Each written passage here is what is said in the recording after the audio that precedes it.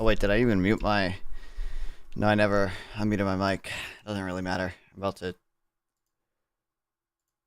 switch over in a second here anyway.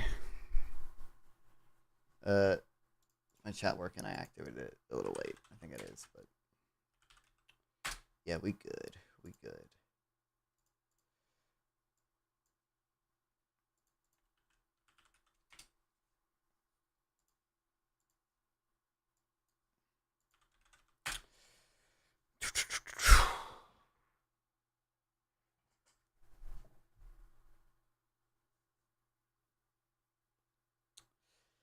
Give me 1 second, people. Ugh. Do that. And then, just real quick, copy that. Paste that. Where's my kick link? Copy the kick at live stream to let people in the Discord know. And if you guys are not in the Discord, exclamation point Discord in chat so you guys can join the Discord, and you too will be notified immediately, semi-immediately, whenever I'm actually about to start streaming, not just on the starting stream screen.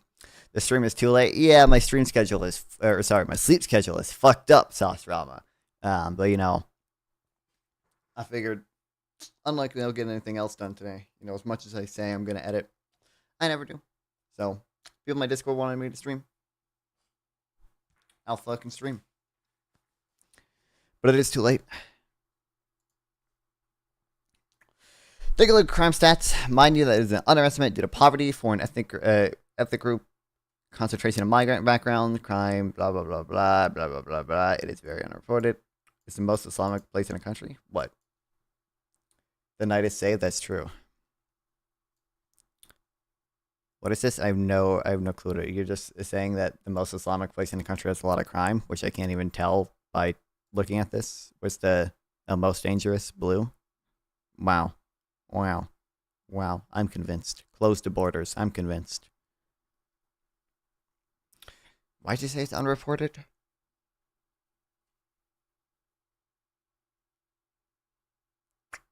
This isn't Dearborn? I mean, I'm kind of assuming this is... Actually, hold on. I think if I Google it, it's going to dox me because it tells me how far away I am. Dude, no. Why is it? Whatever. I forgot incognito sells my location as well. I'm kind of guessing it sells a decent number of Islamic people. That's, I mean, Michigan, I think, is probably the most Islamic state or whatever, but.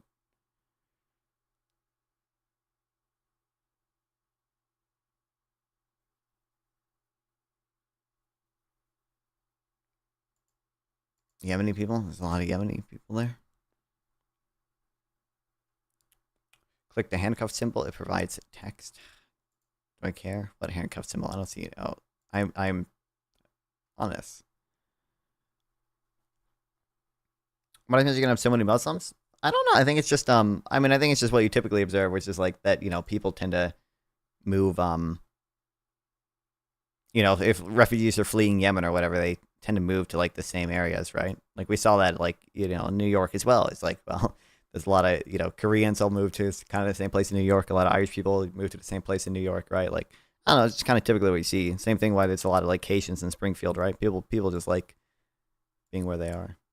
Same thing why there's a lot of Pacific Islanders in actually I think in another town called Springfield. I think I watched a Wendover's production, like documentary on one of the towns. What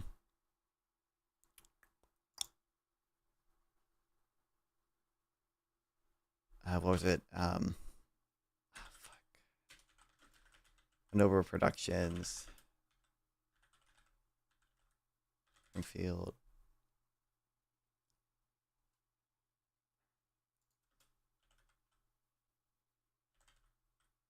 There's like the Marshall Islands or whatever are like actually just like fucking sinking. So Yeah, this place. I think I'm gonna copy strike to watch too much of it, but there's like a lot of immigrants from. Don't know how to pronounce that one. A lot of immigrants just moved to like the same town in Missouri. I think it's also called Springfield. So there's two different Springfields that have, the same type of phenomenon happening where a lot of immigrants just move to the same place together, right? Although they do work as much as I love the immigrants. Okay, they do work in the evil like meat packing industry. So technically, maybe not the most evil. I guess the most evil would be not the packing, but like the uh,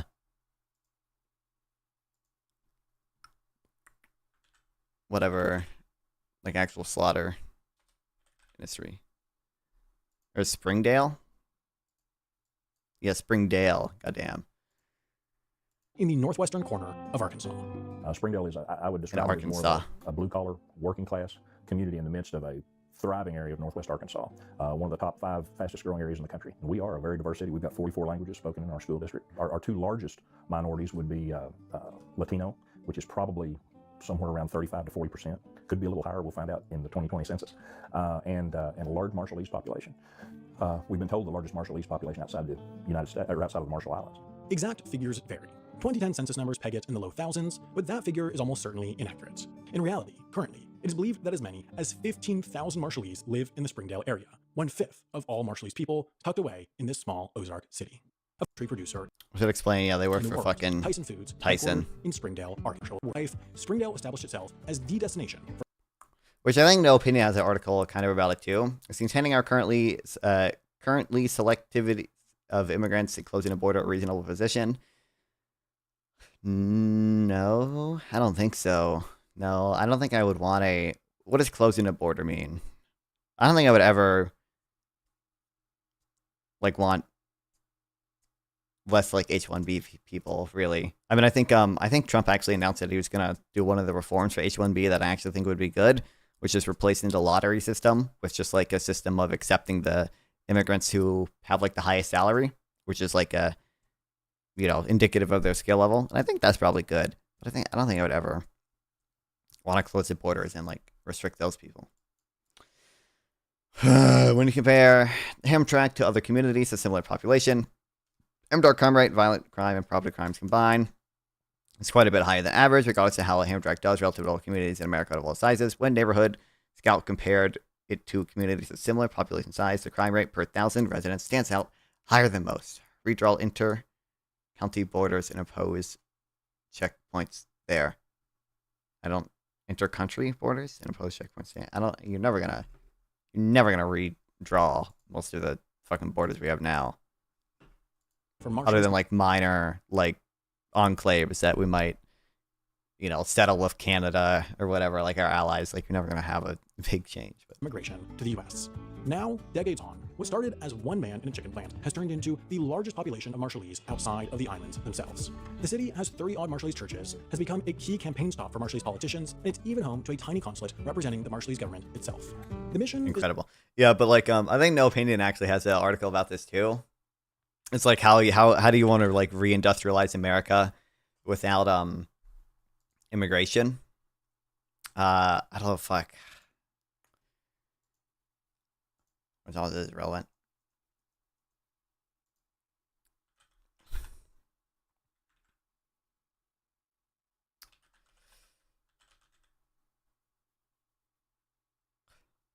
Yeah. Here we go. How will you save small Midwestern towns without mass immigration? What really happens when a flood of migrants gets dumped on a small heartland town? He mentions like we see like typically like native-born kids in these towns will just move to the big cities, right? Move to college towns that actually have like higher skill like service sector jobs. And it's like if you want these small heartland towns to succeed, it is actually a pretty decent policy just to have some amount of mass immigration, because a lot of the immigrants are the ones willing to work these jobs.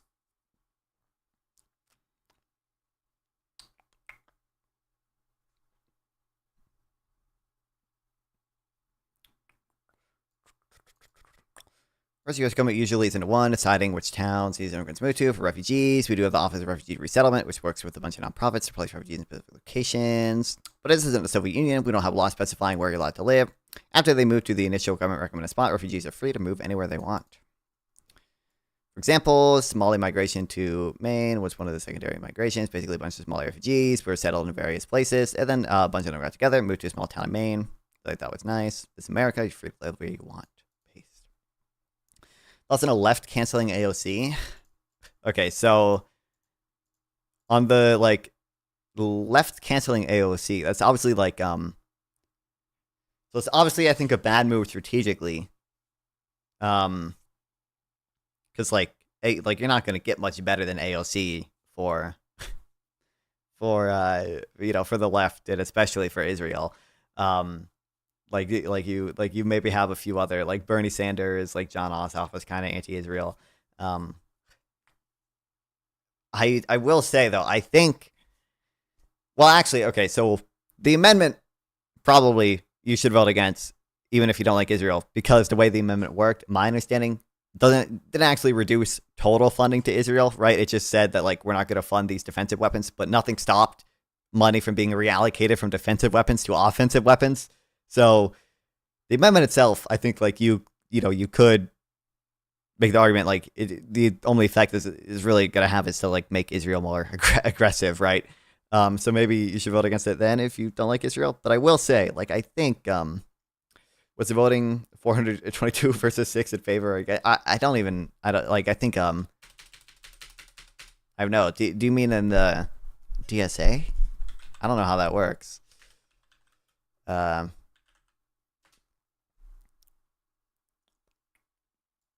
have no clue. Or do you mean no, for the amendment? I was gonna say, do you mean in Congress, or you just I don't know, because obviously I don't even know if it got to the Senate, but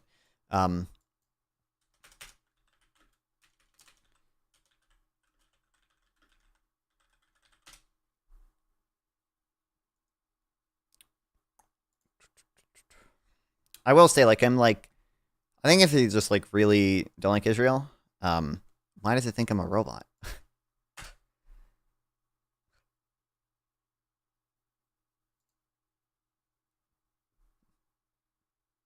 It was struck down. Yeah. Obviously, it didn't pass. Yeah.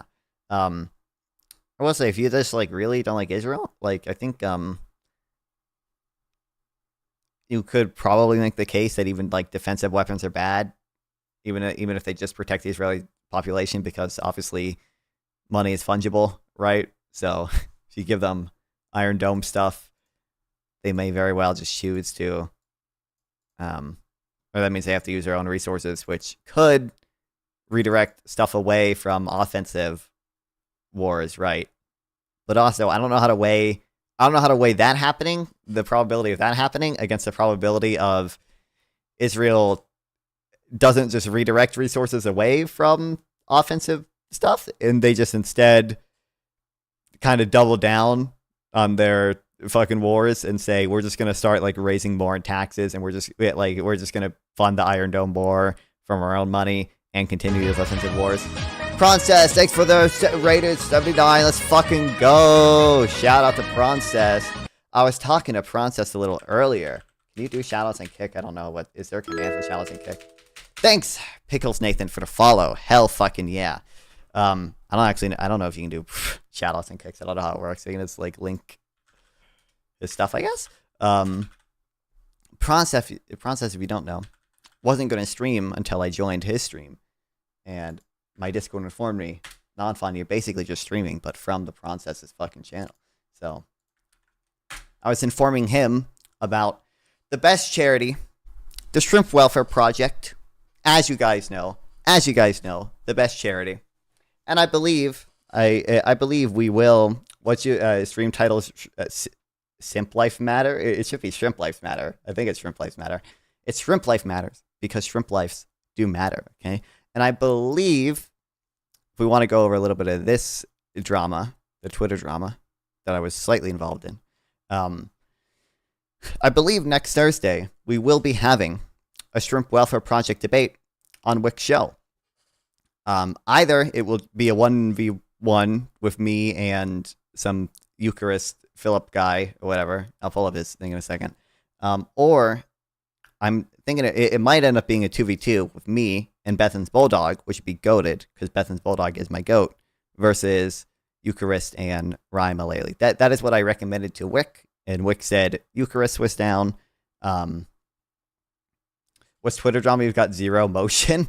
I mean, so there's like the big Twitter drama, right? There's the actual Twitter drama that happened over whether or not you should save 10 to the power of 100 shrimp over one human. And then there's the mini non-fun sphere drama of, I made comments on this and other people I know made comments on this and we fought about it amongst ourselves. So, it's like a mini non-fun sphere drama within the actual overall bigger drama, right? Does the process live with Darius and Irrelevant? Yeah. Actually, well, I'm not sure how often Process goes live with Irrelevant, because I know after the Destiny stuff, some of the Darius Irrelevant bridge started to break a bit, is my understanding. I don't know for sure though, but yeah. They Process goes live with Darius a lot. It was actually Process's 1 year anniversary of streaming, so. Anyway, there was the actual drama. Basically, this Florence person wrote their article saying, yeah, you should save 10 to the power of 100 shrimp. What's the non-fun sphere? PPG and some dickheads on Discord. PPG is kind of in the non-fun sphere. I say non-fun sphere. Really, it's more like the sort of just like more general. Like, it's more like I'm kind of in probably like Wick TV sphere, right? I'm like kind of in that sphere, kind of to some extent the Sarah the Raging Tomato sphere too. Like lower tier Twitch Paul sphere, right? Like Darius and Irrelevant don't talk about. I'm pretty sure they still talk. Process, if he didn't leave, would know. My understanding is that they kind of got it, like their relationship was a little strained over the Destiny stuff because Darius was the big Destiny sweeper and Irrelevant wasn't. But I don't know. I'm pretty sure they're still talking stuff. I would say shrimp instead of a random human. Based. 10 to the 100 shrimp. Yeah. From 10 minutes of torture, I think was the example. I don't know. So it was like this drama and it like blew up on Twitter or whatever. Like this has 3 million views. And then there's the minier drama of me talking to Ryan, one of the lawyer dude, about saving the shrimp, and with the Philip guy. Ignore the other tweets I have. This Philip guy who said who this guy apparently said he was down to talk about a shrimp welfare project with Wick next Thursday. Okay, Wick and me.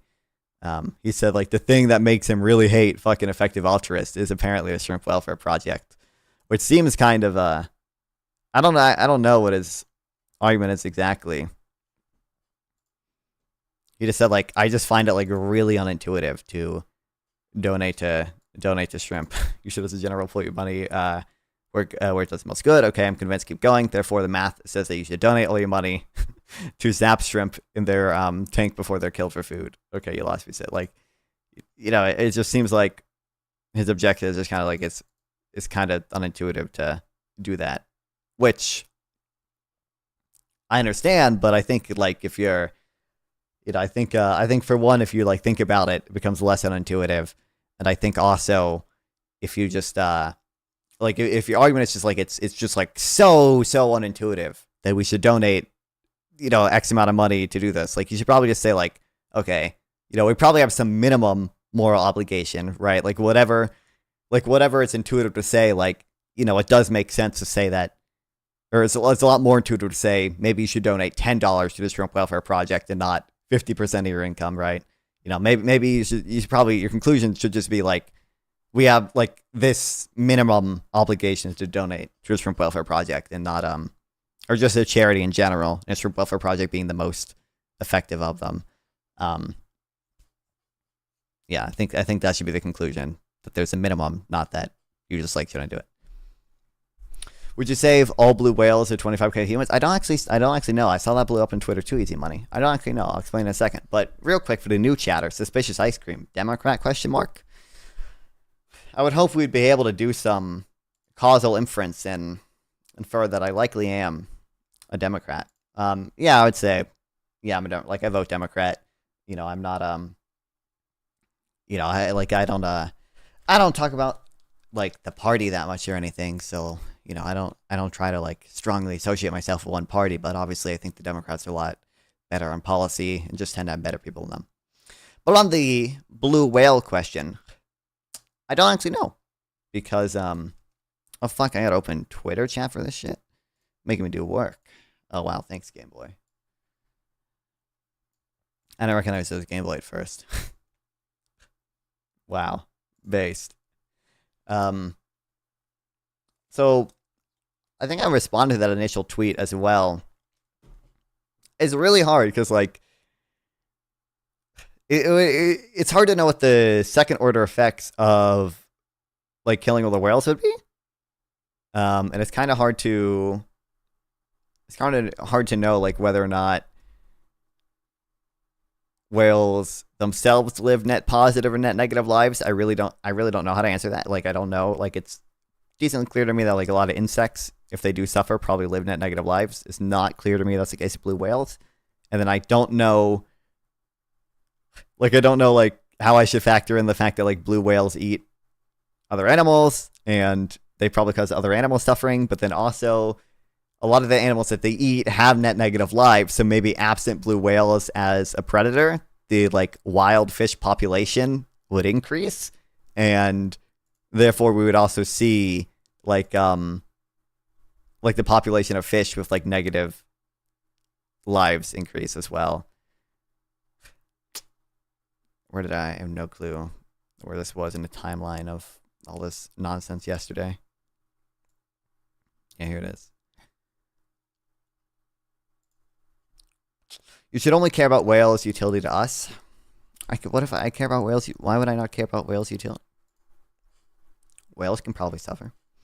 Here on Twitter, they let us watch non-fun streams only on 2 times speed. Am I talking fast? I am like talking fast, I think. I don't even know if Twitter actually lets you speed up, but yeah, I don't know. I think I voted for humans in a poll, but I really just like don't know for sure. Like I have no clue like what the negative environmental impacts of killing on a blue whale would be, and then I don't know, because I do think all these libtards care about the environment, but like I don't care about the environment insofar as I think the environment is just like a bunch of wild animals suffering. It's like, oh no, if we kill, if we kill the insects, all the things that eat insects are gonna die, bitch. They probably got negative lives too, bitch. Who cares?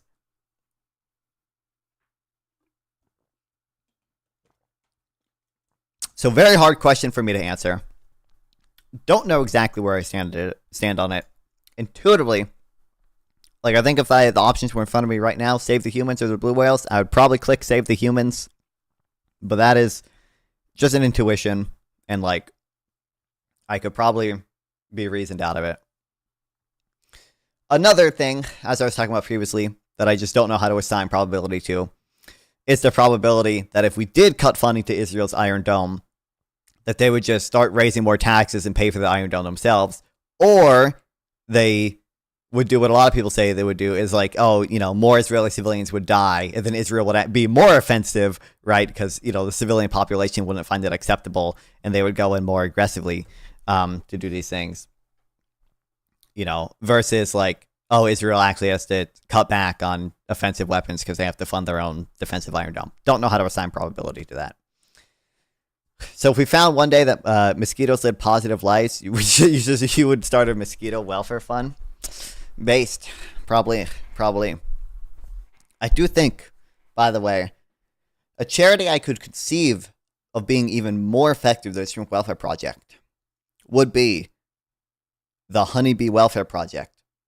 That instead of, zapping shrimp before they die, we give farmers who grow almonds and other crops too, but most importantly almonds, artificial pollinators so they don't use bees to pollinate them anymore.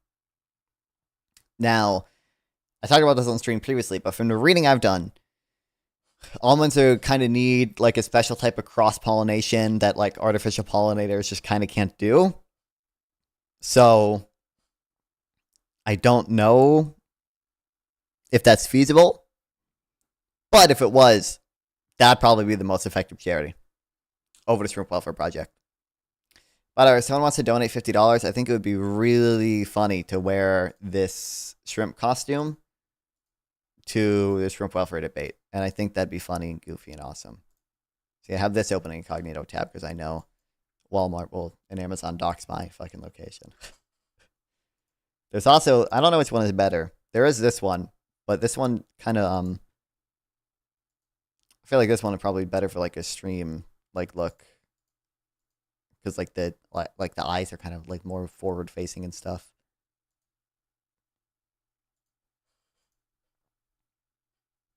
And I have claws and sleeves. This one doesn't. Well, I don't know which one's better. But I think it would be funny. And I think it would be funny to do a shrimp welfare subathon. As I mentioned previously. But I would need more viewers for that. So if you want to make the shrimp welfare subathon happen one day, follow right now to keep up with me. Because I'm goated. But yeah, anyway. The DSA fucking did not like AOC voted to keep Iron Dome funding. Dude, Kyle Kalinske ratioed AOC. That was fucking, I don't know what that is. In a sense funny, in a sense weird. Depressing maybe. Do you sometimes go back and read Noah Smith's Bloomberg articles? Love them? I have because like obviously I think a lot of them are I have whenever they're relevant. You know, I do like Noah Smith quite a bit. So like it's like it is interesting like anytime I want to learn about something and like he just has like a blog post or a Bloomberg article about it. But yeah, I think I've read it's like Bloomberg article for example about like economic models and saying like, hey, actually it seems like economists do have a fair number of economic models that are actually effective at predicting things, I don't know what the article's called, but it's like, it's about like why you should trust economists or whatever. With that beard, Isaac resembles a shrimp. That's true. Can we tell him that? Hell yeah. What's up, Wampa Stompa? Welcome back.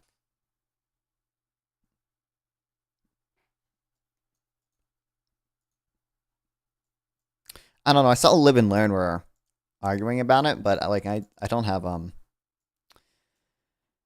don't have strong opinions. Is one of just 8. Oh, what? How did I even do that?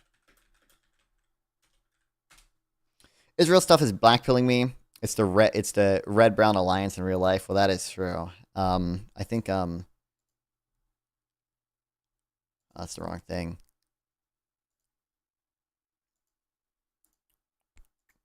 I don't know. I kind of I like talking about policy like way more than I talking about like effective voter strategies. So, like I never have opinions on like when Soy Pill and like Talia and Erudite were going at it in Destiny in that one fucking like Wick panel. It's like it's the reason I donated to asking about this Shrimp Welfare Project, right? It's just because like it's just like I don't have strong opinions on like what the best way for Democrats to appeal to young men are and should Democrats be mean, blah blah blah blah. It's like I don't know. It's like I have intuitions. I don't have strong opinions. Do you play sports? Why or why not? I don't because I am weak. I'm weak and I am lazy and I find more interest in doing other things. I played sports as a kid. That's it. I hate the Vanguard. I don't like the Vanguard either. Don't worry, brother. I don't like them. I don't like them either from everything I've seen. Well, I don't know. Dude, they talked for like an hour and 30 minutes about just this one thing. It was like a 3v1 against fucking Hutch. Do you think ending gender affirming care what do you think of ending gender affirming care for children? I had the milquetoast liberal position. Probably makes sense to like, gatekeep it and like have a lot of checks for it. But it does at the end of the day probably make sense to give at least puberty blockers to some kids sometimes, right? So I don't think you should do a total ban because like certainly there are. Or almost certainly, like there are like trans kids out there who should not go through their normal biological puberty, and it would be beneficial for them to be on puberty blockers, figure themselves out, go through the correct puberty or whatever. But like I just I I don't have like that strong opinions. Honestly, the most stuff I know about it is simply because Bethan's Bulldog like made basically 2 posts about it because Lance and that other dude talked about it recently. Um,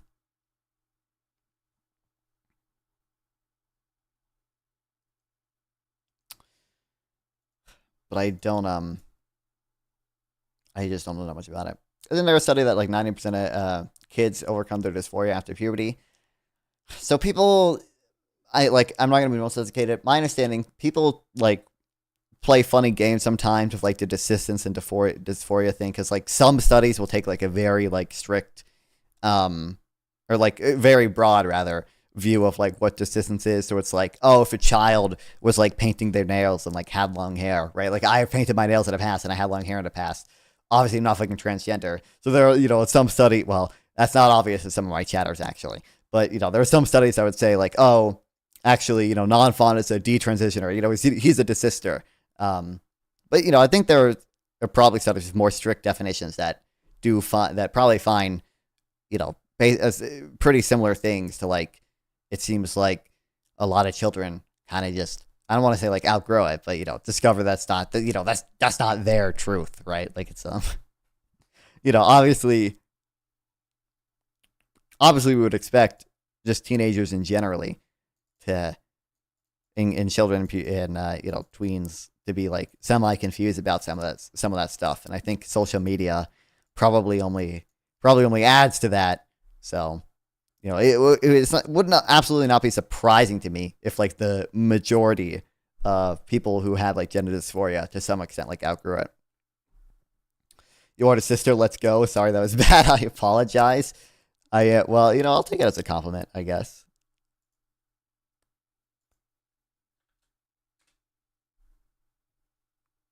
Okay, hell yeah. I think we will be talking about the Shrimp Welfare Project on Wick next week. You doing any panels tonight? No, but I did just say I think soon we will be talking about the Shrimp Welfare Project for Wick. So I don't know. But I think this guy's argument, I forget the name, who talked to Lance, like I think I probably agree with most of this. Like we don't have very good data on the effects of so-called gender affirming care in trans youth. It probably should be given to trans youth in some cases, but only after pretty thorough evaluations. Often existing evaluations are inadequately thorough. The studies that have been done on the subject are generally not very good. Send a panel you liked. What do you want? You want me to like link you a panel that I liked? What do you mean by that? One that I'm in, or?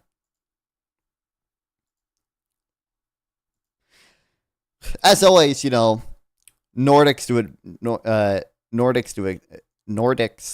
do it better. I think I'm pretty sure like the Norway and Sweden and Finland all have kind of gone back a little bit on the trans affirming care for youth. I feel like something like they do is probably better.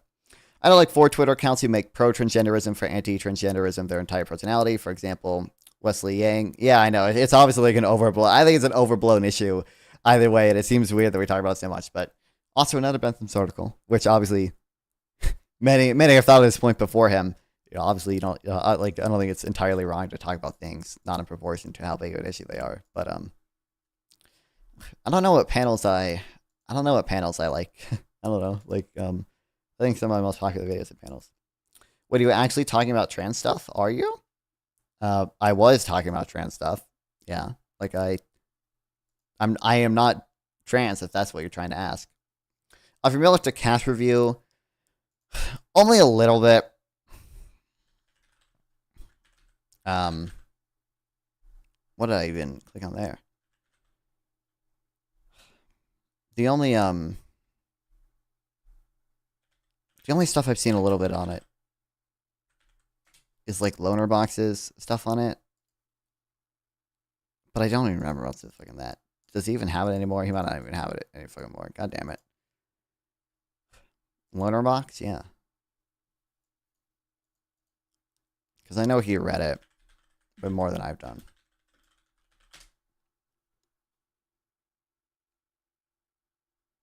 Hash report. Anti-science and anti-trans. That probably seems a little harsh.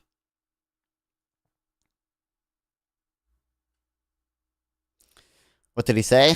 I'm honestly not sure. Most of it, I saw his notes on it were mostly just, oh dear God. Mostly just, like factual notes about it and not like necessarily about. Oh, Vosh made a video. Wait, what's that? What I was just looking at. Oh, no. No, you know, Vosh does have a sociology degree, right? You know, he's probably the most informed. Most informed on this issue.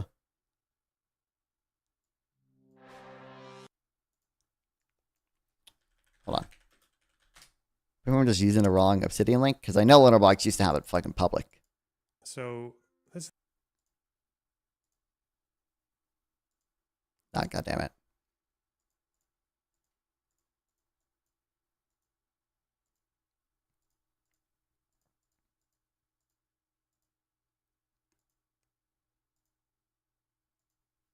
Watch is so irrelevant nowadays, though. I remember when he was like the second page. Dude, he's actually not that like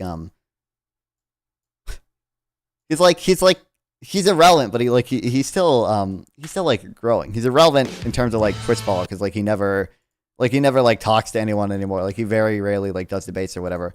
But like he kind of just like does the news now and like still gets like quite a bit of like 8 million views the last 28 days. Like this is decent number. Like this is like pretty good. Like that's like probably pretty comparable to Destiny. Okay, it's like half of what Destiny has, but let's see. Last 3 months, 32 million. 3 months, 23 million. Hot AI girls never ignore me. They never ignore me either. Well, until they tell me to pay. It's kind of crazy how like decently sized watches still, in my opinion. Everyone only talks about Destiny and Sando, never Vosh. Well, yeah, that's what I mean. Like he's irrelevant in the sense that like he doesn't talk to many people. He doesn't get involved in like many new drama things, but like he's kind of just does like the newest stuff and still gets like a decent number of views. And yeah, dude, I used to be a Vosh watcher like, God, 4 years ago now. Because Vosh used to represent the like kind of socialism the kind of socialist I was back then, right? So it's like it was the most natural. Like it was never tanky. Like always supported the Democrats mostly. And like I would support Ukraine. I think Vosh is intelligent. I don't think Vosh is like dumb, but I think Vosh is I'm not like. How do I describe this? I don't think Vosh like does Vosh ever do like research? Like he doesn't do research streams, but like does he do anything other than just like maybe occasionally like read books? Like it kind of seems like he probably suffers from some amount of confirmation bias and like is probably overconfident talking about issues he doesn't know about. Vosh is very ideological is a good way to put it. Yeah. He doesn't understand economics at all. That's true. Dude, what's funny? Boy said that he wanted to talk to Vosh again, but Vosh said he was not open to it like at all, which is like weird because Boy is like a socialist now. Now he doesn't agree with Vosh because Vosh is obviously a worker co-op type, right? But I don't know, it just seems weird.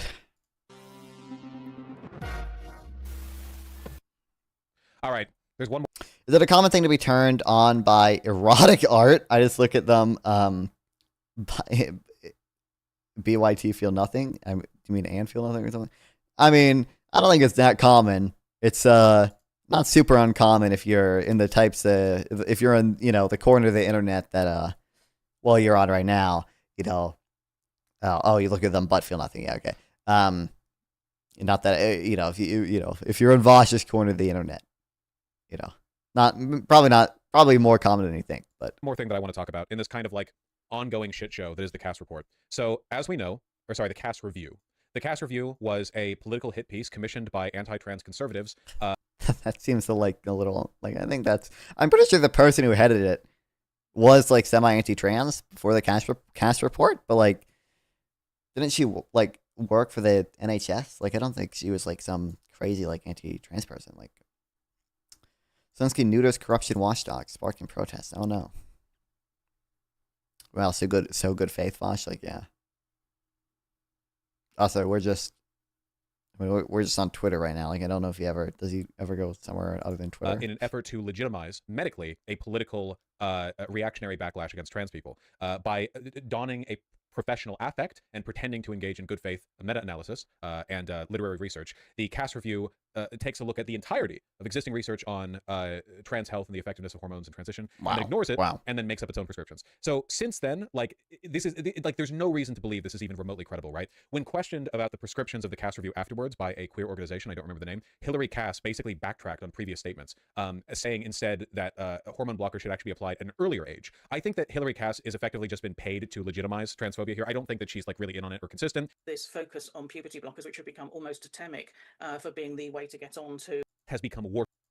Looked at known evidence-based treatments for anxiety and depression, such as this right here, insane.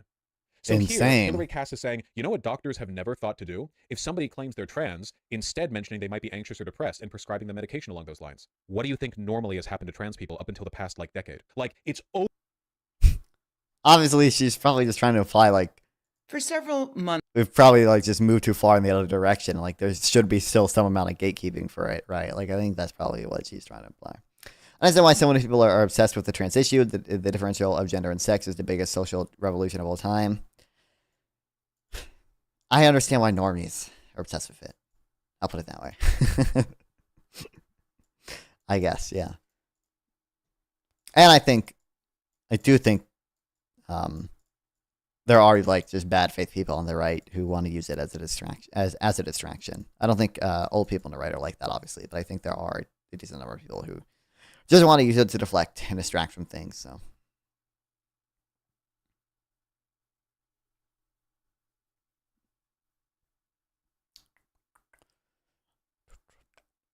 arrested arguably the country's most prominent anti-corruption activist. Wow.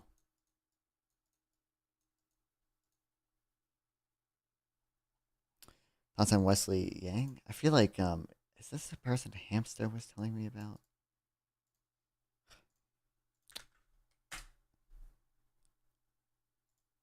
It's not the person Hamster was telling me about. I don't think I know this person, really.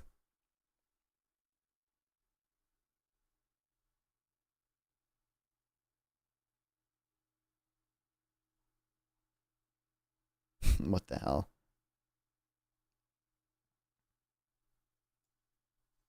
All this posts about trans people. Yeah. I mean, hey, listen, to be fair. You know, half my posts about shrimp welfare. Oh no, soy pill. Speaking of that, I just checked my Twitter notifications and soy pill is tagging me to shrimp welfare post. Okay, imagine a magic button. Imagining the button. If you press the button, what color is it? It's only the button, doesn't matter what color. Now, but I am falling with it again. Last time it was a red button and a blue button. What is this about? Is this supposed to be like a like fine, it's red, press the button, you don't even know what it does yet. And I pull a trophy lever, there's no base. I mean, is this supposed to be nothing? This tweet is a bit long. You might have to send it in Discord. YouTube doesn't really like links.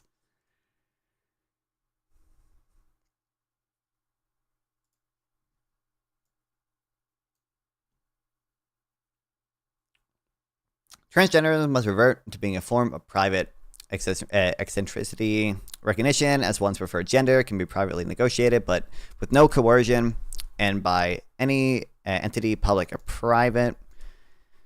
I mean, I feel like I don't know. Like, you're probably like I think it's fine to like have just like if a company wants to say like, hey, if you're gonna work here, we have a transgender employee. You gotta respect them enough to like call them by their preferred pronouns if you're gonna work here. Like, I feel like that's probably like that level of coercion or whatever is probably fine. We all have an absolute right to affirm or not affirm, believe or not believe. Well, sure, but again, I think if you're like, I was just saying the example like I gave earlier again, but that gender identity exist, that no one can infringe, sex segregated spaces and activities remain segregated by sex, not by gender identity. There's probably cases I would agree with that, probably cases I wouldn't agree with that. Like, I don't, like, obviously you should probably just go into whichever bathroom you better present as, right? But also free to inflict bodily self-harm on themselves in pursuit of an appearance they like, but outside of any pretense of a medical protocol. These are cosmetic procedures that come with no promises to relieve dysphoria or unlock authentic self, and a cost borne solely by the person seeking them. It would just come down to what evidence do we have that it actually helps gender dysphoria, and I don't like know the full scope of the evidence. So any such promises constitute consumer fraud. Children, of course, are unable to consent to such procedures. Well, obviously, well, sure, but obviously, like, their parents could, right? Like, whatever. Like, it's true of basically any procedure, but you just weigh the child and parents' interests. Like, the state has no role in affirming any aspect of cross-gender ideation, avoids proselytizing to children in schools or anyone else in the interface with it has public. I just don't think this is, like, a big deal, but I agree they probably shouldn't be doing that, but, like, I think people, like, way overestimate how much this happens. Person who has inflicted bodily self-harm on his sex traits is no more distinct class of person whom special privileges or protections can be conferred than a person who has covered his face in tattoos. I don't know if that should be the case. I mean, I think it probably makes sense to consider gender identity a protected class to the extent that protected classes make sense in the first place, which you could probably argue against. But the person who believes with all his heart that he is a woman and would die if others don't recognize him as such imposes no duty on any other person to share in that belief. I agree with the belief thing, or to pretend to share in it. I, like, to some extent, again, I think, like, you should probably, like, I think there probably are cases where it's just, like, you should have a baseline minimum respect for someone and call them by their preferred pronouns, even if you don't agree with it. That person must develop resiliency about living in a pluralistic, liberal, democratic society where every person has a right to belief and corollarily right to unbelief that no one may legitimately infringe. Use the point of sense for people to move outside coastal metropolis areas? Probably not. I don't think that, like, I don't know why I would. I think, like, what externality would there be there? Like small towns are, I guess, probably hurt by people moving out, obviously. But, like, at the same time, if you incentivize people to move out of big cities, like, they'd be hurt by that. Like, I don't know. I think people should be free to live where they want to live. And I do think that there's already a pretty big incentive to not move to big cities, and that's called housing costs, right? Like, the price of housing in big cities reflects that there's a bunch of fucking people there and not enough homes, right? Like, in the price of housing in small cities reflects that there's a lot of homes and not that many people living there. But I think the trans issue is extremely important. It's a fundamental question in humanity. If you can change your gender, no. It might be important, like, philosophically. I don't think it's an important, like, policy thing. I think obviously, like, you know, like, if I were to choose, like, if I was designing the Democratic Party platform, right, and I could only choose, like, you know, trans rights or, like, tax reform. Like, I'm choosing tax reform every time. Like, maybe I'm just being biased, but yeah. The attempt to turn a private eccentricity into social cause. Wait, did I read this part? Any and all deviations from this resolution are morally illegitimate and practically untenable. The attempt to turn a private eccentricity into a social cause that justified the remaking society was a ghastly and destructive mistake. It was made inevitably by certain facets of the culture and certain aspects of our politics. We must learn the lessons that experience has taught us. I don't know. Again, a lot of it is probably just going to be come down to, like, how well the evidence supports, like, that gender affirming care is effective, right? So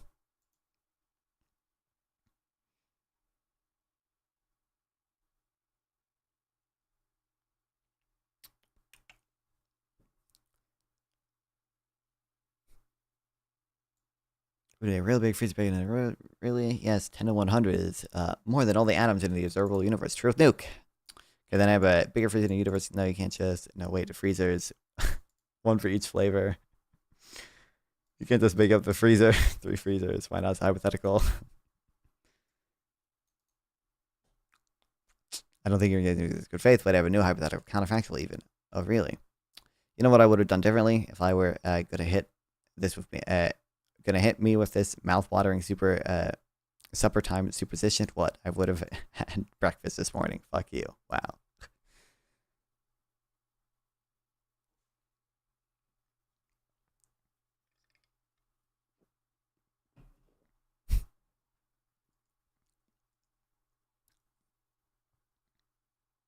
I don't know,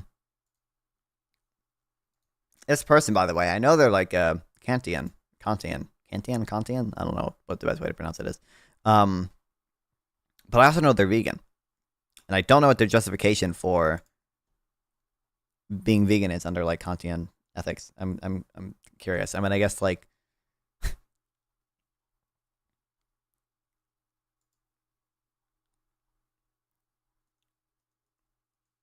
they would just say, oh, categorical imperative demands that you not eat animals under any circumstance, and we should universalize that rule. Like I don't know. Like, I don't know what the exact justification is, just because I don't run into many vegan, like, deontologists.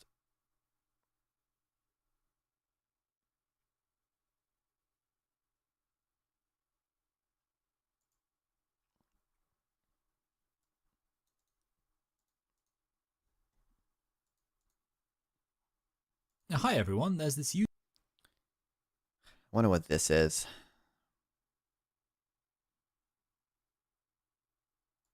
that, and then me thinking, well, what did you say then? So I'll show a clip of him responding to me. I am going to slightly fiddle with it because he was watching me in double speed, so I'm going to add the original audio, so if it seems like I've manipulated it, I have, but only to make it easier for you to consume. Lonerbox makes the very correct point that gender and sex are different. And gender is social. Men wear suits, women wear dresses, men cry at football results, and women cry over normal things. The former can't be changed, Truth but note. the latter can. He explains that gender is basically just sexist stereotypes, and of course biological sex isn't. So indeed, yes, these two things are very different. There is no disagreement between Lonerbox and gender-critical people on the difference between gender. Wait, I said I disagreed with that argument. Like, very clearly in that video, I said I don't agree with what with the argument that was posed there. I think he knows that. Okay. Gender and sex. So what is the actual disagreement? Well, it seems to be that Lonerbox believes that gender is the appropriate referent for whether somebody is a man or woman. In other words, he thinks that it is morally acceptable to understand women with reference entirely to sexist gender roles and expectations. Now, to be fair... No, I literally... Wait, let me find it. At this point, he then finds the original clip so he can play it in full, and I will do that for your benefit as well. You could say... Okay, I don't know if we care that much about this. I was just curious. Talking about the cast review at all or anything.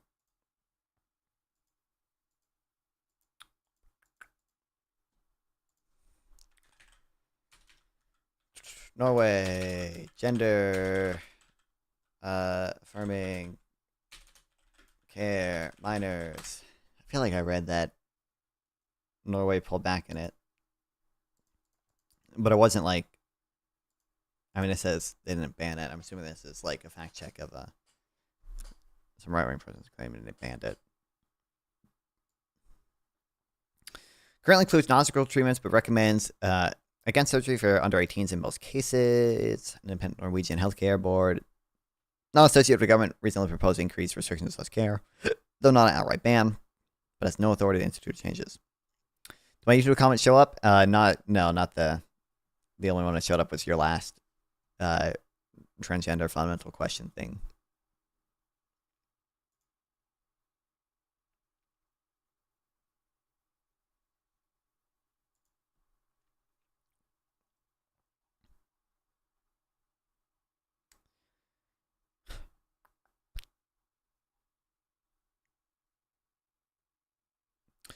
One of its independent agency, yeah. So I guess it wasn't even a governor. It's just an independent agency that recommended changes, but I don't even know if they went through ever. Which out it's less censoring. Kick probably is the least, but like YouTube, I mean, Twitch and Kick are both good. I don't like anything. You can also just send in the either general or stream chat on my Discord, and I'll see it. There is a way I can add a Discord channel to the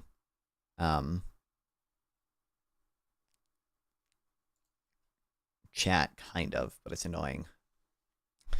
From what I know, the studies on studies that trans people actually have female brains are insanely flawed. There's a Manhattan Institute write-up on it. I know, God, they chat really trying to make me go on a trans arc. I have no clue. Like, it wouldn't surprise me. I've seen Robert Sapolsky talk about it, but I've also seen people criticize Robert Sapolsky, and I don't know which of the I don't have any means of evaluating who wins out in that debate.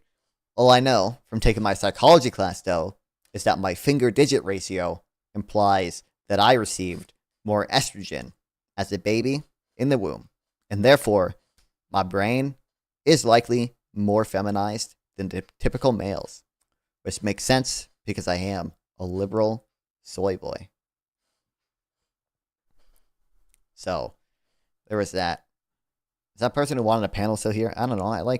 Just go to my YouTube channel and go to my debates. Like, this is a panel. I like that. That's not a panel. I guess most of my most popular videos aren't really panels. That's a 1v1. That's a reaction. I guess this is a panel. This is a good panel. I like this panel. I like this panel.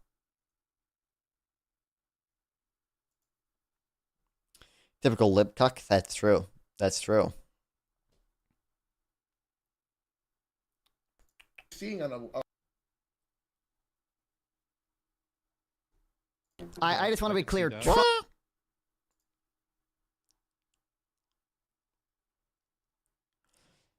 I have a lot of panels I have to edit still, but I don't even know how worth it is to edit some of the old ones because the news moves fast. But which videos on your channel got the most views? I mean, I just showed them. Most of them are like kind of like just like reaction things that are like popular at the time. It used to be way more.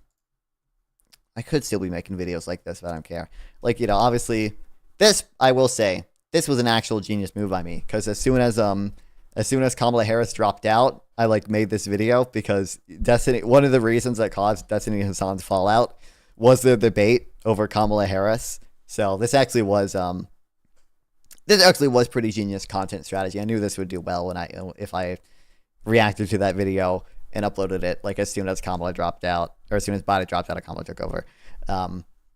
This is just a tariff panel. This is me reacting to Destiny and Jubilee, me reacting to Destiny on Breaking Points. This is a video I made about basically the standard of living for Gen Zers.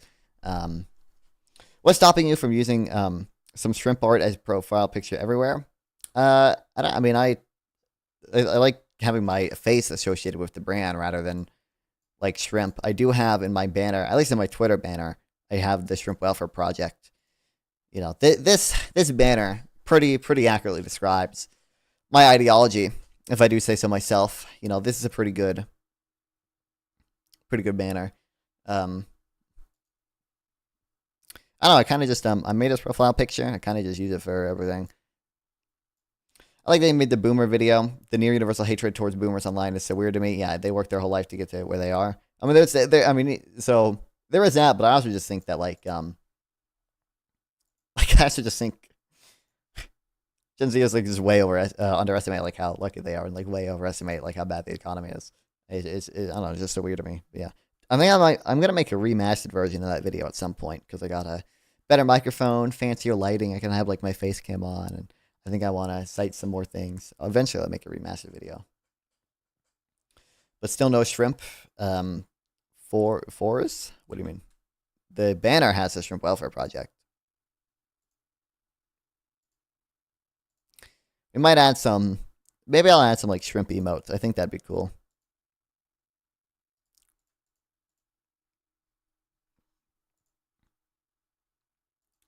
This is a panel.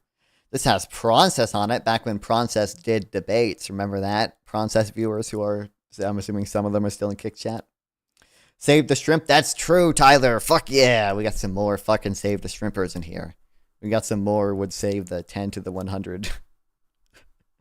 100 shrimp. Let's go. Let's go. Process is a neolib? I don't Process is a liberal. I don't know if you would say neolib. I guess technically, I would probably describe him as a neolib, but neolib is kind of a broadish term. So, a prawn is a shrimp type. I know, that's why I joined a stream today and told him about the Shrimp Welfare Project. I was like, you like prawns, right? Let me tell you about some shrimp. Structuring your society in a way the more generally it favors pensioners is good because social insurance, no one can convince me otherwise. I don't know, actually. I don't know. It doesn't actually, Nicholas Decker, I think Nicholas Decker has like a funny article that's like, how's the vegan journey going? Basically the same, which means I still need to get quite a bit better. I don't know. I just I just need to go shopping for more vegan food. Okay, that's like what I need to do. I just need to commit to like only buying vegan food from now on. It's too easy. Like when my family goes shopping, and they get some vegan food from me, but also just more generally not vegan food. By the time I eat all the vegan food, there's still non-vegan food left, and it's like, okay, it's like at that point it becomes too easy to just eat the non-vegan food that's left over. You have to notice that only autistic people dunk on the fact that we have dedicated a lot of political capital to old people. Real. I mean, old people also like vote way disproportionately. It's like Gen Z is like, dude, I can't believe the boomers rigged the system so bad. And it's like, sorry to break it to you, Gen Zers. Like motherfuckers, you're the ones not going out and voting. You're not voting. Like, what do you do? Like, you're the ones not organizing. Like, the boomers have the retirement fucking pack. What's it called? The like American retirees bullshit pack nonsense, whatever. It's like Gen Zers just don't got. I mean, we got AOC, I guess, but half the Gen Zers don't even support AOC anymore.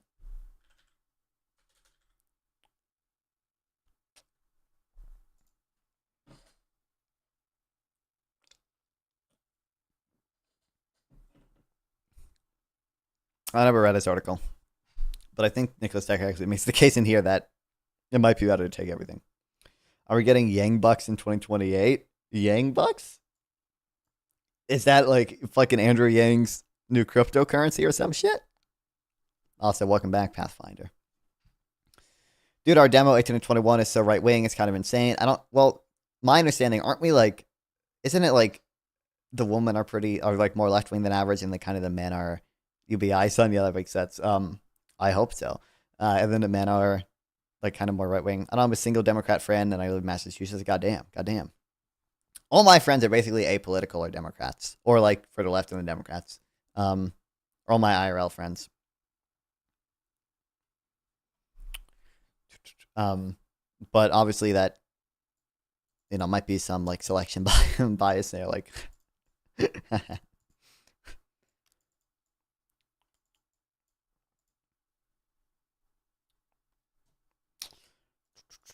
don't know. I hope Pathfinder skimmed through. Oh god, I remember Pathfinder. You uploaded that video that I skimmed through, not on stream, but I will skim through it on stream now. About the 2028 candidates. I remember there was something that upset me, but you did put Pete Buttigieg high up, and I do like that. But there was something else that upset me.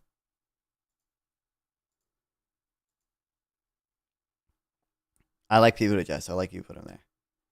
I think it might have been AOC, honestly. It might have been. You put AOC in D. I don't really like AOC that much. I'm not gonna choose D tier.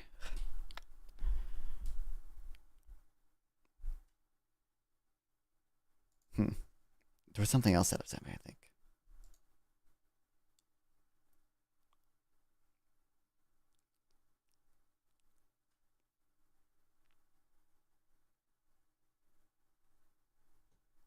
Oh, it was probably this. Roy Cooper in D tier. Roy Cooper in D tier. What the fuck are we? What the? That's my goat. That's my goat. What the fuck? Unless your argument was that he'd be more valuable as a Senate seat because you think he would not necessarily win as president, but has a high chance to win in the Senate. If that's your argument, I could see that. Okay. But, what the fuck? Roy Cooper. Roy Cooper, like, go.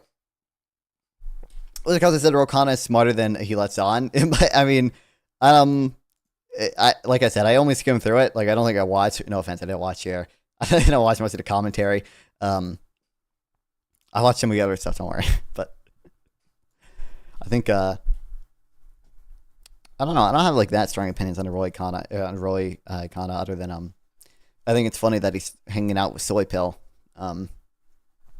And Soy Pill is going to black churches with Roy Khanna. That's funny. Roy Khanna, not Roy. I'm mixing up Roy Cooper and Row kind of.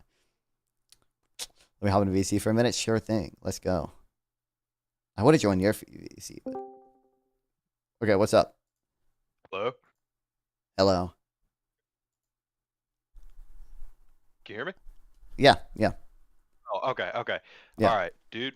Here's what's up with Roy Cooper. Okay. Oh boy. Okay, buddy. Okay. Okay. Roy Cooper, all right.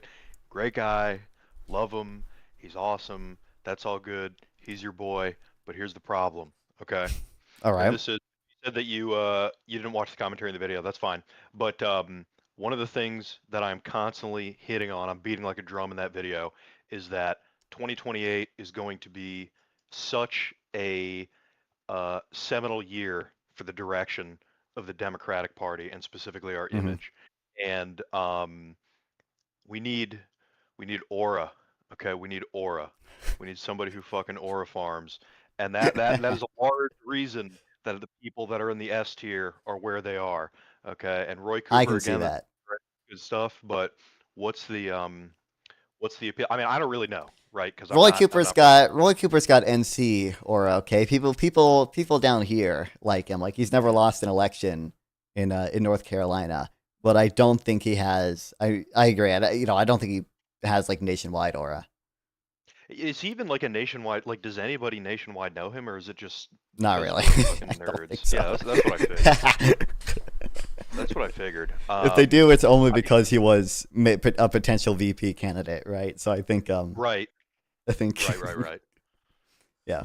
Yeah, and that was I was getting flamed by some people about my Bashir take, putting him in B, Mhm. and I'm a little curious as to what your position on this is because obviously a lot of people are trying to like launch him into the national spotlight, and my thought is like again Bashir is just like your run of the mill generic ass fucking Democrat, and I don't want that dude, and I also don't want somebody who's gonna be fucking like some nice like bumbling fucking Kentucky like guy, I Nice. don't want like a nice guy. Yeah. So I don't know enough about his policies. So like it's possible that like maybe he like just has positions that like all perfectly align with me. But yeah, I agree. Like I don't think I've never seen That's definitely anything. not the I've never case. seen like anything energizing from him. I've never seen like any like strong aura farming from him. Whereas like I definitely have seen that with people like Buttigieg, with people like Rokana. Yes, So Buttigieg yeah, is our guy. That's I do like Buttigieg. Yeah. that's the our like political nexus. That's our in. That's our guy. That's true. Him or Gavin. Gavin is the one that I want specifically because he is gruesome Okay. Newsom. And I Listen. like that. Yeah.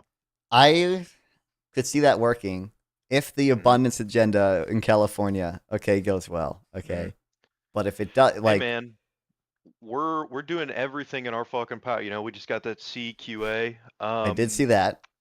We did get that, and I don't know if you know, but I live in the Bay Area, I do and know that. Yep. I do yeah, know where you live. Berkeley, one of the cities in the Bay Area. I showed up to help get this to happen because I'm a part of the like East Bay like EMB group. We got oh fuck, I can't remember what it is off the top of my head, but it was some good zoning reform Hell yeah. that we were able to get passed. So it's definitely happening, man. It's definitely happening. And Daniel Lurie, who is the mayor of SF, I worked on his campaign as well. I don't know if you know a whole lot about him, but I don't. his whole thing was about like zoning reform. I'm sorry, do you or you don't? I don't. Yeah. Oh, okay. I would highly recommend looking into him because I'm telling you, man, the power center of the future of like the abundance movement, it's here in the Bay Area. This is where it starts. That makes sense. It's not LA. I just it's yeah. it just feels like I could listen. I could see it happening. Like I said, feels like right now, if you ran a candidate who governor of California, every Republican ad would be, look at all the homeless people in LA, look at all the drugs, look at all the riots in the fucking Mexican. Like it just feels like it'd be like so optically bad because of the homeless problem mostly. I agree in a certain extent. I agree that first of all, I agree that that's the case right now. I don't necessarily agree that that's going to be the case come 2028. I could And see that. Yeah. for several reasons. Number one, because I do think that things will get better in California. But number two, also, um, my my personal prediction, and I think most people agree with this, is that Vance is going to be the nominee for the Republicans. Sure. And this guy is. I have a hard time believing uh, that he could win that election against just about anybody. I mean, the tariffs, the fact that the immigration policy, the execution of the immigration policy is so deeply unpopular, the fact that this whole like Epstein stuff, the sort of like fractured and factionalization that's occurring, the what was I going to say? The fact that he's just kind of a wet towel. He's just kind of pathetic. And also the fact that the like whole like conservative Gen Z movement in America basically immediately died like within 6 months.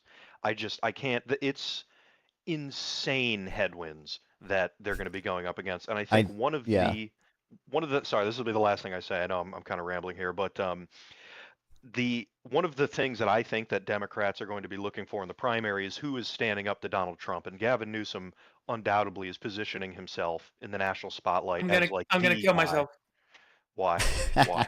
What did I just say that was wrong? Hold on, real quick. I do think people will completely forget about the Epstein files by the time that the election comes around. But everything else, I don't think agree. so. I don't agree. Yeah. I think they'll move on. I think this one actually politically hurt the right. Yeah, I think this one sticks. people will totally not. I don't think they're gonna vote for Democrats, but we just need them to stay home, type of shit. Yeah. Yeah. No, I don't agree with that at all. I think this was such a plank of the campaign. This is it's been such a plank of like the QAnon movement and MAGA for so long. The Schadenfreude that everybody else is having as a response to this. I don't see this dying out. This to me seems like the kind of thing that one of the few things that they will not be able to shake. Could be wrong, but that's my guess. I just have no faith in people, but it could be, could be the case. Can I ask you both you guys a question, real quick? No. That's why I can't. Wait, real quick. What do you guys think? Do you have any clue who this person is? Do you have any clue who PPG is? It's better if he doesn't know, dude. All right, you're in for a fucking treat. Okay. Okay, what do you guys think about the AOC shit that's going on right now? With like Iron Dome? Yes. I mean, personally, I think it's really stupid. The not the vote, but the response that the backlash that she's been getting. I mean, look, Iron Dome is it's a defensive system, right? It's not an offensive system. It's purely for protecting Israel proper from like missile attacks, specifically from the kind of missiles that an organization like Hamas is going to be launching, right? Because Iron Dome, it's not meant for like super complex like hypersonic missiles or anything. It's specifically for the sort of like dumb fire missiles that Hamas is going to have access to. Can I tell you their argument? Their argument, I have. I'm streaming right now. They're talking about it. They're saying the Iron Dome is it's part of the overall Zion. This is what they say: the Zionist genocidal state that is doing what they're doing in Gaza. So if you fund the Iron Dome, you're effectively funding genocide. Are you Israeli? So I think no, I'm Mexican. No, he's okay. not. Oh, okay, okay, all right. It kind of sounds a little similar, but sure. Right. So I think the DSA cutting ties and stuff like that is obviously pretty dumb. I think the issue is, so I don't know how to assign probability. The argument I've heard is essentially like obviously like absent us funding the Iron Dome, Israel would themselves have to fund it, right? And it seems like maybe if they had to fund the Iron Dome, then they would have to pull back on like some offensive operations.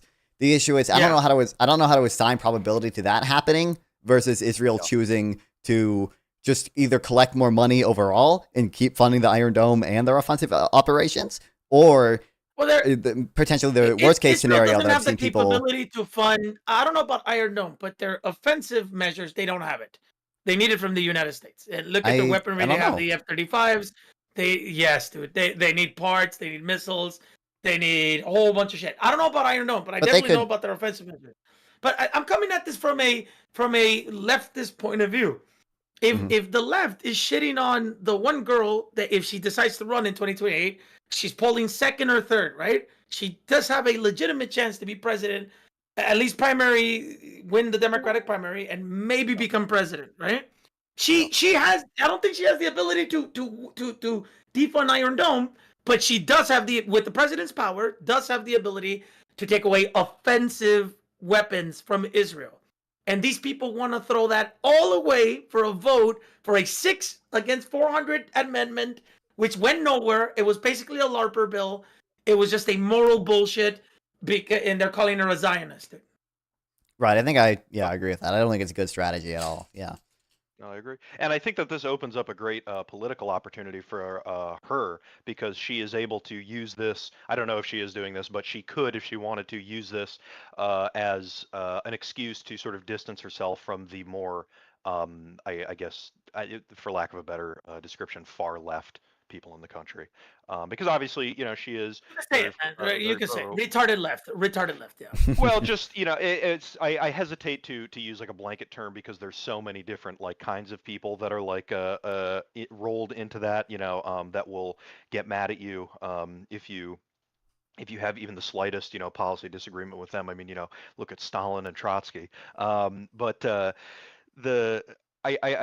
think that it's just handing a win to AOC, and it just speaks to the larger sort of counterproductive efforts that this entire movement they've just generated no goodwill for themselves whatsoever. And I think that they're allergic to power. They're allergic to power. That's what they are allergic. Man. Well, they are allergic to power. But more specifically, I think that the only reason that this is able to be propelled as far as it is because of the fact that Israel is legitimately doing a lot of bad things, and that the evidence for that is just so abundantly overwhelming that I think people on the far left, Gaza lives have obviously always, I guess, leeway mattered to me in terms of how much they're like first time chatter, how much political capital they have to spend on being anti-Israel. But it is. That's a great analysis, man. That's one of the best analysis I've heard in a while. Incredible. Well, you're right about what you're saying. Do it. That's why. But they don't understand that they have to. Right, the American political system is the way it is, and we have to play this game. We have to. AOC has to play this game, and I've told them I don't know if she's going to run for president or she's going to run for senator of New York. But if imagine the AIPAC ads that are going to come her way, dude, a $500 million ad campaign, whatever she decides to do, right? That's going to say she took away funding from the Iron Dome, which is a defensive measure, not an offensive measure. So because it's going to be some hyperbolic shit. She wants Israeli civilians to die. AOC wants Israeli civilians to die. I mean, I called it a political landmine, dude. AOC simply stepped out of the way. So I think there's that, and then I will say the argument I've heard from people, which as I was talking about earlier, I don't know how to assign probability to the opposite happening or this happening. Which is, people have said like, oh, if Israel doesn't have Iron Dome funding and more Israeli civilians end up dying, don't we think that Israel is probably just more likely to go in even harder, in places like the Gaza Strip? Yeah, I've heard people make that argument. That's what I was thinking earlier today, and I think that's almost a guarantee. I have one thing to say. I'll just interject with my one comment. He's gonna say something about me. I do gotta say, PPG is literally the GOAT. He's not my GOAT. He's not some subjective GOAT in some metric. He is literally the GOAT. Thank you, man. Incredible. Wow. And then he dips immediately. But yeah, no, that was my thought as well. And the current government of Israel, obviously, they have no restraints. Literally, I mean, they don't have like any. As far as I understand, they don't have any judicial restraints, really. And clearly they don't have a problem just carpet bombing and fucking bulldozing Gaza. So gamer boy, let's go. The best possible thing that would be what they would want, is to just have more attacks into Israel. Yeah, because it's gonna organize them to become much more far right. I mean, they're already far right, right? A lot of the Israeli populace, but it's gonna incentivize them to say, no, well, let's do it to Iran, let's do it to Syria. They're bombing Syria again, dude. Yes, this is I PPG, and also no why is political effective benefit altruism a on scam shitting now? on the one person that can actually reach the White House and stop this shit. Well, and the other thing is, like, if AOC does end up running for Senate in New York, which I think is more likely than her trying to run for president, you know, I think New she's York, weighing her options, but yeah. no, I agree, but I think ultimately it probably will land towards the Senate. I could be wrong, but you know, New York City has the largest population of Jews outside of Israel. You know, you can't. It doesn't matter how I mean, even Zorhan Mamdani has had to severely moderate his Oh my God! Who is this guy? Pathfinder. Who are you? I'm gonna give you a friend request. Hey man, all right. Wow, that's a great. I said that. Oh, don't worry. There'll be disagreements. Don't worry. Hey, PPG, what's your opinion on rent control again? Eventually. What's his opinion on what? On rent control. Oh, we don't have to do this now, dude. Let's celebrate this. Let's start with the agreement, okay? Start with this moment of kinship. Yeah. No, but exactly, because Zorn Mondani, right? They went to does Israel have the right to exist? He obviously, I hate to tell everybody, he doesn't believe that Israel has the right to exist. But as a politician, he's not going to say it. So he had to moderate his fucking speech. He had to say, yeah, Israel has the right to exist as a democratic state. That's the little caveat, right? A lot of people are going to hear that and go, that's fine. That's, forget about the ethno state or whatever. Yes, correct. Yeah, I think people also forget how diverse the Jewish community itself is, even within, a place like New York, right? Like the Hasids and the I'm walking here. Incredible. Yeah, something like that. They're like crazy people, like the fucking the Hasids in New York are like insane, like very well, not all of them I should say, but a lot of them are pro-Israel, to like super hyper Zionist. And it's funny because as a kid, I grew up in a pretty affluent suburb of Chicago. And I am Jewish. I'm not like really practicing or anything like that, but growing up, I did know a lot of Jewish families, and I remember my family has always been relatively progressive and leftist and stuff like that, and so is the place that I grew up in.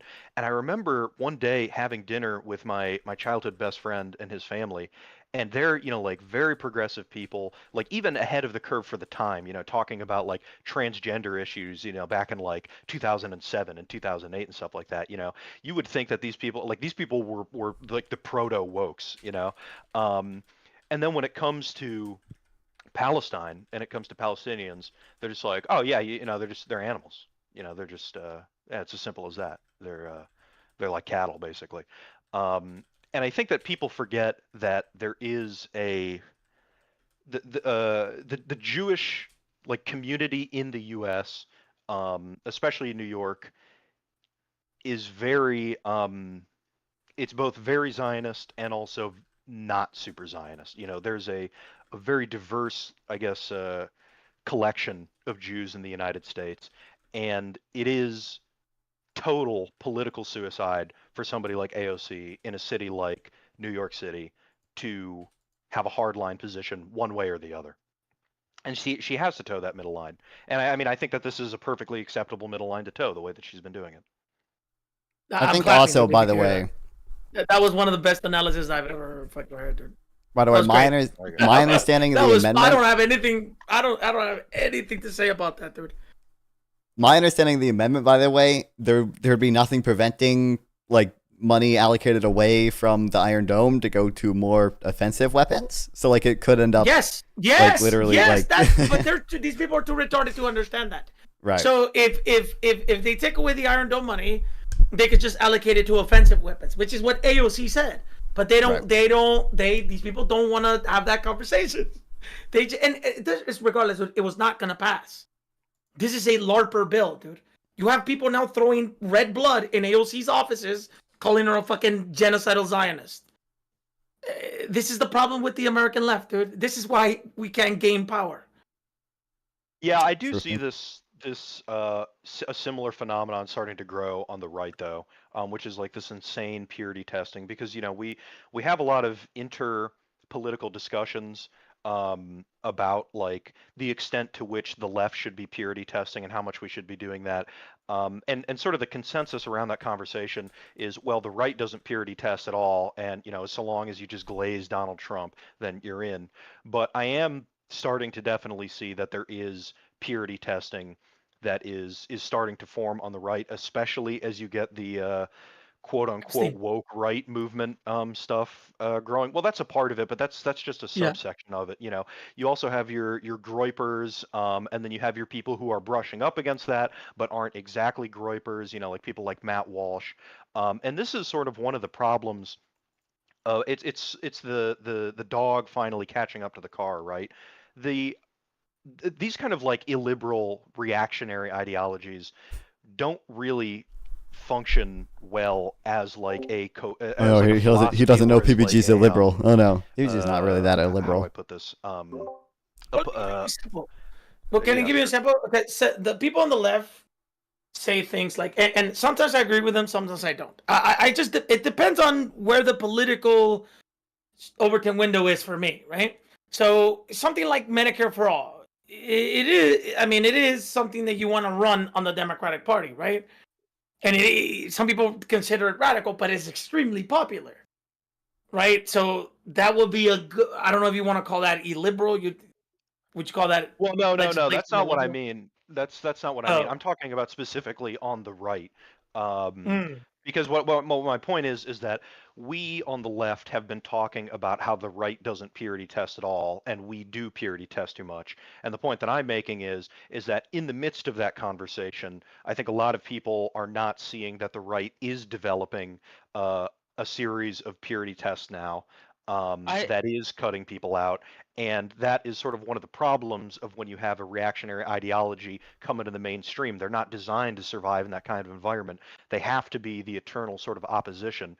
And when you become like an actual salient political force, you have to deal with your factions and your contradictions and whatnot. And that's when you get a lot of like inter-reactionary violence, like was seen. And I don't know if this would break YouTube TOS. I'm not exactly sure, but we'll just say Germany in the mid 20th century. Same with Italy at that time and Spain and whatnot. These reactionary movements, they were grouped together into one united front. But then when the rubber sort of hits the road, they're all spraying and praying at each other, and there's a lot of that interfactional violence. And just the point that I'm trying to make is that I think a lot of people are missing the fact that this sort of series of purity testing is starting to happen on the right now. do you mind if I object a little bit? Object away. I'd be offended if you I didn't. think that. Well, let me before Gamer Boy says, because I gotta get beer, but I'm listening. I think the right falls in line a little bit better than the left, and it's I agree. the old saying that I'm gonna go with American politics. The Democrats fall in love, the Republicans fall in line, right? So to win in the Democratic Party, you need somebody like Mondani, somebody that's gonna energize the fucking base. In the Republican Party, you need somebody a hardliner. You could have a hardliner, but the Republicans will be like, "Well, I don't like him, but I'm gonna fall in line." But I agree with you that the divisions are starting to. You're starting to get these divisions on the right too. Yeah, I'll be back. Okay.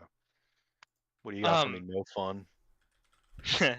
So I think I used to say the difference between the right and left was movements versus ideology or politics versus purity. But I think now we're seeing the development on the right um, that they adopt more leadership views of ideology, where Talking about the right. oftentimes, yeah, the right often adopts like this leadership, but that leader forms an ideology around themselves and a movement around themselves, and then we're now seeing the late stage failure of the system that we see time and time again throughout history is once that leader we're seeing the post Trump MAGA movement where everyone's trying to grab at straws, but to maintain a movement out of the remnants of another one is to adopt an ideology Yeah. that was based off that leader. And so now you're going through the leftist conception of they did that after kind of the fall of like the opposition to the US, the leftist opposition, where like Stalinists would embrace the ideology of Stalin, or the Leninists would embrace the ideology of Lenin, when Yeah. in reality it was a movement made around these people and around their conceptions of a previous existing ideology. So I Yeah. think that's sort of the same thing. They're making ideologies out of people and movements where that's only failed throughout history. Well, yeah, but how does that push back? Because you said you wanted to push back against my claim, and I don't really see how I that push I would backs say against it's I would say it's not a purity test. It's trying to develop an ideology instead of and Well, no, I when you agree, and develop I agree, but that's the point that I'm making is that that is the purity test, and that's why I cited the examples of the. I have no idea what I'm allowed to say on YouTube. Am I allowed to say bad guy of the mid Yeah, like 20th YouTube, century? like you can say, like I'm assuming, like Hitler and stuff. Like you can say that, like you can say Okay. most stuff on YouTube. Okay. I don't know, because my like experience was like TikTok and stuff. You're Yeah, not allowed to it's say not pig nowhere. on Like there. you can say rape, you can say Hitler, you can say things like that. But Okay. Okay. Cool. I could sing that new Kanye song, right? not Nice, quite, nice. not quite that level, not quite there, but but but yeah, we gotta wait till you get banned from YouTube and you're on Rumble. I Before we do can before multi-stream we to can do that. Rumble, Oh, but you are on Rumble? Oh, okay. All right. Well, no, but so my point is that that's why I cited the examples of like Nazi Germany and fascist Italy and Francisco Franco in Spain, right? Because there was a lot of ideological violence that was occurring. So I agree with you in the sense that it is budding into an ideology, and that's the point that I'm making is that as your I guess your force the way that you exercise political power as that shifts away from just something that's electoral as Trump might have been in like 2016 to something that is more ideological as it is now, then you have to start actually interrogating the the philosophical differences that you've had with the people that are in this popular front up until now. And a great example of that was Hitler, right? The Sturmabteilung, the SA, which was sort of the brown shirts, right? They were purged, and a lot of them were murdered by Hitler after he rose to power because he thought that they were a threat to his position, both materially and also ideologically. Same thing happened with the National Bolsheviks and the Strasser brothers. They were also murdered by Hitler because they sort of had expired their usefulness. Same thing happened with Francisco Franco and the Falange in Spain, right? The Falange were more to the right than Franco was. They were far more hardliners. And even though Franco kept and maintained and embraced a lot of their aesthetics and stuff like that, he did end up actually purging a lot of Phalangists and sort of rebuking them, especially after the end of the Second World War. Same sort of story in Italy. So the point that I'm making is I agree with you, but the purity that is the purity testing. The ideology is the purity testing. And as you become a more serious political force, as Donald Trump unfortunately is, I'll never get off the you game. have to deal You'll with never make me stop those playing philosophical Simulation Clicker. contradictions, and that's when you get that purity testing, which we're seeing right now with people like Matt Walsh and Ben Shapiro and Nick Fuentes and fucking whoever else you want to rattle off, who are all now at war with each other. Which Nick is a little bit of a special case, but I think you see what I'm saying. Yeah, I think that's sort of I misunderstood your original point. I Oh, thought okay. you were speaking in the sense that these people came into the right with their pre-existing ideologies and now are trying to make a purity test rather, and my point was rather that's a part of progressing out of a populist movement into an ideology. But now that you say it I do agree with you full-heartedly that um it is these movements are acting as an ideology in practice, or at least within their movements or spheres. Like you said, Nick Fuentes is kind of different, but if we do get to the more established figures, I would even say, so far as I can, without with simplifying it, Ben Shapiro is a pretty good example of trying to turn the Trump movement into an intellectual program that he can endorse, and Do you so really he think? will put. I don't think that's Ben Shapiro's motivation. I don't think that. I think Ben Shapiro is just like to some extent audience captured, and I think that's why he does the pro-Trump. I think that's why he does the Trump defense. I don't really know how much of it is like he actually wants to change the Trump movement into an intellectual movement. No, I don't disagree. I would say more he has a flavor of conservatism akin to the conservative movement of America. He is just as much populist as Trump is. The difference is he is trying to say, okay, well, here are the reasons Trump said this. Here's the reasons Trump acted like this.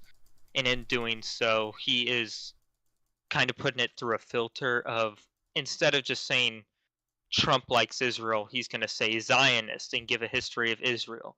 Instead of just saying Trump has this economic protectionist program, he's going to say the benefits of this protectionist well, he did actually. I will give Ben Shapiro a little bit of credit. He's going to be a propagandist to shift his audience to vote for Trump for political reasons. Yeah, I think PPG, Ben Shapiro. You're retarded. Yeah, you just repeated what I said, dumbass. Well, that's what I meant. I said it. I simplified. That's what I said. You don't have to. Well, I simplified it for you because the way you were wording it was. Hold on. But this is what's. This isn't a special ed class. Hold on. Because eventually, rubber does meet the road at a certain point, and apparently Nick Fuentes has the right to that point, right? Where Trump is not sufficient to Nick Fuentes' ideology. So he is hurting the movement that is closely aligned politically to him. Right? Well, he's a Puritan. I mean, that is, yeah, obviously. Correct. I will say, hold on, just Ben Shapiro did at least say the tariffs were stupid, okay? At least he said that, okay? At least we got that for him. He'll say that to try to, whatever power he can have, to try to shift the Trump administration to not do them. But he's going to align with Trump anyway. I mean, I agree.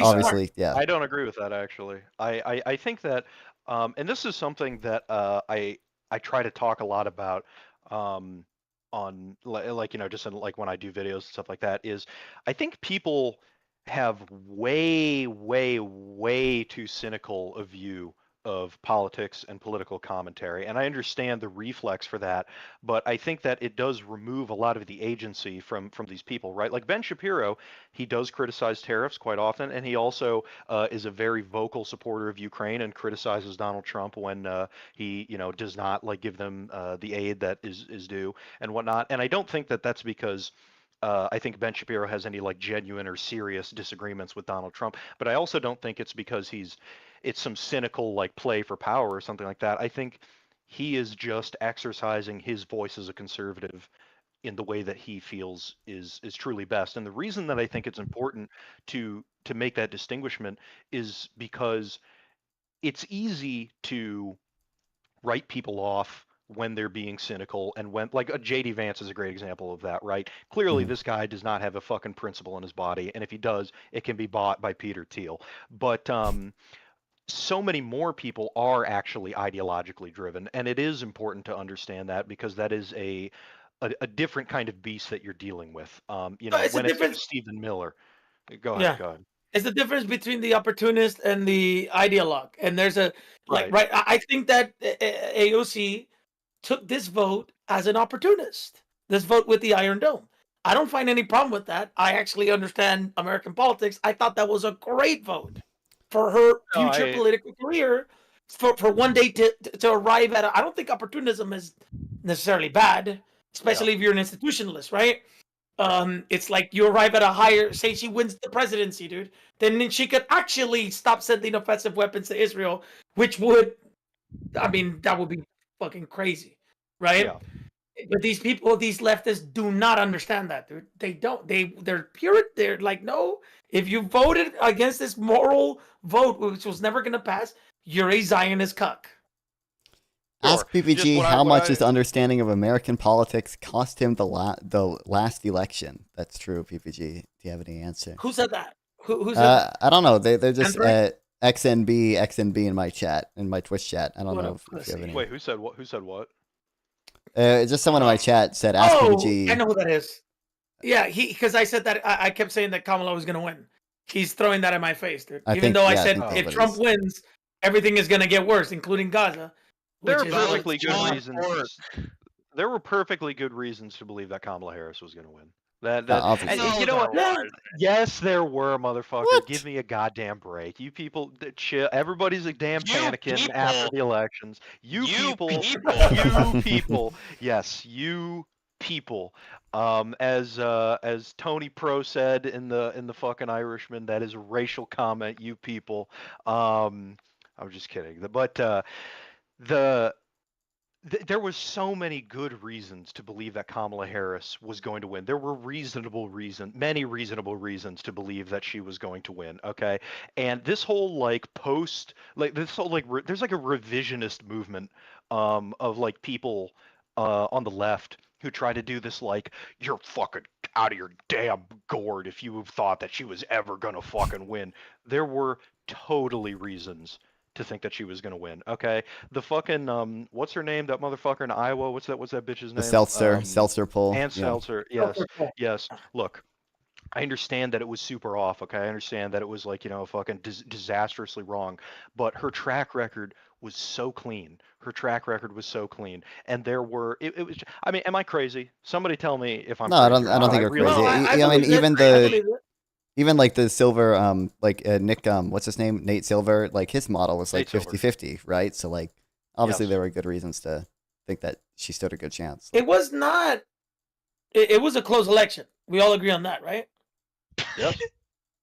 It was a close election by what matters. Yes, by what matters, which is votes in the 7, round battle states. Yeah, I think it was like 100,000 or some shit. It's like under 200,000. It's not that many. Under 200,000, yes, which is nothing. Something gonna. I think Donald Trump not taking debate. He is a politically savvy motherfucker, dude. Donald Trump not taking debates, I think, won him the presidency, dude.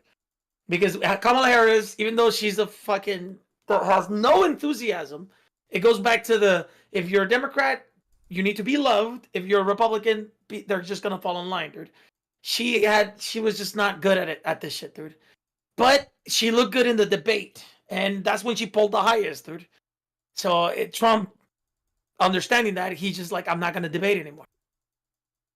People just need to or Dems, I should say, they just need to be a little more authentic, man. Kamala Harris. I said this in my tier list video. Perfect bureaucrat, I think she would make like a great governor of California, whatever. But like, listen, man, people. He's gonna run for governor. It's pretty much I hope she does. Guaranteed. I hope she does. Oh, it's pretty much guaranteed now. But I mean, I will say, PPG, you linked that tweet that said she was gonna announce it today, right? She did. Yeah, that's what I meant. Yeah, that's she what did not. I didn't want to bring it up because he was gonna go into a rant. Well, she did not, in fact, announce it today. So you have been. It's not gonna be today, but it will be soon, dude. Trust me. That's her political. That's like her easy political path. I think it's likely. Okay, man, you're being a panicking. You gotta trust the plan. You gotta trust the plan. I think it's likely. I'm gonna vote for Katie Porter, dude. I'm gonna vote for Katie Porter. I'm gonna advocate for Katie Porter. I'm gonna do whatever I can for Katie Porter. She's gonna lose anyway. I don't know if I'm on board with you on that one, my friend. She's gonna lose, but is she like a Green Party? Is she the Green Party candidate or something? Is she? No, Katie Porter. No, she's Democrat. Is she in the House? Yeah, I know, but is she in the House? She was in the House. She's out now. She's just like the very progressive. Okay, that makes sense. She's a lady that would always bring out that whiteboard and be like, "So your company is scamming people. Here's the map." You know what I'm talking about? Her clip would always go viral. Yeah. Nancy Pelosi kicked her off of that seat because of all those viral videos, how she would call out corporations and shit like that. Based. Yeah. Thank God. Nice. Thank you. Our queen, Nice. our protector of corporations, Nancy Let's Pelosi. fucking go. Let's fucking You know, go. every day on my way to work in SF, I have to walk by the Nancy Pelosi Federal Building, and I get on one knee while I'm wearing my kente cloth, and I. Oh, you live in the Bay Area? Yeah. Are you in Nancy's district? No, I'm just outside of it. I think I'm gonna give a prediction right here. You guys listen to me, and then come back and tell me, "Oh shit, you got it spot on," because it's gonna happen. Nancy Pelosi is gonna retire. Nancy Pelosi is gonna retire this upcoming midterms, and the reason I know is because Wiener, a politician from your area, Wiener. What's his name? Wiener. Something Scott Wiener, Wiener. right? Scott Wiener. Yeah. Has he's obviously Oh yes, yes. I know what you're talking about. Yeah, he signed up to run. So he's running against a progressive Chakrabarti, but Pelosi's going to endorse Wiener, obviously. So who knows what's going to happen. Scott Wiener better fucking win, dude. That is my. He's not bad. He's not as bad as Pelosi. I think he's okay, but he is the abundance guy. He has been. Well, that's bad. But... Well, PPG hates abundance. well, for everybody that that's got some political smarts right in the stream. Scott Wiener, if you don't know, is the guy that has been spearheading the entire YIMBY movement basically in California and has been doing so for a long time. He is basically the reason that CEQA reform got passed. And I implore you to look up more about this guy. Okay, he is a based YIMBY. He is a based abundance bro. He's our guy. Okay, he is. I don't agree with that. But he did pass net neutrality in California. I think it was $15 minimum wage. Also, he fought for that, and I think he fought for single payer, dude. I think he was one of the representatives that was fighting for single payer. That's why I don't like him. Completely dislike him. That's all whatever. I'm not a single issue voter, but I'm pretty damn close to it, and that issue is housing and zoning reform. And this guy, well, he's going to run against a progressive, Chakrabarti, who is a Justice Democrat. PPG is going to go all in, dude. I'm going to give him like $10,000, man. So yeah, but you got to understand, man, the political headwinds in SF have changed. Okay, I worked on the current mayor of San Francisco, Daniel Lurie. I worked on his campaign, his election campaign, and it was San Francisco is where the NIMBY movement got started, and San Francisco is known as a very progressive place. It is, I think, it has it's like the gayest city, like numerically in the United States, gay, something like that. Pretty gay, yeah. It's a super progressive place, progressive place, and it has an association, a mental association, as being a super progressive place, and that has been true up until a point. And Daniel Lurie, the current mayor of San Francisco, it was sort of an upset when he won, because he is a very moderate center left, quote unquote, abundance oriented Democrat. And so it is the political headwinds of SF and the Bay Area as a whole have definitely changed. And that definitely this is why I'm saying that like the source of power, the eye of Sauron sort of the YIMBY movement on a national level is it's starting here in SF in the Bay Area. Wait, I'm sorry, real quick. I go to this guy's Wikipedia. I was just skimming through it. It's really funny that there was one single sentence in the personal life section, and it says, Wiener is gay and Jewish. Wiener is a gay Jew. He's a gay Jewish man, dude. Yeah. This is incredible. Yes. No, but he's a good guy. He's a good guy. Love it. Yeah, in spite of that, he's a good guy. Yeah, right. Yeah, despite his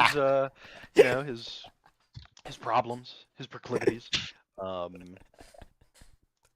Yes. Are you gonna prefer Kamala Harris over Katie Porter, my guy? Is that what I'm hearing from you? I'm going to prefer whoever's. I know Kamala's gonna win. Aggressively YIMBY. That's who I'm going to prefer. And I just, if Katie Porter is like that, that's great. But I just personally, my gut reaction is that she is not going to be like that. Yeah, that's my assumption. So yeah, but I'm willing to have my mind changed. Well, with that information, who are you gonna vote for in the 2028 primary? Say that all the Democrats are an option. Well, you know what's funny that Oh, you we were mentioned just that is talking if about everybody that. watching the stream goes to Yeah. Pathfinder Buttigieg. 415 on YouTube, you can watch my tier list video where I do one for the Democrats and one for the Republicans. But Gavin Newsom and Pete Oh, Gavin Buttigieg Newsom. those are my top two. Those are my top two. Gavin or Pete. I think Pete is not. Pete is gay, and I hate to break it to everybody, but the black vote, aside from the shit that he did in Indiana, he's not gonna win the primary. That guy, I hope that Pete Buttigieg is propped up against an AOC type. Even Andy Bashir, man, I would prefer Andy Bashir over fucking Pete Buttigieg. But I hope he's propped up because he's gonna lose the primary badly. Gavin Newsom is scary, dude. Yes, Gavin Newsom is scary for my side, dude. I think he actually could win. Why is He that could scary win. for your side? What's not I to like about don't Bruce like Newsom? Gavin Newsom. Many things, dude.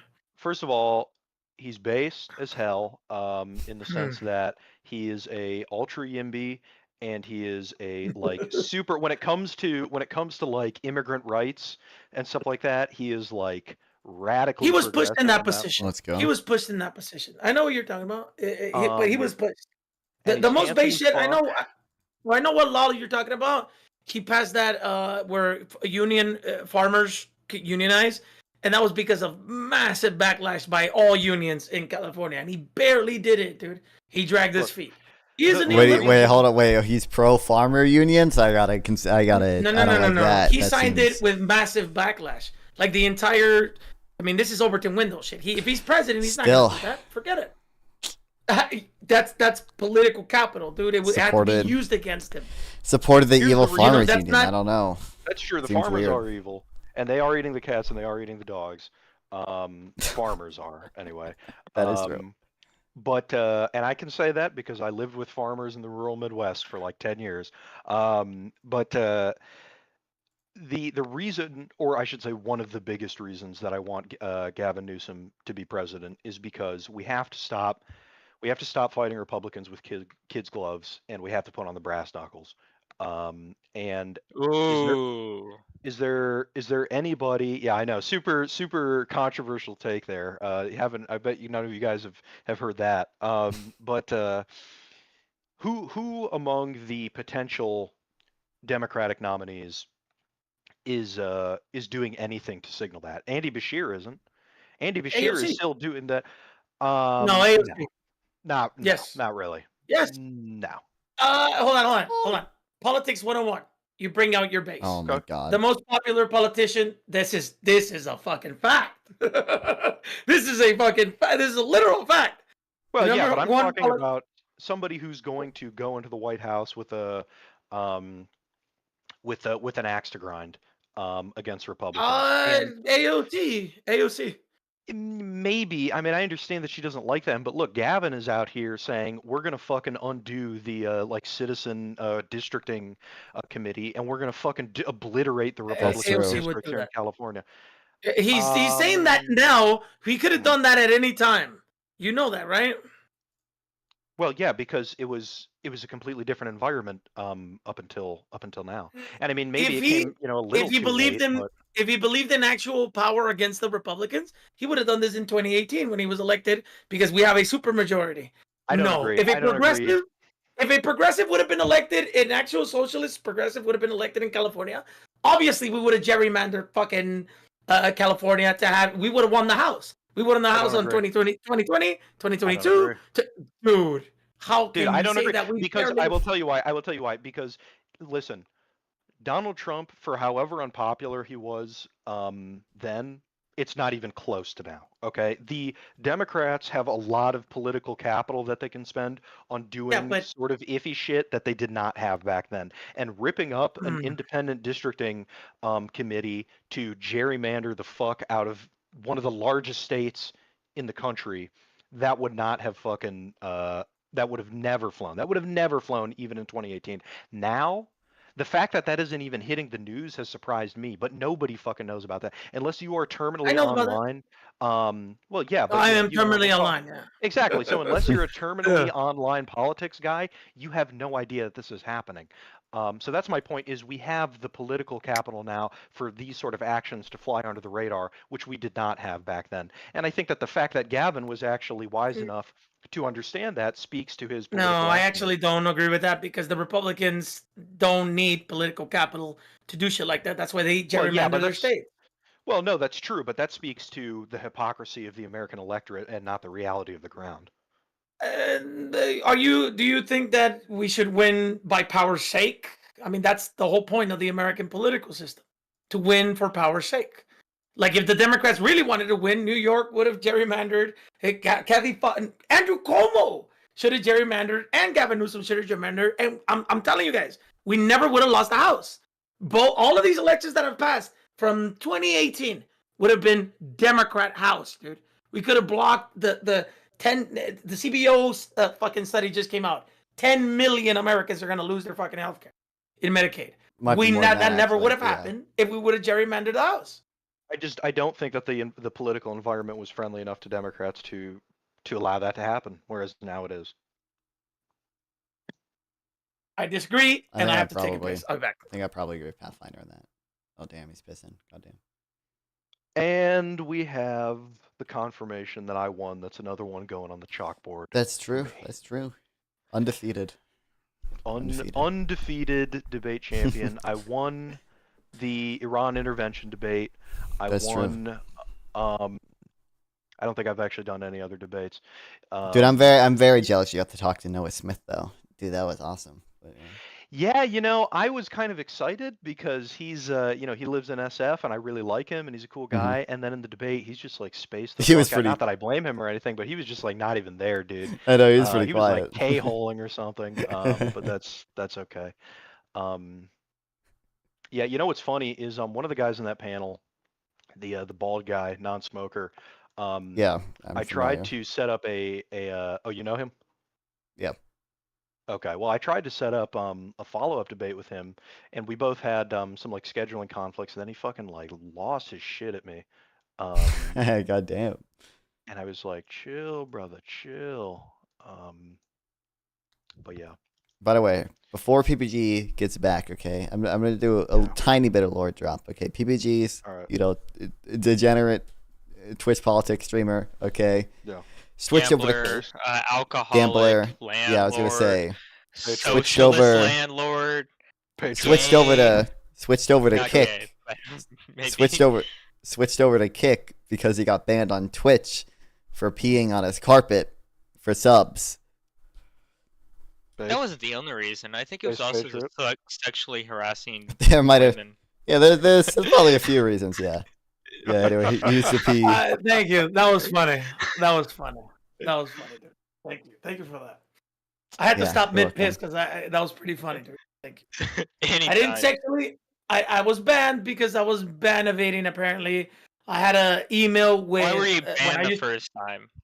I was a chatter. I wasn't a streamer, and I had the same email with the two. It was my original email. I do not believe. I didn't know that they were gonna ban me. Dude, they don't perma ban you for peeing on the fucking carpet, dude. I think they do. Well, was it like whole hog or like what was going on? What was in? No, you couldn't see my dick. Okay. Allegedly. I believe free speech. I believe I have heard there was at least one incident where you could, but maybe I'm wrong. There was a hog incident. There was a hog incident. There was a girl who got literally fucked on camera. You couldn't see anything, but you obviously that's a girl though. She got a 7-day ban, dude. She got a 7-day ban. That's because she was a bigger streamer and she's a girl. So. Oh, she's banned because she did some other bullshit. But she got a 7-day suspension. But they've like literally. So good. Yeah, it's like literally been men who have shown their dick before and they get like permit. Like people were upset about the double standards when that girl was banned for only 3 days or whatever. Like they should just not ban girls for getting naked, but ban guys. I saw the ban. I saw what they sent me. It said you're a ban evader. You've been permit. That's what it was. I would not lie to you. Twitch. No, Twitch. Twitch. Okay. Yeah. Well, Twitch is their fucking moderation team is fucking Adolf Hitler, commander of the Third Reich. It's they're insane. They're insane. The important part is establishing that PPG has peed on multiple streams for subs. Listen, a man's got to do what he's got to do. Who said that? The person, the same person, the ex-NB guy in my chat. Yeah. Motherfucker. Yeah, he used to be one of the chatters, dude. He used to be one of my chatters. W chatter. W True. chatter. WXNB. Listen, a man's got to do what he's got to do for subs. Okay, I've never peed on the floor. I've worn a dress on stream for subs. I've never. Wait, really? Yeah, for subs. Yeah. For subs. Yeah, only for subs. Yeah, exactly. For subs, right? Subs. Yeah, subs. for subs, if you know what I mean. Yeah. You know, might have been my alt account like that gave the. I got to do some body shit on stream too. I don't know. What does that mean? Dude, I would have joined your stream on Monday or whatever, by the way, but my sleep schedule's like totally reversed. That's why I'm streaming. No, right. I'm streaming right now. You're good. We had a good time. You're the weirdest 18-year-old I've ever known. Not fun. I'm 19. 2 a.m, I or whatever, like 5 a.m, I wake up and you're streaming, and the next day at 10 p.m. you're streaming, dude. What the fuck? Yeah, it's fucked. What did he do? I Are you messed in up my college sleep or schedule. no? Oh. Yeah, I'm in college. Yeah. Okay. Is that why your sleep schedule is fucked up? Well, it's because I go to online school, so I can do my work whenever. So it doesn't actually. Okay. Well, that will What are really you? fuck up your sleep. What are you majoring? Not fun. So right now I'm lame, and well, yeah. So obviously everyone should know that I plan on getting an econ degree, but right now I'm Fuck. Even I knew that. Even I knew yeah. that. It's like, Another neoliberal economist. Here we go. hey, listen. Oh wait. So I go to community college right now, just because I'm gonna get an associate's before like transferring. Smart. But okay, PPG, if you want to, okay, you can. There's people trying to win me over as to what school I should go to because different schools have like different like their economics departments lean either like libertarian or like lean like post Keynesian. Well, you need a high school to go to the good ones. I mean, to the IVs and shit like that. You got to go to. Well, it doesn't even have to be. And become like evil. That's dude. what I might go to. Yeah, Chicago will be the main one. Yes. Well, I might go to GMU. GMU has like all the evil Austrian professors. Like they have the. No. You gotta go to the most evil school you can imagine. Go to Harvard Econ. They do absolutely nothing. Do they do? You gotta get a. You gotta get an econ degree from PragerU. That would be easy. That's true. That's true. Personally, I got my phrenology degree from PragerU. But, yeah. That's cool. Let's go. I learned all my politics from Ben Shapiro and PragerU. Base? Do you think PragerU even? Story. I can tell. Do you think? I know PragerU has videos on welfare. I wonder if they have any videos on tariffs. I kind of doubt they do. They do. No trust. Ben Shapiro's gonna go bust, right? You guys know that? No. Why? Well, the Daily Wire, you mean? Daily Wire is gonna, unless some billionaire comes in and saves them, because they got no views, man. They're starting to get. It's the Israel issue. That makes sense. Maybe. I don't know. Well, like, I mean, who the fuck is gonna watch the Daily Wire other than Zoomers? And what fucking Zoomers like Ben Shapiro? If you're a fucking Gen Z conservative, you're Hitler, and if you're a Gen Z anything else, you don't like Ben Shapiro. So I'll give you the example of Matt Walsh, right? Matt Walsh has the same politics as Ben Shapiro, but he's not, and he obviously works in Daily Wire, but he's starting to. I don't. No, that's totally not. Yeah. You think he's further right? Matt Walsh is like an actual like hardcore like nationalist dude. Like yes, dude. Yes. I think he pretends to be that for audience capture, dude. No, yeah, no, I think Matt Walsh is sincere in that. I think he's sincere. If anything, I think it was him before that was doing the shit for the audience capture. I think he is mask off at this point. Yeah, like Ben Shapiro, like I think he's doing that for his audience, dude. I think he sees the right shifting, at least the online right shifting in a certain direction, and he's following it. Damn, like I didn't know he was chill like that. Like Ben Shapiro wants aid to Ukraine and Israel. Matt Walsh wants like no U.S. involvement like anywhere. Like Matt Walsh is like a hardcore like Matt Walsh doesn't want USA that's what I meant. ID. Matt Walsh thinks the U.S. having foreign policy is like communism. True. It's it's definitely different than Ben Shapiro, for sure. I mean, dude, he fucking posted that like AI like photo of that like Aryan family that had like a Of the swastika, like yeah. ingrained into it, you know. And then when people called him out on it, he was like, "I will never apologize to the woke mind virus."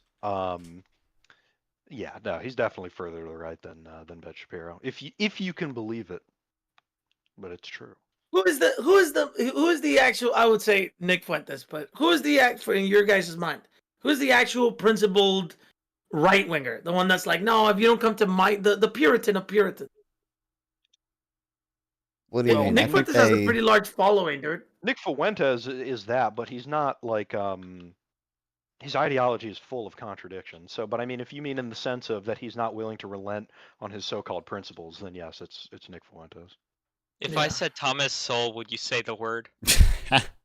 Jesus. No. You want me to say? I'm on kick, dude. I'm on kick. No, I have a number. I'm on Twitch. I'm on I have Twitch. a I'm on number. Twitch. I'm on Twitch. I'm on Twitch. I'm on Twitch. I'm on Twitch. I'm I'm on Twitch. I'm on YouTube. The number's 21 viewers. I have 21 viewers. The number I have for that model is 15. If I have less than 15, I would say it.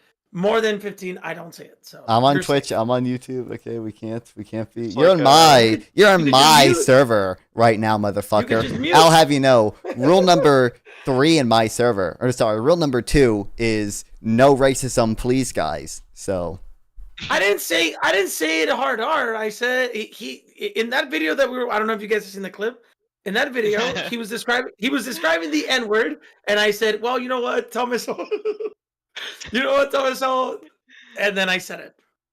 W's in the chat. No hard R. No hard R. Dude.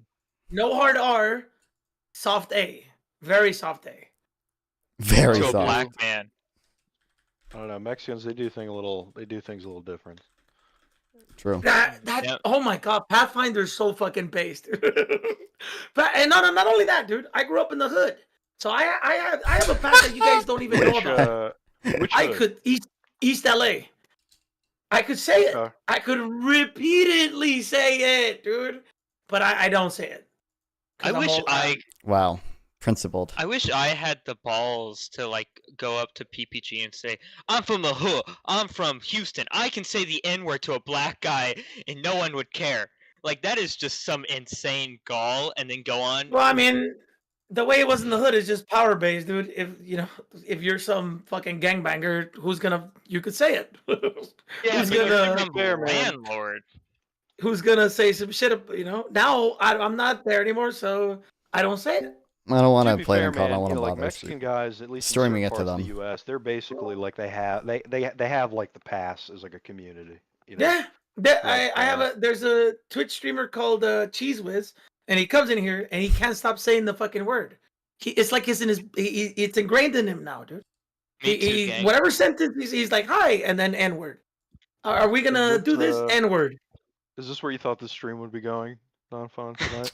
Not really. Not really. Hey, listen, we could talk about abundance all you guys want. I'm down. I'm down to talk about whatever. I was gonna do I was about to sit down and record a React video to the Jubilee video, but it's too late now, so I'm here till. What do you guys think about that? It's Mehdi Hassan owned again, right? No, dude. Mehdi Hassan what? Creamed on those I kids. thought Mehdi Hassan. Okay, good. And here's an actual point that I've been thinking about, because Mehdi Hassan and a lot of other people were like, don't do these videos, don't like platform these people. I think that one of the reasons that a lot of Americans, and specifically like normies, have a very reflexive, they have an instinct to believe that anybody that's called a Nazi it's like it's being exaggerated, that label. And I think part of the reason for that is because there is a great deal of suppression of the actual Nazis and fascists that are on the right. And so I think that having a sort of pressure release valve that I've not chatted with Kai. Can allow that to come out. Chatted with sometimes though, and in Seth. Controlled environments like I chatted with the get the hell out guy. It does let I don't people remember know, who Kai is, hey, quite frankly. This is an actual threat. These are actual people on the right wing. And what's interesting is at the end of that Jubilee video, they do like interviews with all the people, all the 20 people that debated Mehdi Hassan as well as him. And some of the guys that were clearly just your run-of-the-mill MAGA people were like, seems like some of the people in this circle were really weird. They're giving our movement Right. a bad name, you know. So clearly they're not even aware that this is an actual problem. So I think that it's not good to get to like fully platform these people, but it is good to let people know, hey, I've not this talked is to a this real dude. I don't political remember what this faction in dude the United States. claimed. And it's doubly good I when it's remember he somebody claimed like the birthright Mehdi citizenship Hassan thing. who can just fucking Can own destroy them. these kids. I don't care about that. They didn't get a single like clip or audio bite or anything Yeah, they did. that they could use. What did they get? No, wait. I'm pretty sure the right did find some clip, but the overall good of Mehdi crushing this idiot. Let's have to remember this country is full of libs, man. Some of them are But what right was the- leaning, what some of was them are the- left leaning. So what was the issue There's is one, it was that one fucking kid that was like bringing up statistics, like, oh, about yeah. immigration. The guy I've I seen talked it. to, Yeah. by the way, just so you guys know, everyone Yes. in PPG's chat too. If you guys want to go I to saw my that. YouTube You channel talked to that and watch fucking me. idiot.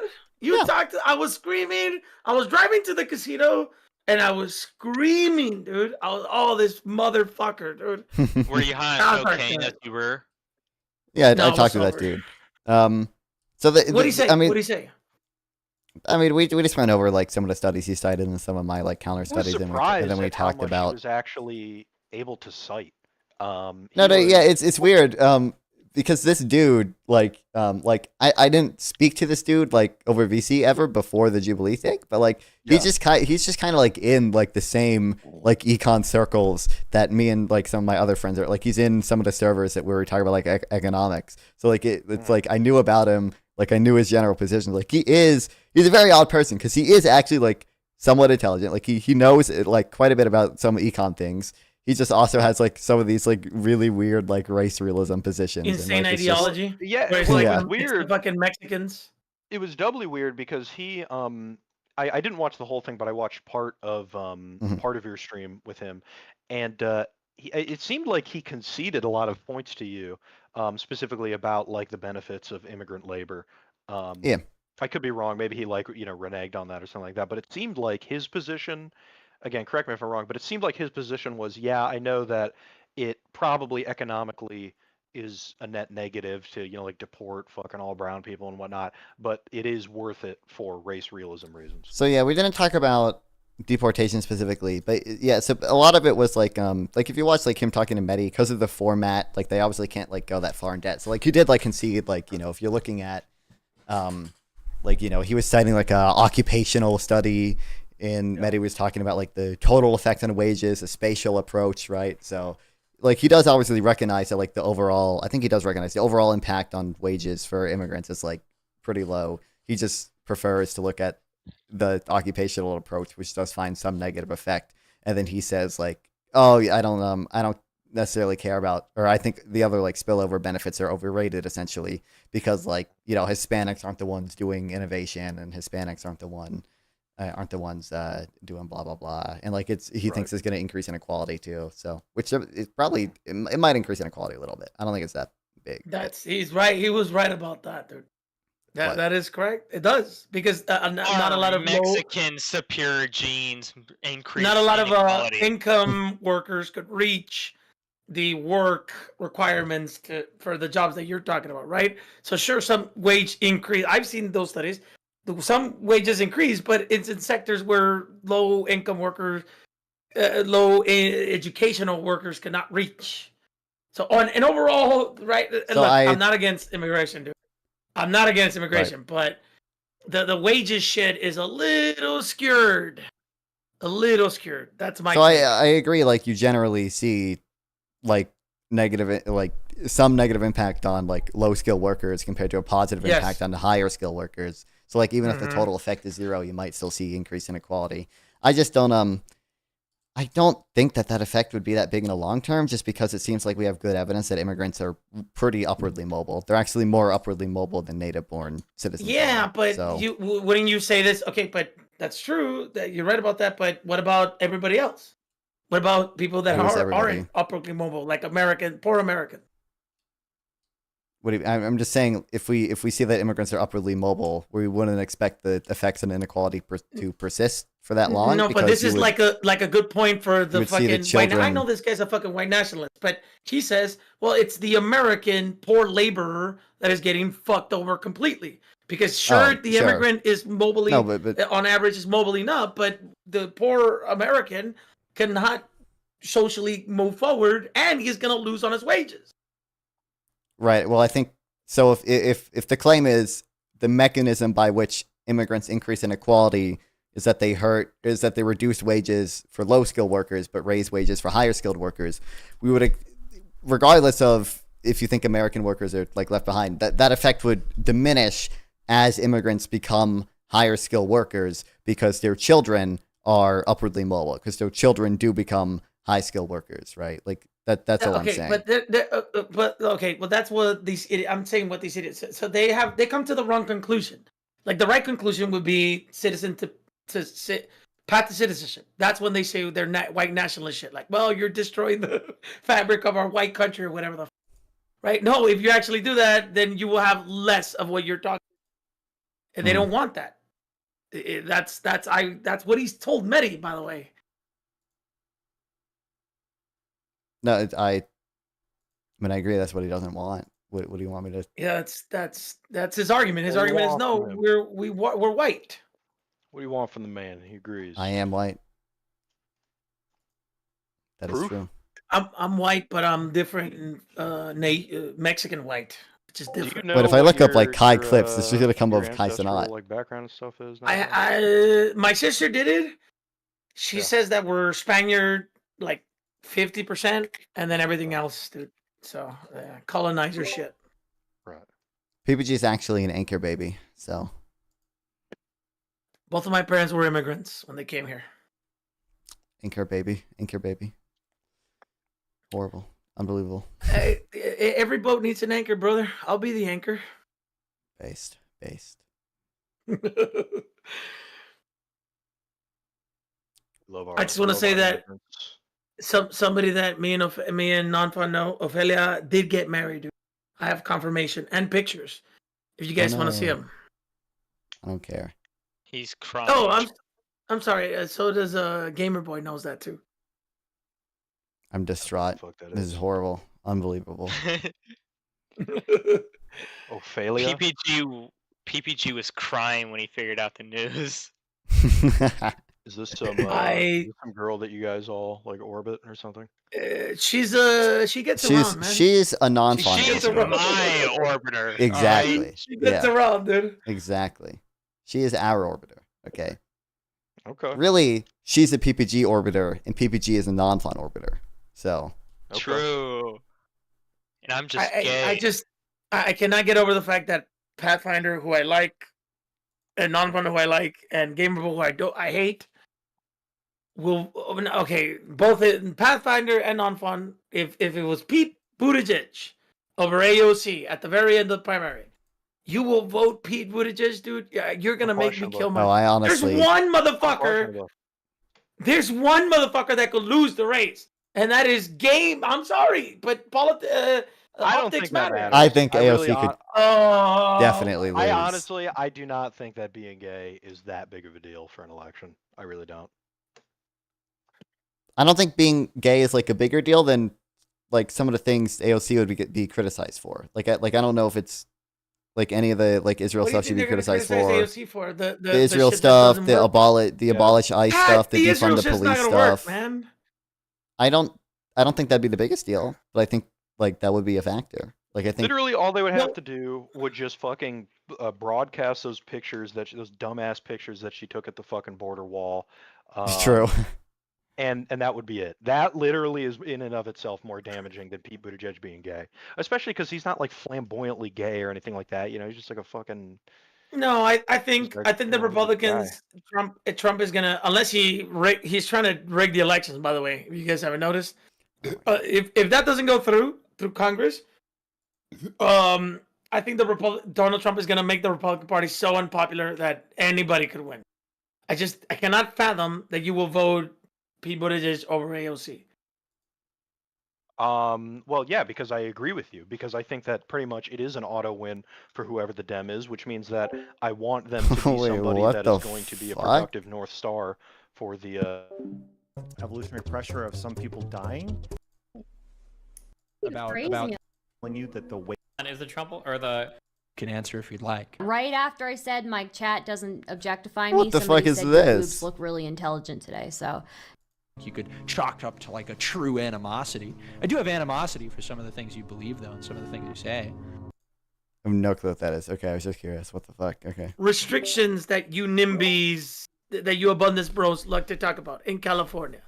From people like True. AOC. No, man. No, Yes. sure. There are wait. some. I am not having this debate. This is gonna go forever.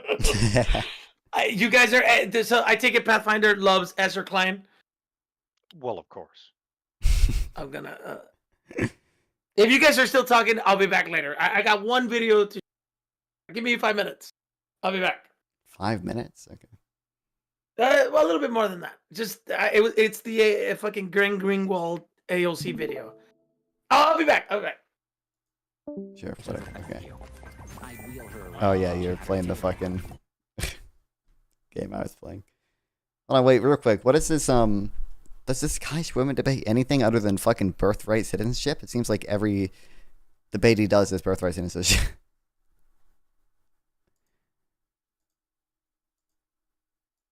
Ignore the tabs, alright? I've had enough comments. We need we need cracker control in this country. Has anybody ever talked about that? Why is that not a That's policy true. Mashallah. platform? Tree bags. That's what I'm saying. I'm sorry. Honky control. Go on trips and do. I know non-fun. I'm sorry, but you will have to you will have to Report on back sacrifice to the Britain. cause. Yes. Korean Jews such as myself will inherit the world. Okay, True. now you're playing into Nick Fuentes' hand. Dude, that's what, by Yeah, the way, well, the guy I was talking to about immigration, his big reason for opposing even high skill immigration, he was like, oh, you know, we have all these like Asian immigrants going to Harvard, and like, you know, even though Asian immigrants are a high IQ, you know, they still have the anti-white bias, and like, I don't want a bunch of elites with the anti-white bias. And it was fucking, I'm like, I don't know what to say to that, man. It's like, okay. It makes me wonder like how you get into that sort of like to have that sort of like epistemic foundation, because I feel like that's just so easily disintegrated by just interacting with people, Right. you know, or like travel. Just, it's pretty easy. You just don't interact with people or travel. Well, yeah, but I mean, it's like that guy clearly he's like clearly. Well, he he's went in to his, like- Jubilee at least, you know. He went outside once. We have confirmation. Well, he's of it, so. clearly like in his early to mid 20s, right? Yeah, but he lives in Texas. I mean, Right. I meet the most anti-Semitic person at the grocery store, and we get along great. I mean, like, it's very easy to get along with people who have interesting worldviews. Right. Yeah, no, I mean Texas is definitely man, I Don't hate say it. something Fucking bad about Texas. I fucking hate But Texas, man. I I lived there gotta for a little bit. Fuck Texas, man, and fuck Torchies. Fuck Tex-Mex. All right, all that stuff is we terrible. don't fuck with Torchies, but Tex-Mex, that's quality. There hasn't been anything better contributed to the world than Tex-Mex. All right, well, let me put it this way. Even better than Martin Luther King. All right. Let me put it this way. I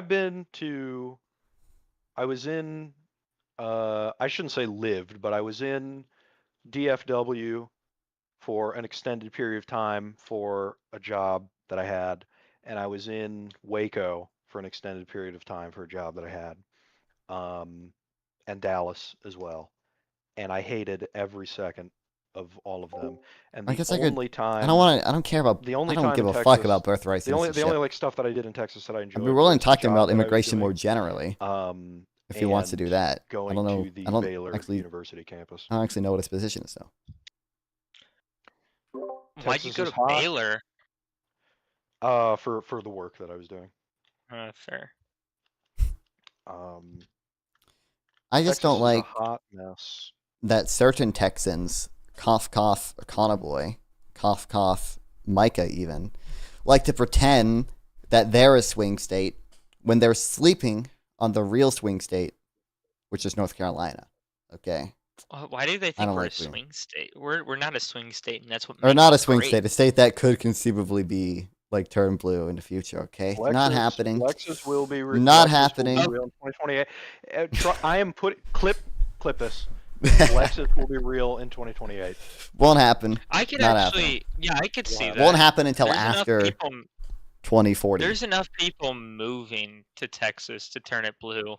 And the blue towns are California's expanding further. gonna fix their housing crisis. They're all gonna move back. Okay. How much Sure. money? If I'm right and Blexus is real in 2028, you owe $1,000 to the Shrimp Welfare Fund. If I have $1,000, I was gonna say if I have $1,000 in that time, I'll do that simply because shrimp welfare is just good. So. All right, fine then. If Blexus is real in 2028, then you have to donate $1,000 to the anti-shrimp. To the yeah. shrimp torture fund. I will found that and just personally grab a whole bunch of shrimp and just start beating them with my hands and throwing them back into the water. Let's go.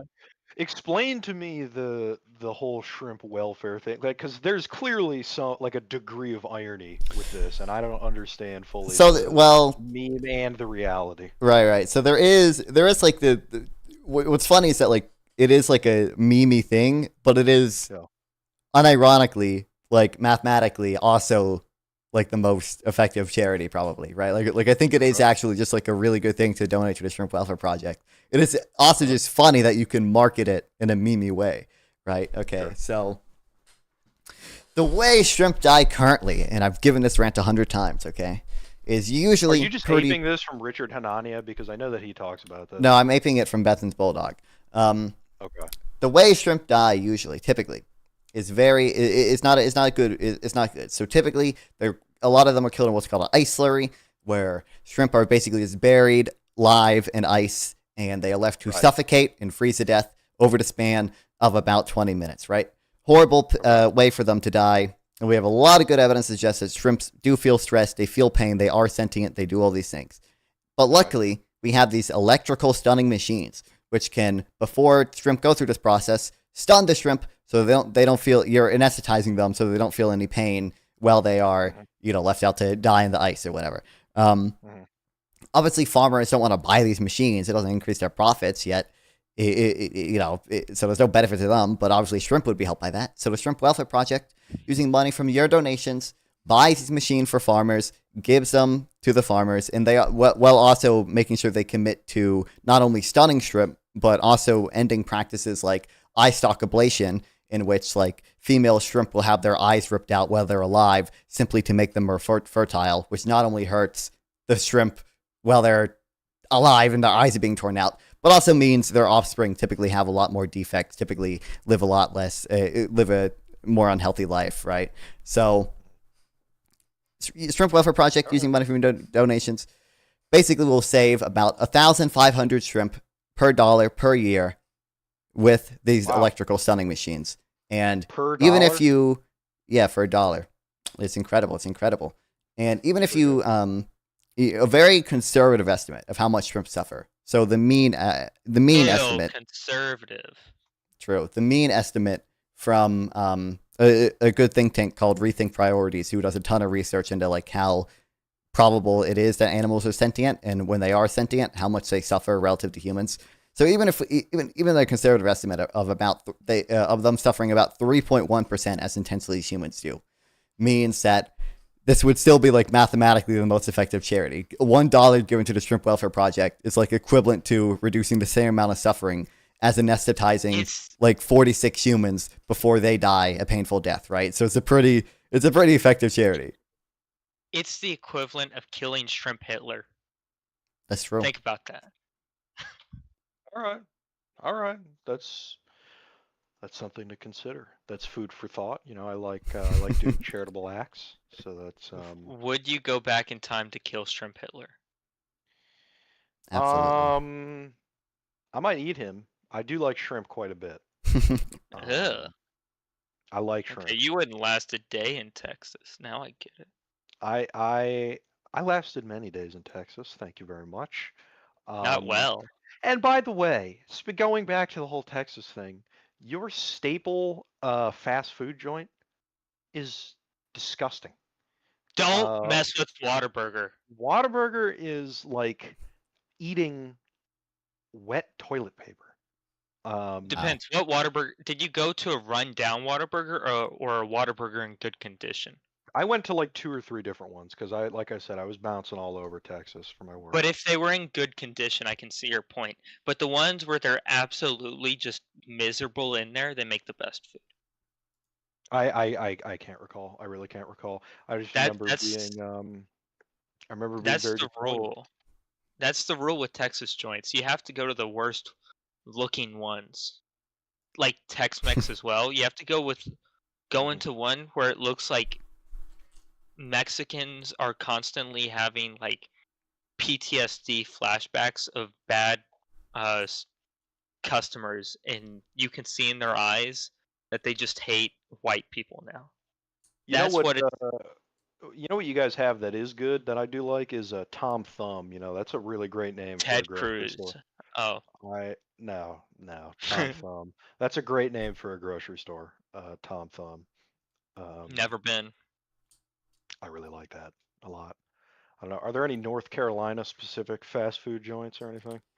Cookout. I don't think Cookout is exclusive to North Carolina, but Cookout is a pretty North Carolina centric we thing. have one down here. Yeah, it's probably not exclusive, but that's like Cooked. You know, that's something that we have. At least the shrimp scam is so obvious that you can argue that whoever donates to it shouldn't be responsible for spending it. How is it? So what do you mean? How is the shrimp scam? How's it a scam? I'm very curious. I'm watching this thing on my monitor, the chat thing or whatever. This is a D1 rage baiter. True. No, I support him. Not a scam. Best charity ever made. Why the fuck are we giving all this money to like Make-A-Wish, which like marginally, which gives some kid a fucking Xbox, okay? And it's like these kids just already kill the kids. Well, no, but these kids are like first world kids. They already like have a decent life in the first place, right? Like these are not the people most in need of help, and we're just like giving them an Xbox. What the fuck? Like, no, donate it to the shrimp, okay? Reduce shrimp suffering. You reduce way more suffering, okay? Obviously, if you really want to change somebody's life, donate to that Connor guy. Give Send Go because he needs it. True. Wait, what Connor guy? I just donate personally to John Cena. Oh yeah. Just kidding. Don't donate to them. Who? Yeah. Is that Pine Sap? The Yeah. dude who said he was a fascist? Mhm. Good for him. Quite Standing on frankly, your yeah. belief. No, because he wasn't even standing on his belief. He was trying to like play. He did the thing where he did the meme, okay, where he picked the worst of two options by picking the secret third option, which is to try and sit in the middle and fail. Okay, he didn't go all the way and reveal what he actually believes, which is, you know, him being a fucking like Hitler guy. Right. And he also barely even admitted that he was a fascist. He did the thing where he's like, "Oh, well, I'm a Francoist." What can I say? You know, like, fuck you, dude. Fuck you. We know what you are, dude. Right. Yeah, no. So that was some fucking beta shit. He was not going balls to the wall. The only guy that did go balls to the wall was the guy who was like, don't piss me off because I'm too Sigma. You know, if you piss me, I have this thing. People know me where I have this thing. Oh, where I go yeah, Sigma dude. mode if I get angry.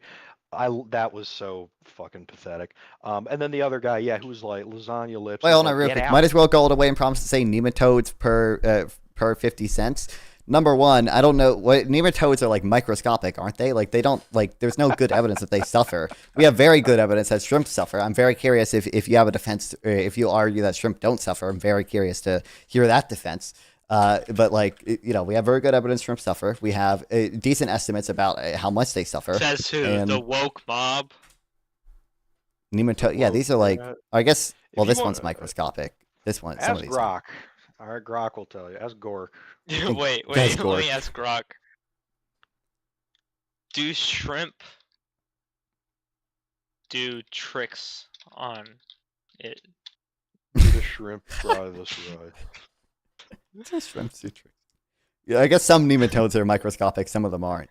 But I don't know. I don't even know if the non-microscopic ones have like a central nervous system, right? So typically we would expect to see there's like 7 qualifiers for pain that are probably good If you're indicators. gonna do nematodes, do like a fucking, at that point, do like a bacteriophage fucking welfare project. True. I still think we should just kill the Make-A-Wish kids. What I is don't think there you should kill them.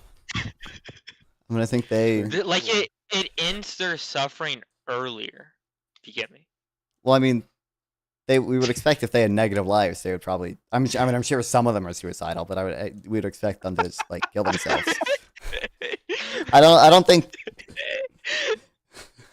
I think the fact that we don't see them necessarily being suicidal is evidence that they still probably have positive lives overall, and will have more positive lives in the future, right? Because not all Make-A-Wish kids But then die. why do they need the wish? Make-A-Wish this is what's annoying about Make-A-Wish. People assume Make-A-Wish goes to like, first of all, fuck Make-A-Wish. Okay, I don't care if you clip that. But like people assume Make-A-Wish goes to like terminally ill children.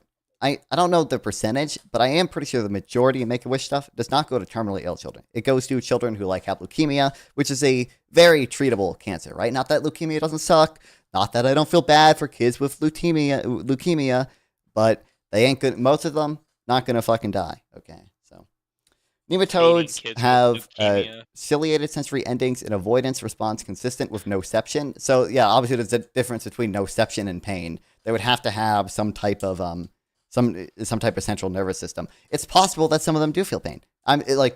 It's possible that happens to the extent that they feel pain, and we can reduce nematode suffering. We should reduce nematode suffering. Okay, that's not like that. Like that's not a bad entailment for me. Like if your argument is just like you care about X suffering, did you know Y also suffer, and therefore like because Y also suffer, and it's unintuitive that I should care about Y, then I shouldn't care about X. That's a stupid fucking argument. Not true. You should learn what words mean before you bullshit? What do you mean? I don't care about little kids suffering, but I do care about the Shrimp Welfare Project. Wait, are you trying to tell me there isn't a noception there isn't a difference between noception and pain? Noception just means like you have like nerve endings that can like elicit a response in in an organism. It doesn't mean that there's an actual sentient experience there feeling pain. Like that's what pain means. Pain implies like an actual sentient experience, right? Also not true. Woke mob lie. Yeah, I mean, until I see a Grok citation, it's just kind of woke bullshit as far as I'm concerned. Right, well, this is the AI overview on Google. Noception is the neural process of detecting and encoding noxious stimuli. Well, pain is the subjective. I'm sure if you ask Gorka, would say the same thing. Pain is the subjective, unpleasant sensory. I agree. Sentience. Wait, hold on. Sentience isn't a medical concept. First of all, it's not. I don't care if it's a medical concept or not. That's not at all relevant for whether or not we should care about sentience. I don't care. But second of all, like obviously, I don't know. I wouldn't define it as a medical concept, but like we do use medicine and like medical devices to like try to determine like sentience, right? Like it is like obviously doctors care about sentience, right? Because they consider brain dead. So like obviously sentience is still relevant there. But regardless, anyway, what's up, PPG? What are you guys talking about? Worms? Log runner chat about shrimp. Shrimp. Yeah. Shrimp. Oh fuck! You still with your shrimp shit? I love shrimp. Yeah. I've only grown more conviction. Do you eat a lot of shrimp? Me or PPG? Who are you asking? Not fun. No, I don't. I don't eat meat, so I'm I've been vegetarian. You're a vegetarian? I've been vegetarian for about 10 years. I'm working on going fully vegan because I think I need to. Okay. I'm not quite there yet. What's funny? That explains a lot. The other day when I was at the grocery store, there was like shrimp ain't meat, by the way. Wait, please explain to me what is virtually all of that? That noception is different than pain? Is the argument that noception is different than pain? I was like, you know what, fuck it. Sorry, it's not different from pain. It made my stomach hurt for the rest of the day. So what's up with that? Your meat substitute fucking destroyed my innards. We don't call dildos meat substitutes anymore. Yeah, that's real funny, guy. Real funny. It was I think hilarious. your body's got to get used to it. That's what vegans say. That's their excuse. Say, oh, you just got to get used to it. I don't know. I don't think I've never really had any problems with like meat substitutes, so I don't know. You eat a lot of meat Maybe I am substitute, or- just used to it. Kind of. I don't like the fully like meat substitute thing. Like I don't really like Beyond Burgers.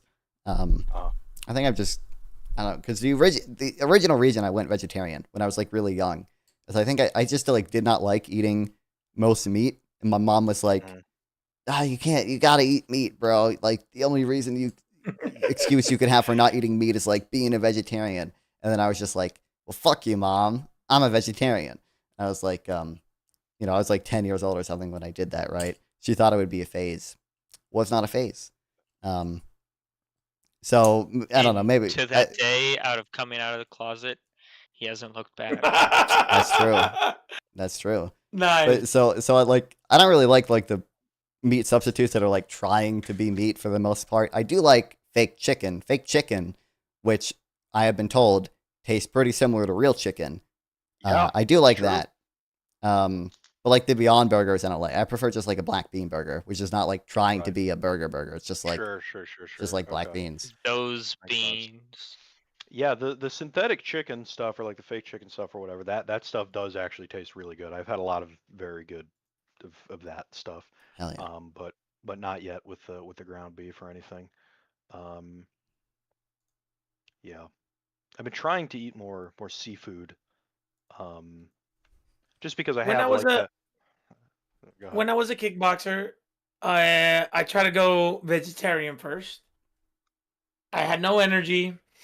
I lost all my muscle, and I couldn't fight. And then I tried later, because it was like 8-9 years of kickboxing. Later, I was like, I'll fight one fight on vegan. I went 2 weeks trying to eat that shit. I had no nutrition, dude. I just was not physically capable to do it. I'm not against veganism. I think that one day with the technology we could reach substitutes that will give us the same nutrition. I just don't think we're there. I don't know. For me, it's.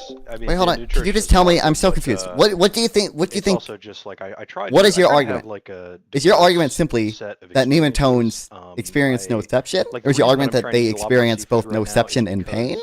because, I have always had And you don't kind think of there's an a difference aversion to seafood. between noception and pain? And I've never really liked it. I'm kind of trying to get over that. Like, So, not like, I've been okay. eating a Number lot one, of, I've been eating a lot do of you dispute that sardines, there is a difference between noception and pain, which or do you think those are originally the exact tasted same? fucking horrible to me. But now I kind of like them, and I'll crack open a tin of sardines and snack on them. They smell horrible, and they make my breath smell horrible, so I got to brush my teeth after eating them. But yeah, and I'm also moving pretty soon to a city in Spain where there's a lot of seafood. Wait, what the? You're in fuck? America. You're in America. You moving to Spain? For a job for a little bit, yeah. Oh, okay. And so I'm trying to get more seafood in me. I hope you vote for the socialist president of Spain, dude. I will not. Can you just okay? I'm not gonna take you seriously if you're not even gonna state your position. Yeah, okay. But I think I speak for all of us when I say that if we were living in Spain, we would be voting for Vox. I think I speak for all of us when I say that. Good. I have no clue. I don't know them. I'd be voting for whichever party wants to get rid of Mondragon. That's the party I'd vote for. Oh my god. Oh my god. I'd be Every willing time. to. I vote for anyone who's willing to get rid of the right to vote. I want full monarchy. Let's go. Trump Let's go. 2028. You want to realize Franco's dream, where he passed the baton to the monarchy. You be okay. Ashallah. What do you want me to look up even? I don't know what you want me to look I've up. been voting for Shia Muslims for 3 years straight. In Texas, how's that been going for you? I'm the only one voting for Shia Muslims for 3 years Any straight. of what?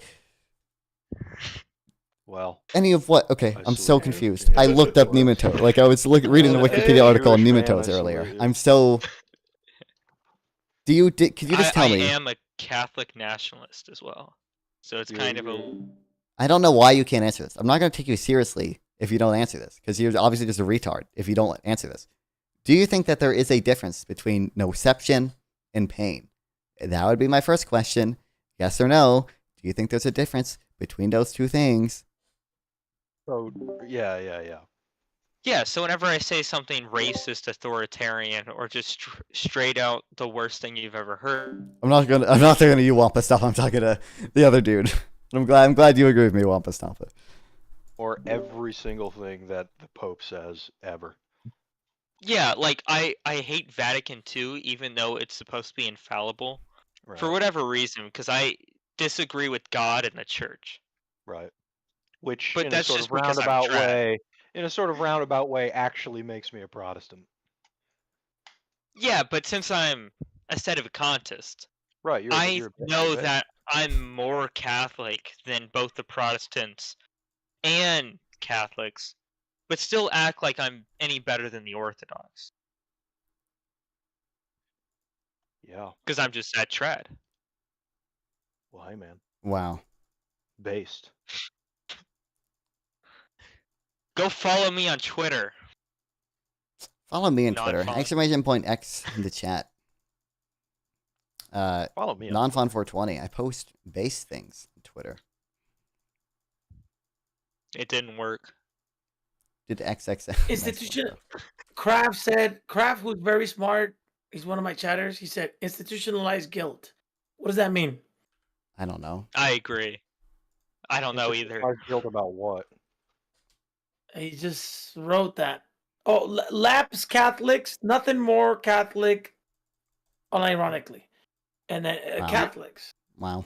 There's Catholic nothing itself. more. There's nothing more Catholic than not being Roman. I stand by that. There's nothing more Catholic than being Roman, says. Not being Roman. Not being Roman. Oh, they agree. He agreed with me.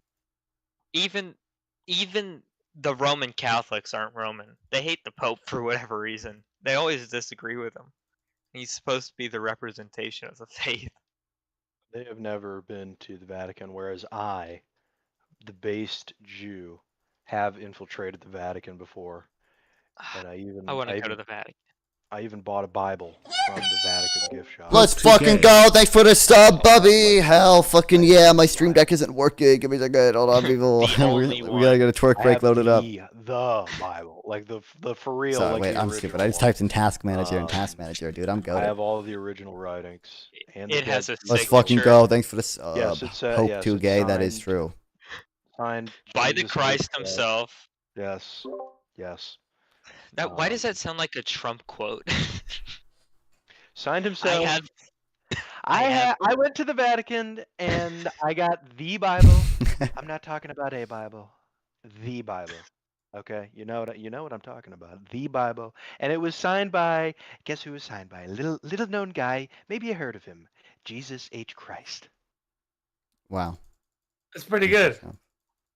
It's okay. I actually had there was in college, like my freshman year of college, I couldn't stop doing a Trump impression, and that actually ended one of my relationships, basically. Because I just compulsively could not stop like talking in the try. And it's not even like that good. I'm 24. Oh, you're a fucking baby, man. What the fuck? Are you kidding me, dude? I'm fucking True. grandpa, dude. Like my back hurts. My fucking, I need to get like glasses. I feel like I'm old. I feel like I'm gonna die like tomorrow. Like I feel like I need to like get my will in order. You know. I feel Imagine so how old. PPG feels. How old are you? I'm 30. I'm 30. I'm 34, about to be 35 in 8 days, and I'm in the big ship of my life. I'm in the big ship of my life, dude. Dude, Believe it what or was not. the Trojan War like? It was pretty crazy. It was pretty crazy. He does not know what event you're referring to. I come on, Troy, Ellen of Troy. We let the fucking Ooh, horse look at in. that. He Incredible. knows. We let the Incredible. horse Let's go. in. Helen of Troy, let the The dude was Trojans fucking in. around with. Well, it depends on which movie you're talking about. I'm talking about the I books, remember. man. But yeah, Okay, close I've seen enough. the books. Wait, did that really Uh, happen? Because some historians say that it never happened. No, we do actually. We're pretty confident that. We're there. I should say we, but because I'm not actually a historian, but I did get my degree in history. But You're a very accomplished 24-year-old, dude. Not, I don't even have a college degree. Well, thank you. I appreciate that. We as a global tribe have a relatively high degree of confidence that the Trojan War was real in the sense that there was a war in that area that was likely perpetrated by Greeks. But the actual events of the Trojan War probably weren't real as they're described by Homer. The Bronze Age collapse. One of the popular theories is that the Bronze Age collapse. It was a forced migration of people like the Greeks into Anatolia and the Levant. And for a long time, we called those people the Sea Peoples, but we didn't really know who they were or where they came from. But there is a lot of archaeological evidence that there was a massive battle in Turkey, which in the place where Troy is supposedly located. And so it probably the Trojan War was the Greek Sea People who were fleeing famine and climate change, climate disasters, I should say. But it definitely didn't go down like the novel. It did not go down like the novel. Probably there probably was no Achilles that was fighting sea spirits. That was exactly, and he running killed around Troy. Well, let me tell you something about history, right? What about the Prince Hector story? Because that one is like, isn't it like you think that one wasn't real? You don't think there was like a Prince Hector that got slain? Probably not. I doubt any of the characters in the Iliad or the Odyssey are real. I'll give you one a little bit more modern. All right. The Viking from fucking England, the Lanar Offru, whatever his fucking name was. Remember that guy? No idea what the hell you're talking about. Or he's from that show, right? You guys have never seen that show? Vikings. No, Lagnar broke Poof. Oh, okay, the Vikings did raid Europe, right? They raided. Yes, they raided Europe and they raided England. Yeah. And there, it shows that they did invade. There was a couple of Viking kings that did invade all of Europe. Do you think that happened? Because some people say that didn't fucking happen. Whoever said that didn't happen is the same as a flat earther. That undeniably happened. Oh. that unquestionably happened. So those are more modern, right? Modern, we have more evidence and shit like that. Well, I mean, yeah, we have more evidence because it's not just archaeological evidence. We also have writings that contribute to that. I mean, even our language is influenced by that. Part of the English language is influenced by the Norman conquest of England. Yeah. In 1066. It's either 66 or 99. I can never remember. What was his name? What was his name? The dude that did that? William the Conqueror. William the Conqueror. Yes. Yeah. Incredible. He influenced our language. Old Billy. And he was a descendant of something. Rollo. A Viking. Yeah, Rollo. Yeah. Yes. Who was a Viking? Yes, Rollo. Yes. Who was a Viking? Yeah. Pretty much the Vikings just sailed up and down the coast of Europe murdering people, and then the Europeans got tired of that and said, all right, if you convert to Christianity, well, no, they just said, if you convert to Christianity and we make you our king, will you fucking chill out, please? And they pretty much all said yes. They organized through religion, but they organized. Well, I mean, they organized in the sense that they just bent over and opened their assholes for them, but yeah. What do you think you know a lot about history, Pathfinder. What do you think of Napoleon? This is my wait. Hold on. Taking my stream back.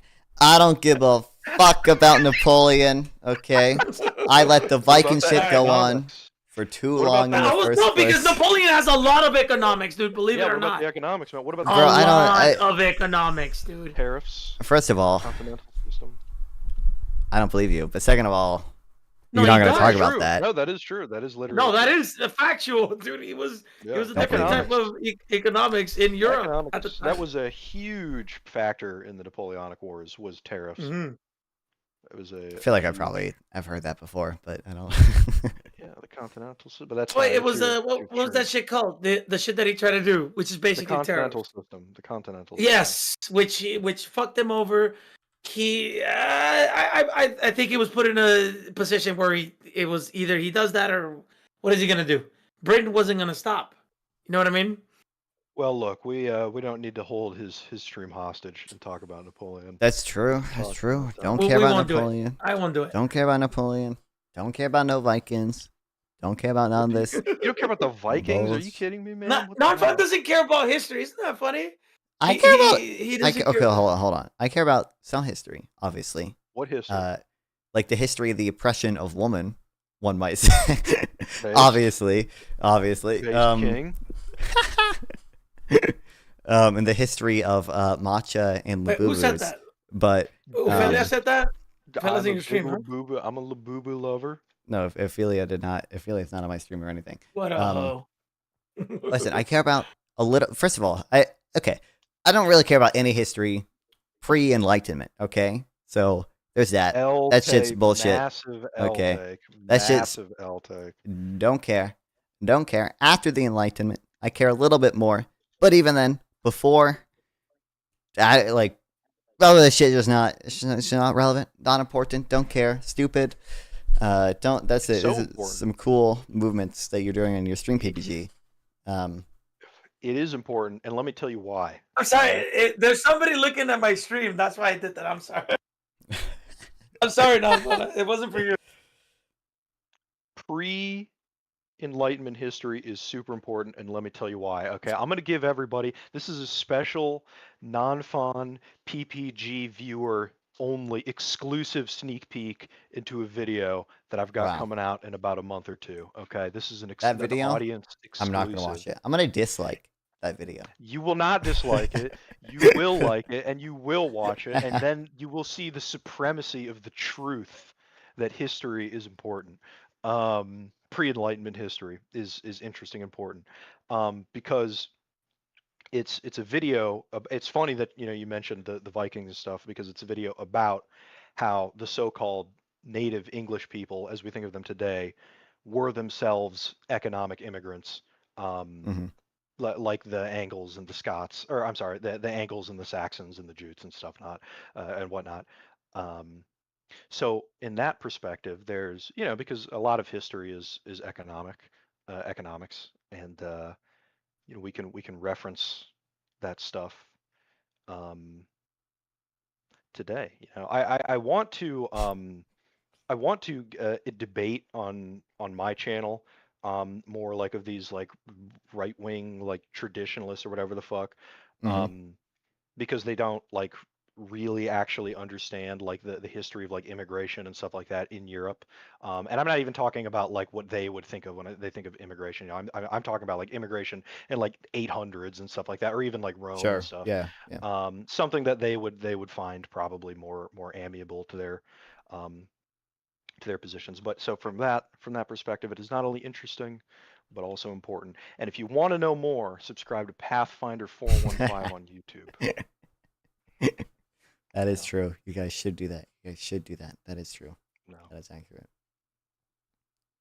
That corresponds to reality. Sorry for kamikazing your stream into my to boring history. Into my realm. Yeah. Boring Viking shit. What the fuck? It's not boring. It's epic. AOC over JD Vance. I don't think anyone is just gonna disagree with you there, DRT. I think that's the easiest. I don't like AOC like that much, but over JD Vance, goddamn, I'll take almost We would anyone. vote for Biden's brain in a fucking jar over I would. JD Vance. I would. Which, in all honesty, would not really be that bad. I mean, that's true. Biden's fucking Joe Biden would have. Joe Biden was a. I'm on the left. I would say that he was the best president since Lyndon Johnson. Aside, if you you have to take away the genocide, dude. I mean, this fucking guy, dude. Like, he could have been reelected as a zombie if he wouldn't have done what he did. I disagree with that. I think his zombie. I do not disagree with me, dude, because he was unpopular. I disagree with the fact that the deciding thing Biden could have been reelected if he didn't do the Gaza genocide stuff. Like, I think that's the genocide is what caused. There was a couple of things that caused Kamala Harris, and one of them was the genocide. I think that was a factor. I don't think that was an outcome determinative factor. Yeah, I don't think far and away the biggest thing was his age. Yeah, I think I think it was his age. Obviously, is what made him drop out and everything. And I think obviously inflation is like probably those are the bigger things that like. Right. He dropped out of his. He dropped because he on that fucking whatever the debate. Well, yeah, because he was too old to debate. Yeah. Yeah, dude. Remember, Nonfun was telling me that he wasn't. Nonfun was taking the Destiny at that time, dude. He was like, "No, it's too late," and I was like, "Bro, he's gonna drop out." Like That's what I felt. I thought it was. Yeah. I thought it was. I think. I don't know. I think it. I don't. I mean, I was in a sense. I'm half vindicated by the fact that Kamala lost, and people really did not. Some people really did not like the coronation of Kamala Harris, right? I mean, I think obviously Biden should have never run for re-election in the first place, but I don't know. Yeah, like, I think. I don't know. It's too bad because he really was an amazing president. I know. I liked him. Still have his head behind me, obviously. Yeah, it was the genocide. It was the genocide that fucked. You think that was outcome determined? You think if that one factor had been different, Biden or Kamala could have won? Really? Yes, Kamala. Yes, 100%. So, man. I'm not even. Look at the district that she lost, dude. Look at the Muslim districts that she lost in Michigan. Dude, so maybe, yeah. So maybe she could have. I agree. One of the biggest ones, dude. I agree. Maybe she could have won Michigan if Biden. No, she could have won Michigan, Wisconsin, and the rest would have been. Wisconsin was the closest one. She definitely would have won Michigan. She only needed to win one more state after that, dude. If she wouldn't have won it, it would have been extremely close. Extremely close. Way closer than what it was, dude. I don't think so. I think obviously, like if she was hardcore anti-Israel, if Biden was too, I think you would also lose some Jewish voters. You would also motivate some people to go out. The Jewish voters are not in strategic areas, man. They're like in New York and shit. They're not really in Muslims. Voters are in strategic areas, Wisconsin and Michigan. I mean, I don't know what the proportion of Jewish voters in I don't know I guess I don't know how large that trade-off is. So I could still see that trade-off working out to be negative probably, or at least not enough to have Kamala win the election. I think it would have been much closer. Do you guys agree with that? Closer, yes. Yeah. Enough for her to win. I don't know about all that. Because it's also, you got to remember that statement in and of itself, what does that mean? To what extent does the stuff in Gaza, how is that dealt with? Because that is also it was more of a optics. You just have to say that you're pro Gaza and you're gonna end the genocide shit. Do I think that she was gonna do that? No. That was. There's no way. Hold on. That would not have been enough. No, I don't think that would have been enough. No, okay. Now you're fucking. You lost. You're crazy. you lost me for sure with that one. Look, man. Nonfun will tell you. I'm not a pro Kamala supporter, but I said obviously she would be way better than Trump. Trump is a fascist.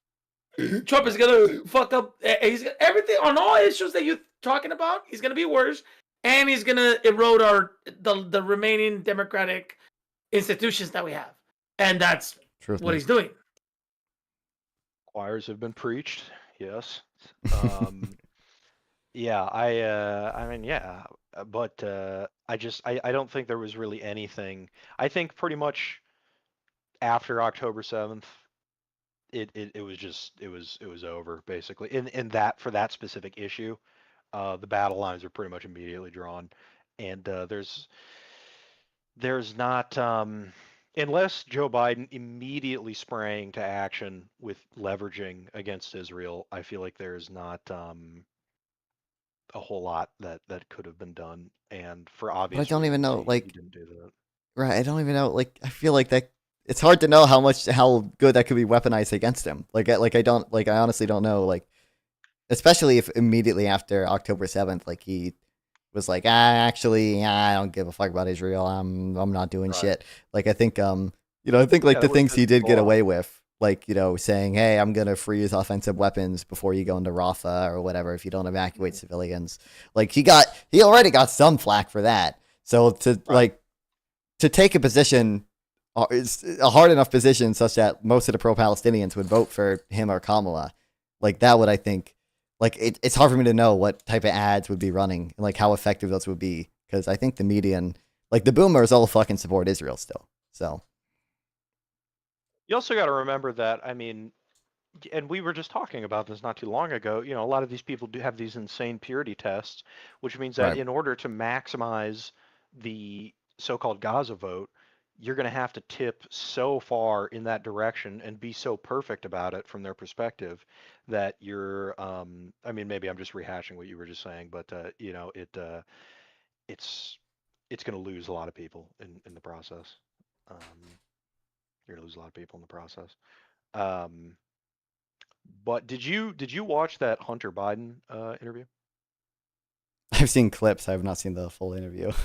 Dude, you gotta watch it. Not only is it hilarious, but it is based. It is fucking based. He's back And on his crack, dude. He's Let's back no, go, on he's my crack. not. goat, No, he's not my back goat. on Yep. crack. He is He's not back on on crack. crack. He is not. I He don't is care a if he is. clean, If he is, he's board based. and we like him, and he needs to be the fucking chair of the DNC. And You know he's mad though, right? If you guys understand politics, you know why he's mad. So American politics. So why is he mad? Why is he mad? Because Trump's doing Well- insane shit. I think that's probably, like, from what I've seen, that seems like. That's one thing, but there's a way bigger. Well, he also feels reason. as though his family was like betrayed. Yes, that's a Right, big one. sure. And Joe Biden, usually this is the way it is, dude. The way it is now, unless we elect AOC in 2028.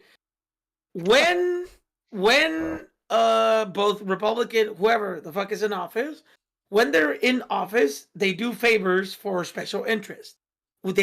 Sometimes they don't even receive money, dude, but they get these. You do it while you're there, and then once you get out, you're gonna be able to do these speeches. You're gonna be able to do these I don't know, man, sweetheart deals with family members, etc. And they will set you up in a corporation somewhere, hundreds of $1 million a year. Don't even get started on the Burisma shit or whatever the fuck. Come on. No, I'm not bringing up that Burisma shit, even though they did do that, but I'm not bringing it up from it exists. I'm not bringing it up that he's corrupt. It's just the way the American system works. He is mad that obviously Joe Biden cannot give speeches after he's president, so people are not paying him, right? The Clintons did that. Hillary Clinton would give fucking $300,000 speeches to fucking bank executives and shit after her husband got out of office. Why? Because he overturned Glass-Steagall. He deregulated the banks. He fucked over the housing. This is way too cynical. This is way too cynical of a take. Bro. No. Oh my God. If you watch that Hunter Biden interview, it is very clear that he is a very good faith actor. It is abundantly clear. If you watch that interview with Hunter Biden and you don't think that his grievances that he has with the Democratic Party are good faith, then you don't know how to read people, man. He clearly feels as though his family was personally betrayed, and that his father did the absolute best that he possibly could for this nation for his entire life, and that the reward for that was being decimated. And I can't say that I necessarily disagree with that assessment. I think that's a totally fair assessment. You think that Joe Biden, the senator of a fucking credit card agency, that was literally his nickname in Connecticut, was doing the best? Come on, man. I like Joe Biden, the president. I really did. I thought he was pro-labor. I thought he did a whole bunch of good shit, dude. I was telling people. I think that politicians make what is it? They Trade-offs. they perform cost benefit analyses on I agree with things that. might not be the most morally righteous things, and I think that they generally believe that the ends justify the means. And while I am Yeah, but skeptical of that's that position, it's not one that I'm entirely unsympathetic for. And again, my claim is that they're acting in good faith, and that absolutely falls into that category.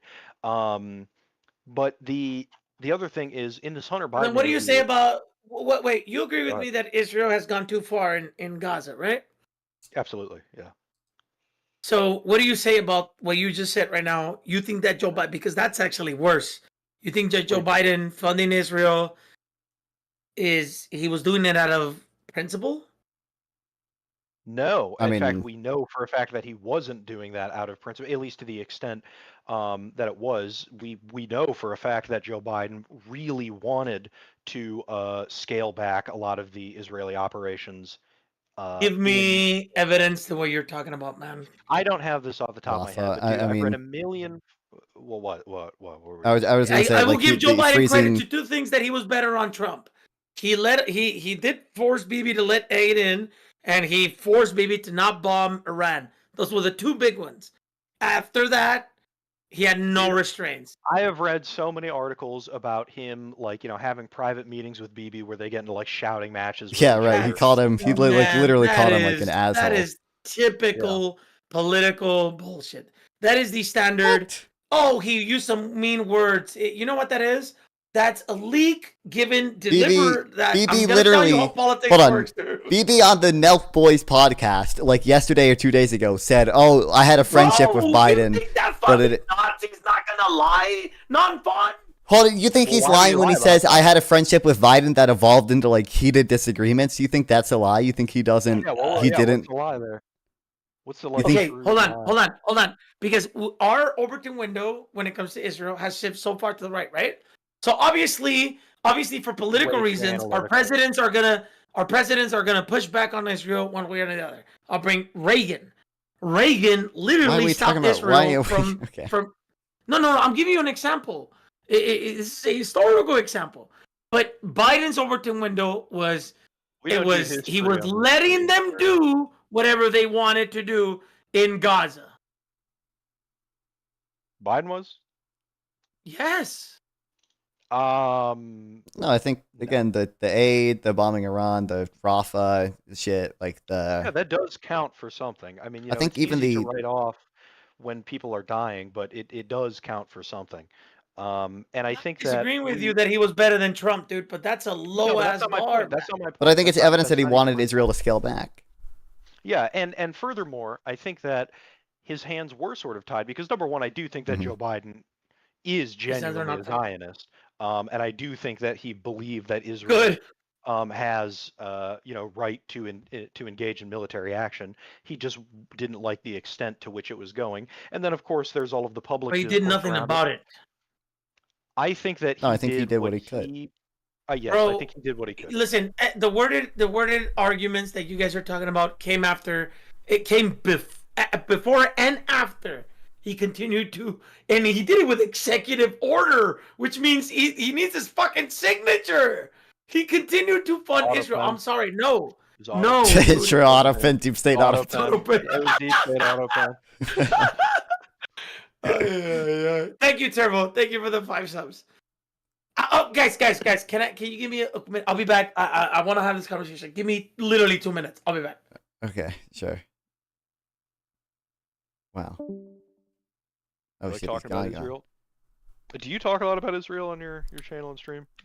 Not that much. I think when I started out initially, I did, but not that much anymore. I don't really follow the war. I think I get the big updates. I get like the new fucking minister put forth the 30-second plan to pack Gazans into an even smaller area, and it's like, okay, let's go, like awesome, like right, but yeah, right.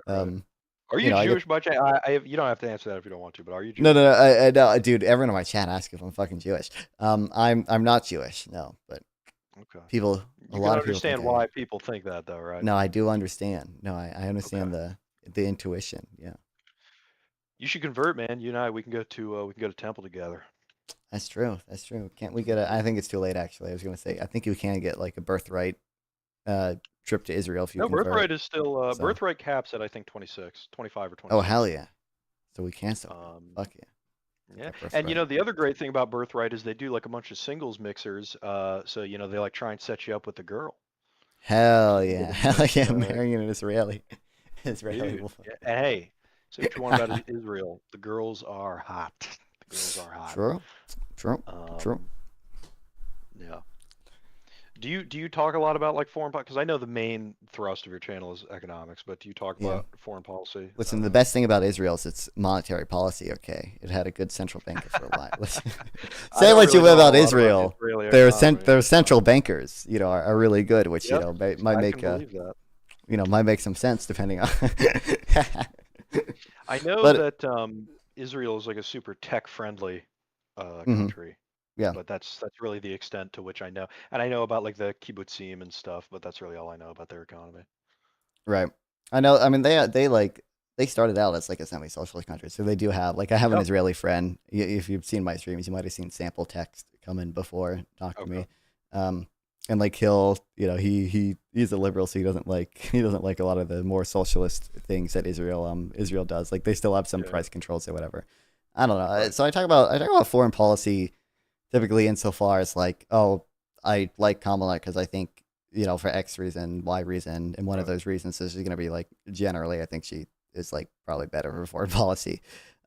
Yes. But I don't, it's not like something I focus on really. It's just, you know. Right.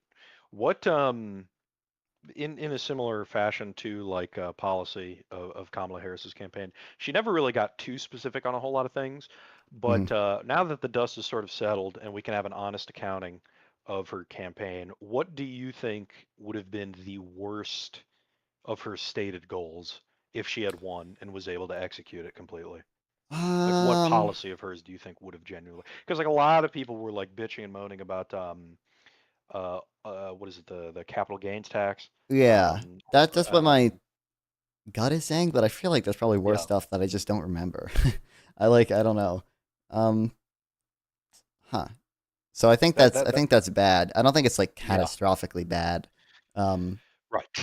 Right. I think it's especially in the face of the other choice. Yeah, obviously if we I think I would choose unrealized capital gains tax over tariffs or over ending Fed independence or over the big beautiful bill. It's like oh my god, dude. Speaking of which, did you see today Mike Lee tweeting out that AI generated fucking oh my god resignation letter of fucking for Jerome Powell? No, but kill me. Dude, yeah, he tweeted out it was supposedly a resignation letter for Jerome Powell that it was like AI, like the seal had like a bunch of fucked up text on it. He deleted it pretty quickly, but he and a few other dipshits like Benny Johnson and shit, you know, posted that. Yeah, that was funny. Here's a question that I have that I was thinking about earlier today. I don't really know a whole lot about like bond market and stuff like that. But and like how an economy handles inflation. But from what I understand, one of the best ways to manage inflation is to sell government bonds to offload or to like exhaust currency that's in circulation, correct? Kinda. So like I mean, it's probably better for. You might be. I might be confused with what you're saying. So like you know, if the government wants to spend money, it can do a few different things. It can raise taxes to spend money. It can print money, or it can borrow money. So obviously, borrowing money is going to be less inflationary than printing money. So like you know, some like MMTers will say like the only reason we actually sell bonds is just to control inflation because you know we could just be printing money, and in fact they'll argue that we do in fact print money for most government spending, and to some extent that's probably true because Elon found the magic money computers, right? Like there are Right. Yes. there are The probably money cases projector. where taxes are not actually funding spending. So to that extent, like obviously Okay. selling I bonds see would what be you're less saying. I see what you're inflationary saying. than printing money. Right. So Okay. Okay. I see what you're saying. As for the U.S. dollar, because that has been, Mhm. as far as I understand, it's been going down in Yeah. value. To what my understanding of like currency and like global reserve currency and stuff like that. Again, I Mhm. have almost certainly far less knowledge in this than you do, but my understanding is, I mean, I know that like the U.S. dollar is the currency because it's like the most stable and we like always pay our debts and like blah blah blah blah blah. Yeah.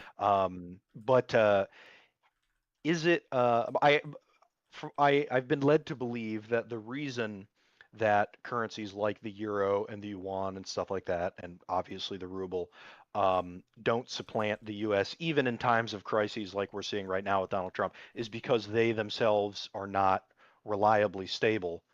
Is that correct? Is that the like operating theory? Basically, being the world Okay. reserve currency is weird because so in large part the world reserve currency is the US dollar simply because Right. other countries or people expect the US dollar to be the world reserve currency. So it's like a Right. self-fulfilling cycle because the US dollar like is the accepted medium of exchange internationally. It means that other like people want to hold US dollars simply because other people Right. hold US dollars. So Right. Right. obviously part of the reason people chose to sort of initially hold US dollars is because we tend to have a more stable economy. Hello? Our shit just tends to be more stable. But I'm rotting my brain. obviously, All right, go ahead. yeah, obviously, Well, so then by now that it's leads kind to of just my a self-fulfilling cycle. well, that leads to my like actual question, What which time is, is this? What do you mean? It's number 5 one, do a.m. you where I think that am. it is theoretically Just about. possible for Trump to damage our currency enough to where there is a serious conversation about replacing it? And number two, why is the euro not something that could replace the US dollar? Because I understand why the ruble couldn't, obviously. I understand Mm. why the rupee couldn't. I understand why the yuan couldn't, or the whatever the currency is renminbi. But the euro, what's the problem with the euro? I don't understand. I mean, right now the problem with the euro is basically like what I mentioned before. The kind of just a self-fulfilling prophecy. So like, I'm Right. not gonna. It's the same But is reason. that Like, the only reason? Because then if no, it's Trump not necessary. fucks things up enough, Right. Wouldn't people want to jump ship? Eventually, yeah. I don't know. Right. I don't know where that line is. So Okay. I doubt. I mean, that's never been crossed historically, has it? I mean, we're Right. So I Right. kind of doubt it would happen, especially because I think Okay. people do overestimate sort of how important the role of the dollar as a reserve currency is. Like it doesn't like I think if I like I'll show some of my notes here. Like a lot of the obviously a lot of dollars are like traded overseas, but like the world reserve currency kind of has two meanings. One is like other countries like central banks like hold dollars or bonds in reserves as kind of a like a either to control their currency's exchange rate against the U.S. dollar, or to damn PBG doesn't like the econ talk, or to it's like a hedge against hyperinflation in their own country. So like if they need to peg their own currency to the U.S. dollar, if they can, they have the assets to do that. But then part of it is also just it like private companies and private people like just wanting to hold U.S. dollars simply because that's the U.S. dollar is sort of the accepted intermediary currency between other currencies. It just means like if I want to buy something from, or someone in Brazil wants to buy something from Spain, typically the person in Brazil will buy U.S. dollars with their money and then use the U.S. dollars to buy Spanish currency instead of just doing it directly. So I don't know, like it's hard for me to imagine Trump messing it up so badly that the euro would take over. I think if there was a currency to take over, you'd probably, I mean, you might see like basically the BRICS nation, except like I think you would see BRICS you might see the people kind of segregate a little bit. So like the BRICS people would all use their currency, and then like the West would use the euro. But I don't know. I think I think people just generally have more confidence in the U.S. I think that's obviously diminishing, but I don't know. I don't know how bad it would have to be. People are being panicans about the dollar. Well, kind of. People like saying like, Trump is gonna like literally, by the end of Trump's term, the dollar is gonna not be the world reserve currency. I think they're probably like panicking. But I think what is good evidence for is just that like people have lost confidence in the U.S. So I think it's like a good thing to point to be like, hey, clearly people are freaking the fuck out right now because of all the uncertainty, and we're like losing this foreign investment. Right. Okay. Interesting. And then, that sort of gets into like the whole Bretton Woods system and the whole post-war economic, consensus. And then we get into history, and then we come into my wheelhouse, and now you see how everything circles back to history. That's true. I wrote I wrote a paper in my last year of college about why it was about like, I guess, economic anxiety, for lack of a better term, that like a lot of people in like specifically the Midwest, like the Rust Belt, had, and why they might be more open to like tariffs,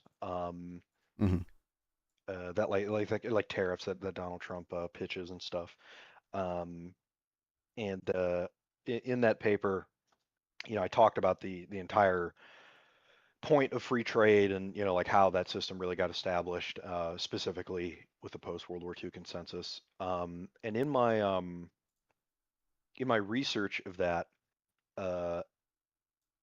it seems to me like people don't understand, or specifically voters don't understand how globalized the economy really is. And I didn't realize that that was something that people didn't like know. Yeah. Like in my research, I was like finding out that people just had this very black, which now, it seems obvious that, people have this black and white view, or at least Trump voters have a black and white view of trade. But I didn't realize until I was like writing that paper that Trump voters like think, okay, if you do tariffs, then we just build everything here. And, the price, it becomes even cheaper because I don't even know what the fucking operating theory of the tariffs are. There is no operating theory for Trump or any of Right. these people. They don't have like a plan or anything. But I always thought that the mantra was like, yes, there will be there are like economic ramifications to this, but that it is ultimately better for us to have like domestic industry and pay the price for that, which now is sort of the copium amongst like MAGA people, right? But in the election, like during the campaign, people were, or at least Trump voters were very convinced that tariffs were going to just, it was like like an economic panacea, Yeah. and that it would it would fix everything. And I wonder, to what I was just saying about how it seems like a lot of specifically Trump voters don't understand how much of like a globalized economy we live in. How do you like bridge that like information gap? Because other than like destroying their lives with like horrible economic decisions, how do you like convince like a MAGA voter who thinks that tariffs bring? I'm sure you've had a lot of debates about this stuff, so maybe you can elucidate me. Right. But like, how does that, how like what is the, how do we work on that? I don't know. I wish I had a good answer. The problem is like you can make things in economics intuitive. Like there's I don't know if you know Brian Kaplan. It's like he has a good post about this, but like people are kind of biased towards like zero sum thinking, right? So like a lot of times it's very hard to like explain like just sort of fundamentally that like trade does not have to be zero sum, and like you can have positive sum trade. But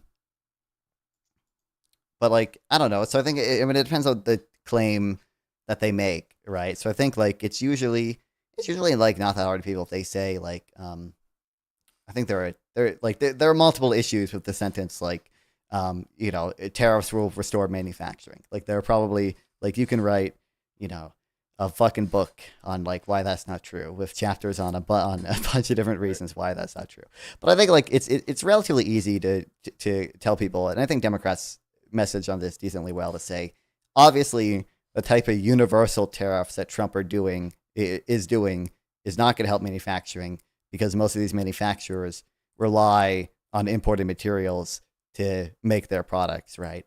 So, and it's very like there's some pretty clear cases. Let me jump in right there because that is sort of striking at what I'm talking about because there are a lot of people who are business owners, at least from my research that I did for my paper, there were a lot of people that were business owners that relied on foreign goods, that knew that they relied on foreign goods, that still supported Trump because of tariffs. And the cognitive dissonance, they literally would say one thing and then the exact contradiction in the next sentence. They would say, I'm a business owner that relies on foreign goods. And then in the exact same breath say, we want President Trump to, do all these tariffs because they're going to strengthen, domestic manufacturing or whatever. How do you, I mean, I understand a part of it is like the whole cult thing, right? Mm-hmm. But how, and maybe you don't have an answer for this, but how do you get people like this to see the obvious economic outcomes of what they're talking about without them having and everybody else having to experience it, because these are people that should know better. They have every reason to know better. They have every they work in they are the first people, they're the front line people that are affected by this, and they don't care. I don't know because it's obviously I think if you're a normal person, like you might be able to be won over by just saying like some evidence, but I don't know, like if you are literally, if you're in the position where you should be able to like just use basic logic and say, hey, actually it would not be good if the government taxed everything I'm using to make my products. Like I don't have a good answer. I think you just have to, I mean, you have to find ways to like make things more salient. So like that's why Democrats focus so much. Alcatraz. Yeah, I mean that's true actually. The re-education, we need re-education camps, right? But I think I don't know, I think you have to try to message on things that are very, very salient. So like people don't like inflation, they don't like rising prices, so that's why Democrats message so hard on tariffs are inflationary or whatever, even though like that's the word inflationary is a funny word to use there because depending on your definition of inflation, they're not inflationary. Right. But then, yeah, I've heard fucking people. I see this fucking semantic shit so much, pissing me off. That like, well, technically, inflation isn't inflationary because you're not printing more money, and it's like, kill yourself, okay? It's obviously not. It's not what voters understand inflation to mean, obviously. Right. So it's like, right. It's inflation for all intents and purposes. Inflation is more expensive. Thing more expensive. Right. Yeah. So I don't know. I think you have to try to find ways to message on salient things, but I don't know how to, like, that's never going to be 100% effective. You're always going to have people who are too far into the MAGA cult for them to see through it or whatever. But right. And how many of them? It's the last thing I'm going to say before I hop off. How many of them do you think, in your personal estimation, will end up actually jumping ship as tariffs continue to make life more expensive? Nothing. None. Epstein, yes. No, tariffs, nothing, man. I think they will hop off the Medicare, the Medicaid shit. Yes, tariffs, no, man. Mega people cannot connect that with their brains, dude. That's very minimal. Get more expensive. I don't know. Could be wrong. MAGA, I don't think MAGA is going to care. But people who just kind of voted for Trump because they didn't like inflation under Biden, I think a lot of those people are going to care, right? Like I think. Well, no, for sure. I mean, that's the foregone conclusion. But like, you don't think there's any MAGA people that are going to jump ship over the prices? I think there will be some, but I think it's but not a substantial amount. That many. Well, let me ask you a question, Pathfinder. Do you think more people are gonna jump? And when I say jump ship, all we need them to do is just not vote, right? To say it's rigged. Right. Fuck the Republicans, fuck the Democrats. That's basically jumping ship. Right. You think which one do you think? Obviously, it's the Epstein one, dude. That is for sure. That's the for more 100%, and it's so fucking stupid, right? Yeah, to say this shit. The dumbest outcome is always the most likely outcome, specifically when it comes to Republicans. Exactly.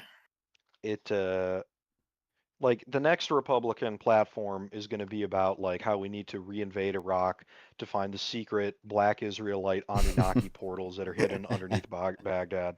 But so yeah, whatever the dumbest fucking outcome is going to be the one. And you know, it's fitting that the Epstein conspiracy is how MAGA dies. You know, I don't think it's gonna die. I think it's gonna be chipped away at very heavily. I think this is it might cause his death.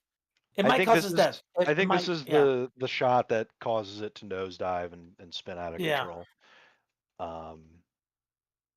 And you know, it's ironic because it's like it's a golem. You know, you created a monster that got out of your hands. Wait, hold on. Wait, one last fucking question from me. You think that Epstein killed himself? I don't know. I really have no idea. If you had to give an opinion, do you think it was like a deep state hit, or he actually legitimately killed himself?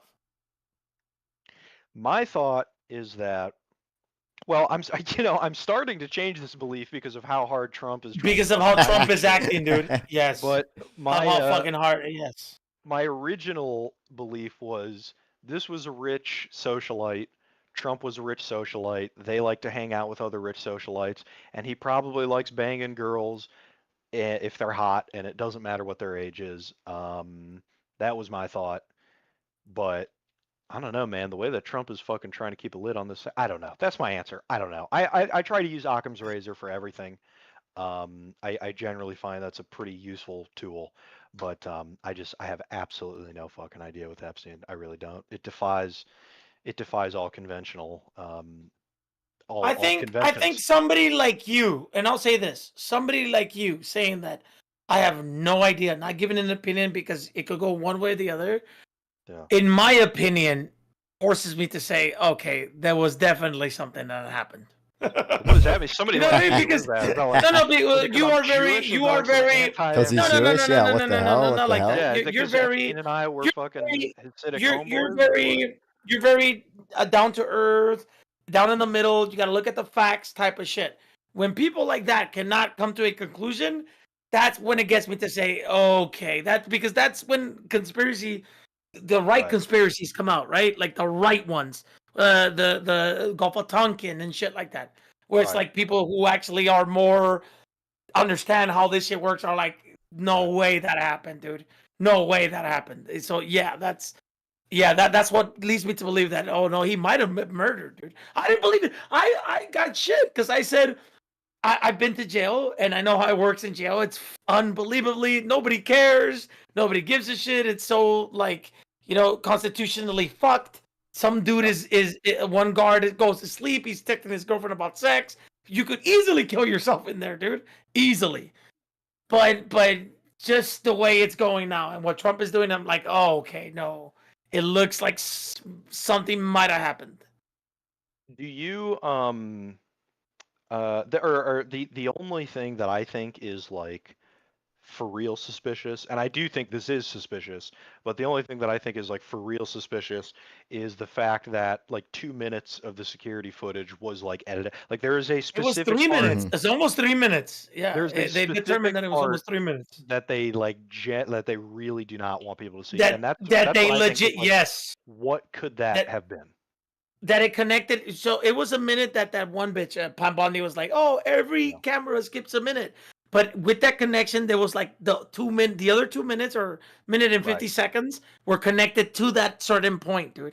So Well, the that metadata is was like scanned, and it was like proved that it was like edited in Adobe Premiere. Yeah, It was, yeah, like, the put metadata. together. Yeah. Yeah. I don't know, Nonfon, what do you think? What do you think about the Epstein? Did he kill himself or what? I don't know. What's the truth? Give us the truth. The truth. Yeah, I don't know. I mean, I'm basically at your opinion. Like, I really just don't know. Like, I've never looked into it, like, at all. Like, I don't care about Epstein beyond it just kind of being funny to watch MAGA collapse. He was a financier. What do you mean? He was right. He would have been in this fucking VC if he was alive. That's true, actually. That's true. Well, actually, I don't know if I want that to be true.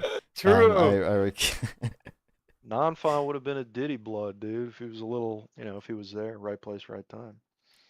I mean, I don't know. I think it's like my natural intuition is just that like it's more likely that there's not like some conspiracy than it is that there is a conspiracy.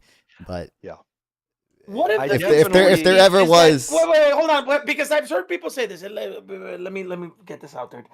What if the conspiracy isn't such a conspiracy as in to save rich people from any type of like white collar crime? Because in America, we know that white collar crime does not get prosecuted to a way lesser extent, right, than blue collar crime, right?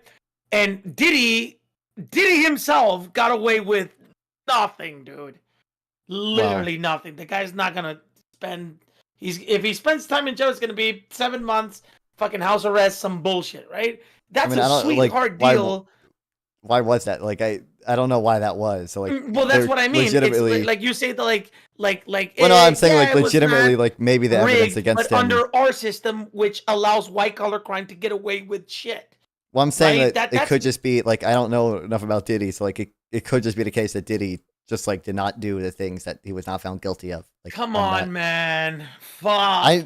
Maybe I'm wrong. I've never looked into the Diddy case, so like I don't know, but like free Diddy. Yeah, what I definitely don't think was going on was some like eyes wide shut type shit. I definitely don't think that was happening with Epstein. But I'm in the middle of that. I think it's just more likely that all these people are rich, all these people are powerful, and rich and powerful people like to a witness list for Diddy. Is that really all they need? They like to be in each other's company.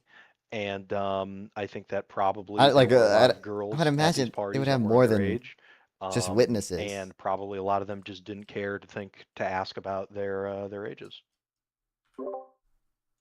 That's my thought. I agree with that. No, and especially in the 80s and 90s, but yeah, it was the 80s, man. It's not Everybody was doing it. Yeah, but it does not absolve them of pedophilia, for sure. right? No, like, for sure. For sure. Yeah. Definitely. And I mean, obviously, if Trump did do that stuff, that is. Well, ironically, that's actually probably one of the least bad things that he's done in his second term. But pedophilia is bad, but also fascism is horrible. Yeah, I would say that. If we just want to be pure utilitarians, the USAID cuts. I was gonna say, like, just mathematically, I think technically that would happen. That is one of the worst things that has ever been done in history. Oh my God. Look, I'm not even going to have this debate with you guys. I would love to debate this another time, Pathfinder. It sounds like you want to go.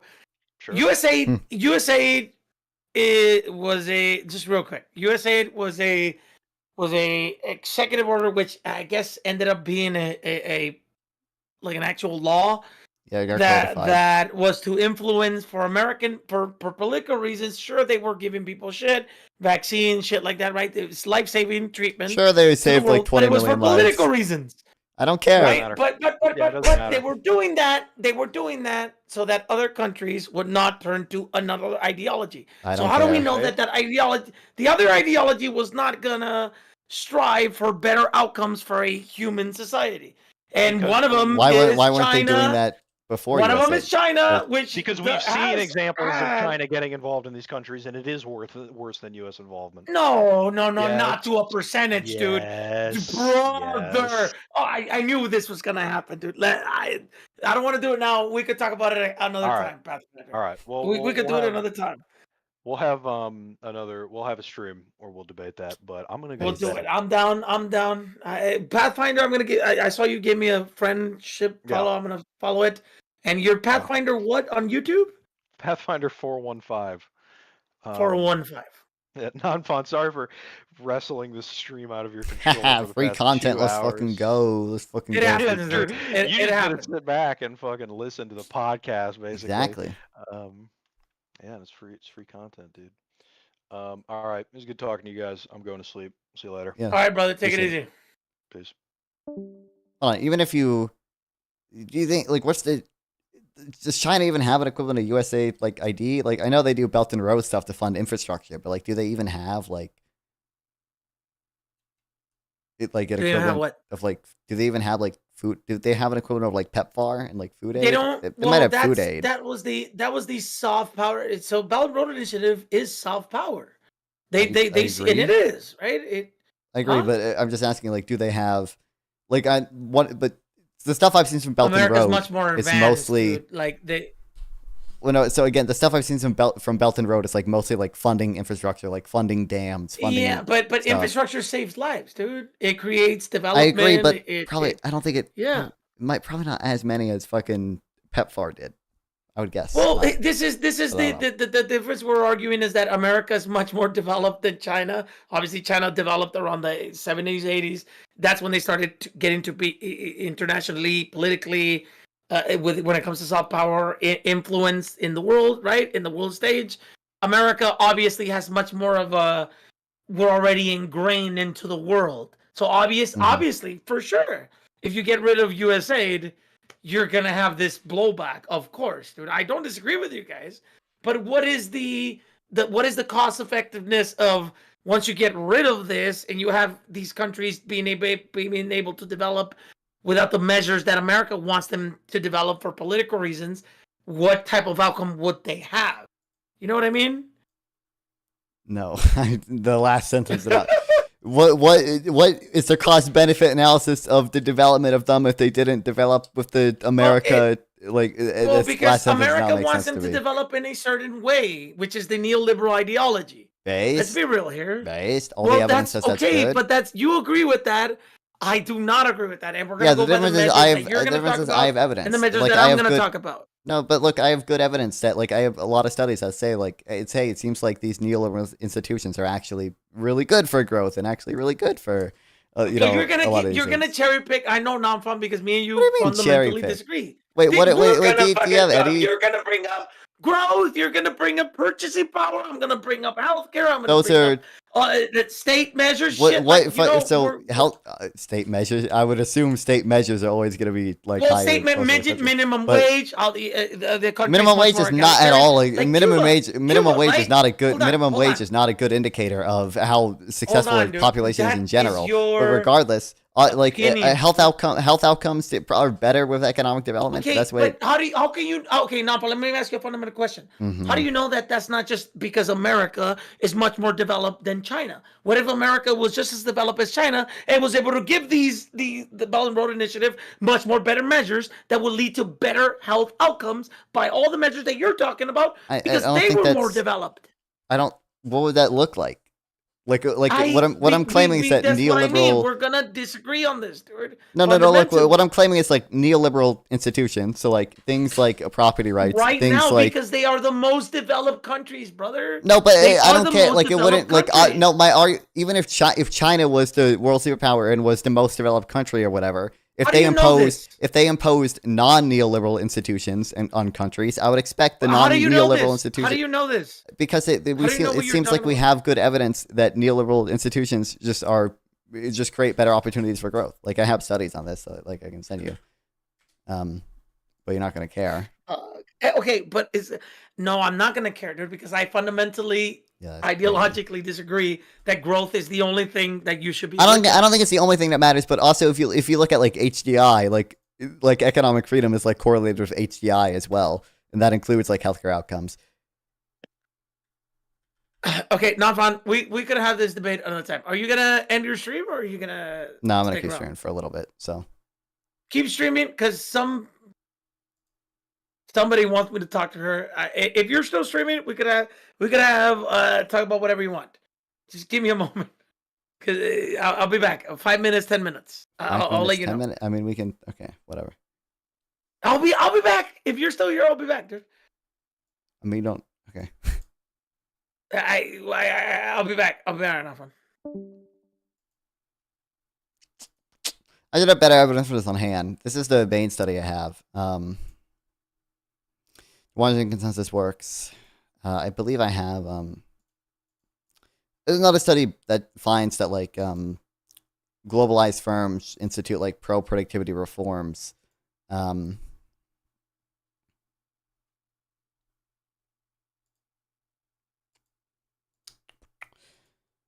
I don't know. I should have more. I should have more evidence on hand. I think I have.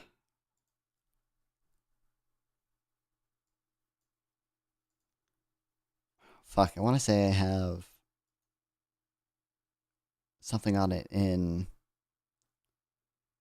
like the Out of Poverty book, but I actually some of the stuff might not be updated. I would argue that the economy is faulty. Well, obviously, I think the strict like neoliberal versus socialist dichotomy is like not a like I don't know how useful like that strict of an economy is, but Pop Internationalism probably has some stuff. I know this has some stuff, but also I think it uses like the Economic Freedom Index, and I think that's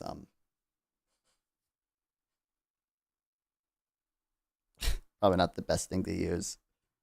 I'm sure if I just look up like Cato, I'm sure if I confirmation bias Cato Institute fucking growth by economic freedom or whatever, there'd be some articles I could come up with, but I don't know.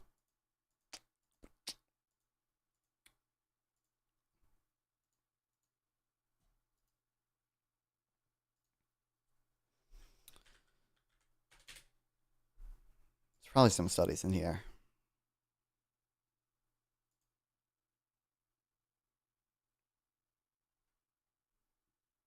Economic freedom corresponds with a wide variety of positive outcomes with almost no negative trade-offs. Meta-analysis of 45 studies finds a direct positive association between economic and growth. Overwhelming support for the notion of privatization brings about a significant increase in profitability, real output, efficiency. Privatized company, it appears to improve performance of performance measured in many different ways in different countries. Market-oriented institutions and policies are strongly related to economic growth. Eliminating existing developed world tariffs would increase GDP. I'm going to think people agree with that. I don't think he cares. Economic institutions encouraging economic growth, emergent political institutions. That makes sense. Increases in physical and human capital lead to output growth with good institutions. NAFTA has had a relatively small relative effect. IMF loans, positive impact on economic growth.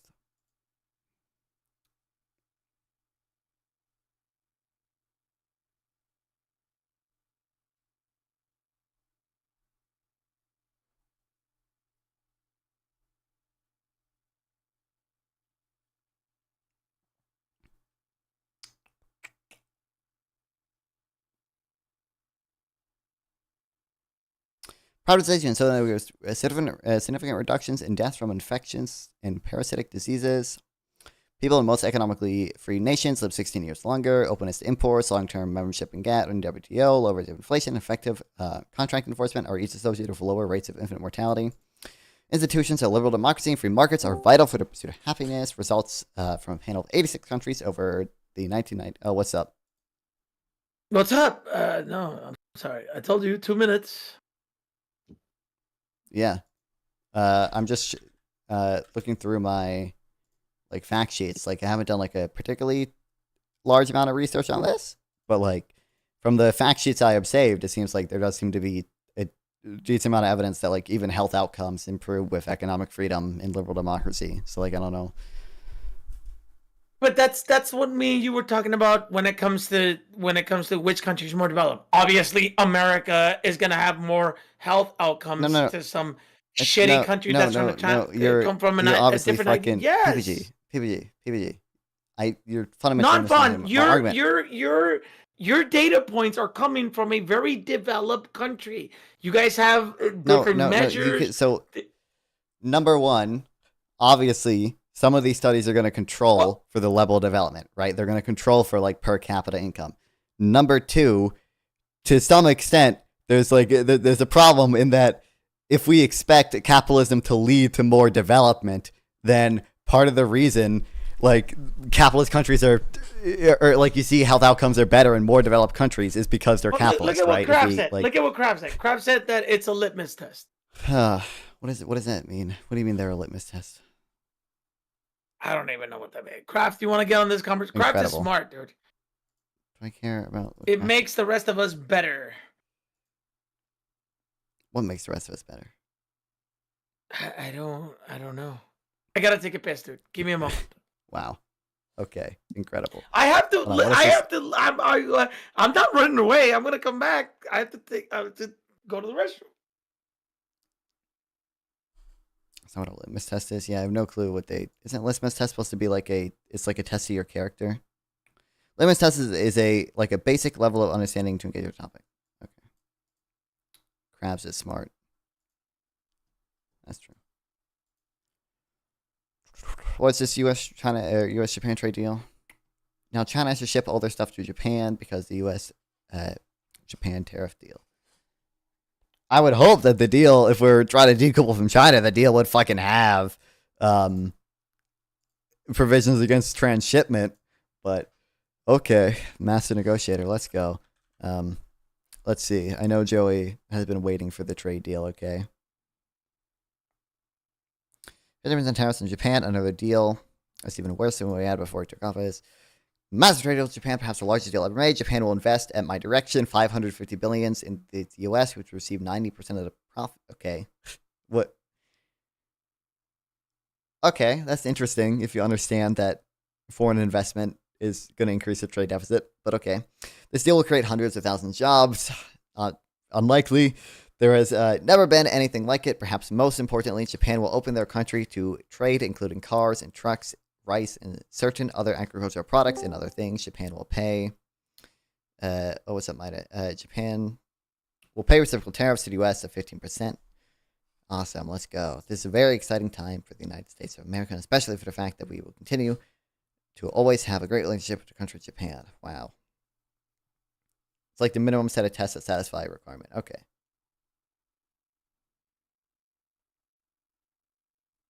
So, I did a 1v1 debate What up, Nida? discussion with Admiral Gibbs earlier tonight, and a lot of How'd it leftists go? were very upset with me for a statement that I made. Okay. What was it? And First of I all, what did wanted you guys your talk guys' about? Take on it. Give us your take. International politics involving the United States and Iran. Okay. So what was the? We were talking with this. What was Gibbs' side? Gibbs. Well, I'll give you his side and I'll give you my side, right? So we were talking about. No, we'll get to it today. Don't worry, Bob. Specifically, like Russian and Chinese influence throughout the Middle East and Africa. We'll get to it. And by extension of that, like how the United States planned to undermine China and Russia's expansion throughout the Middle East and Africa of influence, and how we would go about doing this. He proposed that it ought to be like manifest destiny, where it like we do, might to enact our will upon all of these other countries. I disagreed with this idea.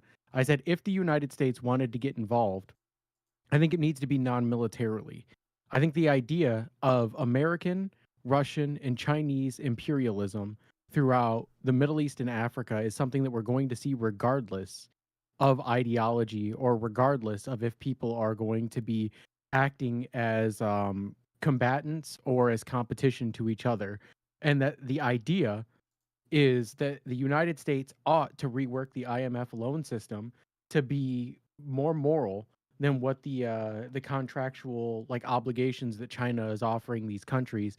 So that way we can ensure influence within the hemisphere while simultaneously providing better outcomes for the countries in question.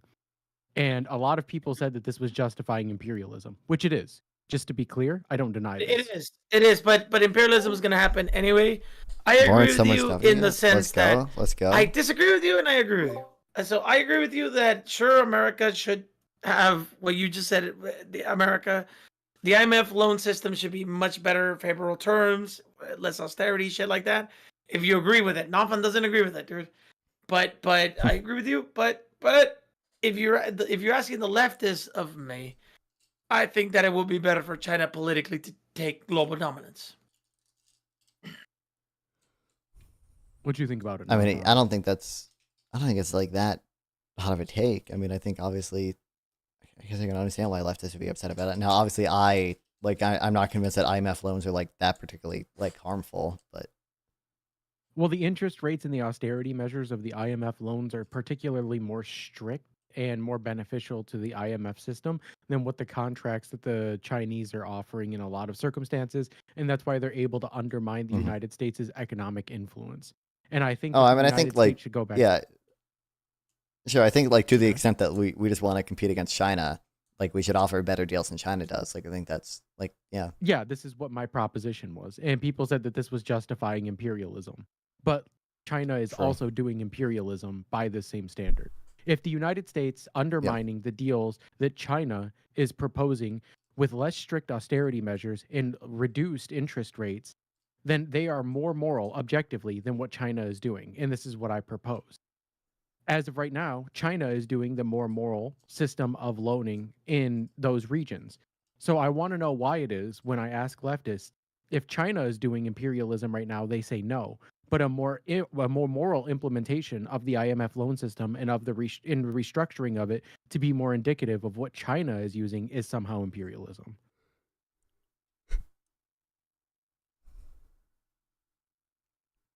I mean, I think some leftists would just say like it's not even possible to be imperialist if you're not the world hegemon. Like they'll just say like whoever is in power. I don't is care like, about what those type of people have to say. But I don't know. I think a lot of them, Yeah, like who says PPG, that? even I would probably say like their interests are just like different. Like, oh, China's not actually interested in being imperialist. They're very clearly trying to help these. But what if you help these okay? countries. But you say you're a Keynesian, right? You know that Keynes advocated for like a global Okay, so a I don't global know. currency that wasn't aligned by through the state. That's what China believes, dude. Like China has talked about it. Wow. That's fine. And I mean, like, again, I don't have to agree with everything that Keynes proposes. Like, I would assume that a lot of people, like, you're a Marxist, Yeah, but right, that's PPG? that. But okay, no, hold on. But that's Well, no, hold on. fundamentally Like, I against just the want to United show you an States, example right? because you say You guys I'm know a that, right? Keynesianist. Like, you say I'm a Keynesianist. No, I and then said you that gave about me... non-fund. But Well, I'm a Keynesianist as well. But, like, Well, I was obviously, say basically the wouldn't same agree. thing. Yeah, I wouldn't That might agree have with said the like sentiment obviously I that was don't agree proposed. with everything. Yeah, I don't agree with the sentiment proposed by Keynes despite being a Keynesianist. So, like, you're a Marxist, right, PPG? Or at least you say you are. I never Do you said I was a agree? Marxist.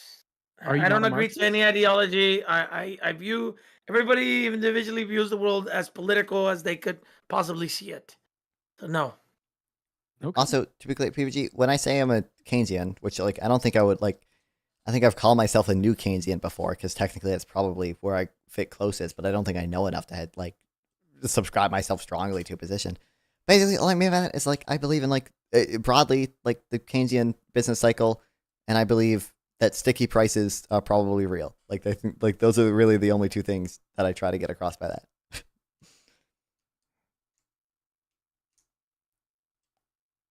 Yeah, like sticky prices. Can you wait? What is sticky prices again?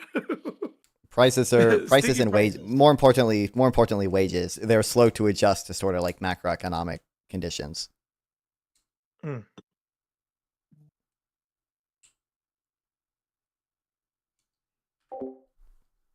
I mean, the business cycle is driven by animal spirits. That's what I'm trying to get across, Bob Marley. That that the investment decisions are what matter. Obviously, like the animal spirit. That's what I'm trying to get across. But anyways, what I Hello? was saying, Basically, that demand-driven like, recessions this are is the a thing. right? Like that's what I'm. I think that just because I fall in line heavily with some of the ideological belief of Keynes doesn't mean that I have to like believe everything that Keynes said to be true or hold it as gospel.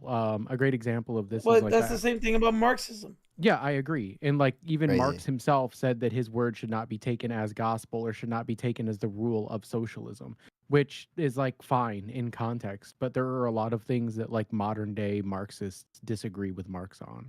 And I think that it's no different with other like political ideologues, especially people like Keynes.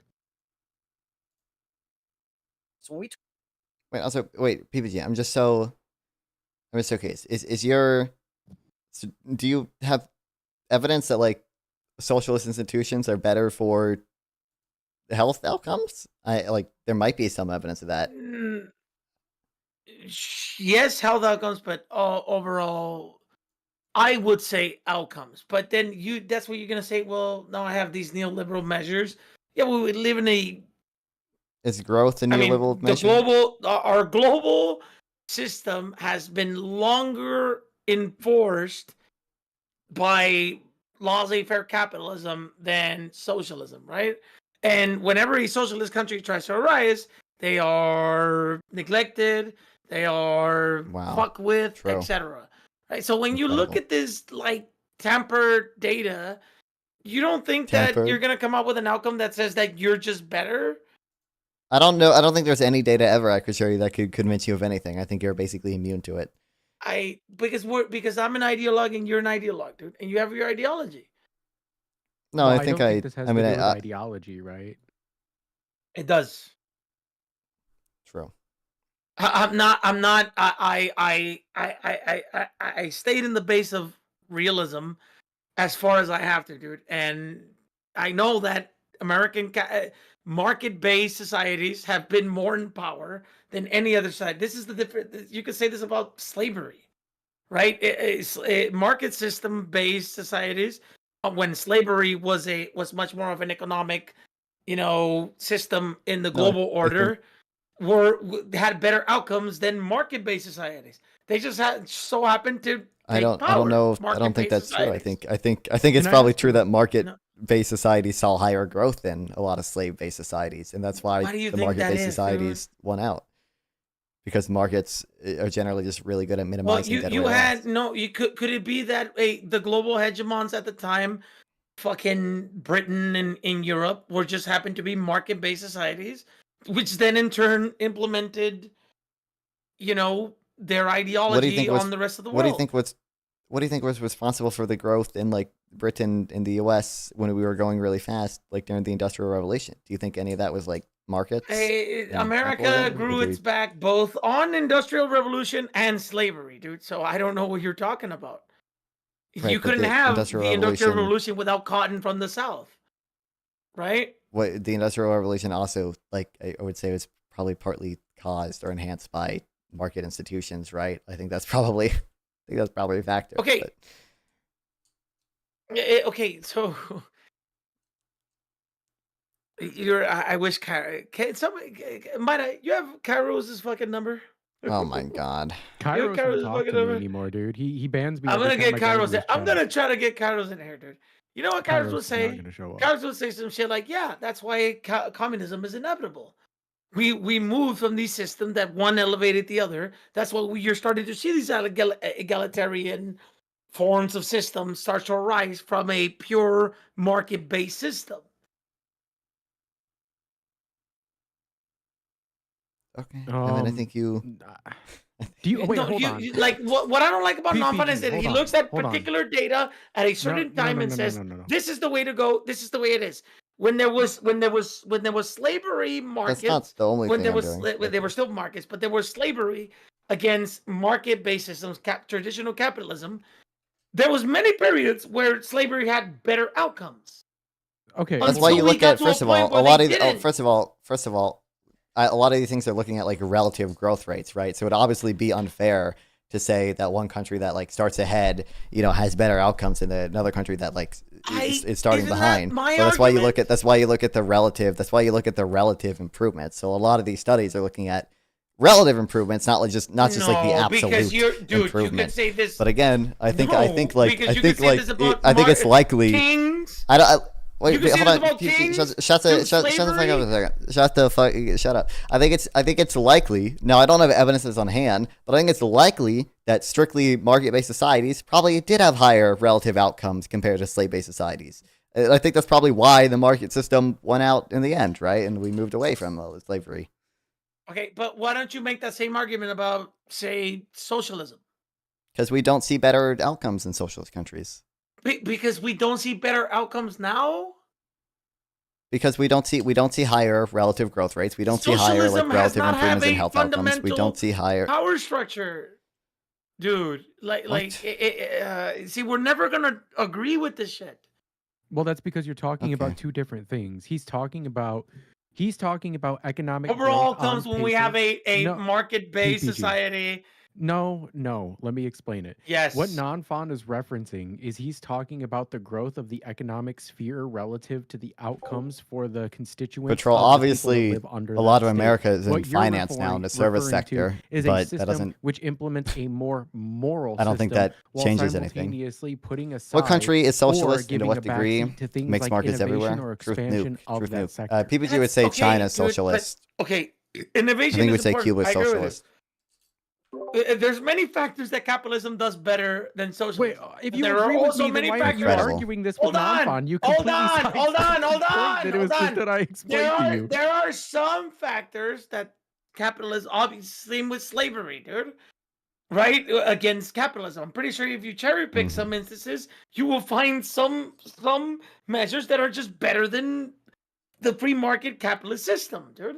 But that's what Non-Fun is doing, and you have a much more ingrained society. Through many measures, did our political system change? You had uprisings, you had anti-slavery movements, etc. Dude, you had democratic in Britain.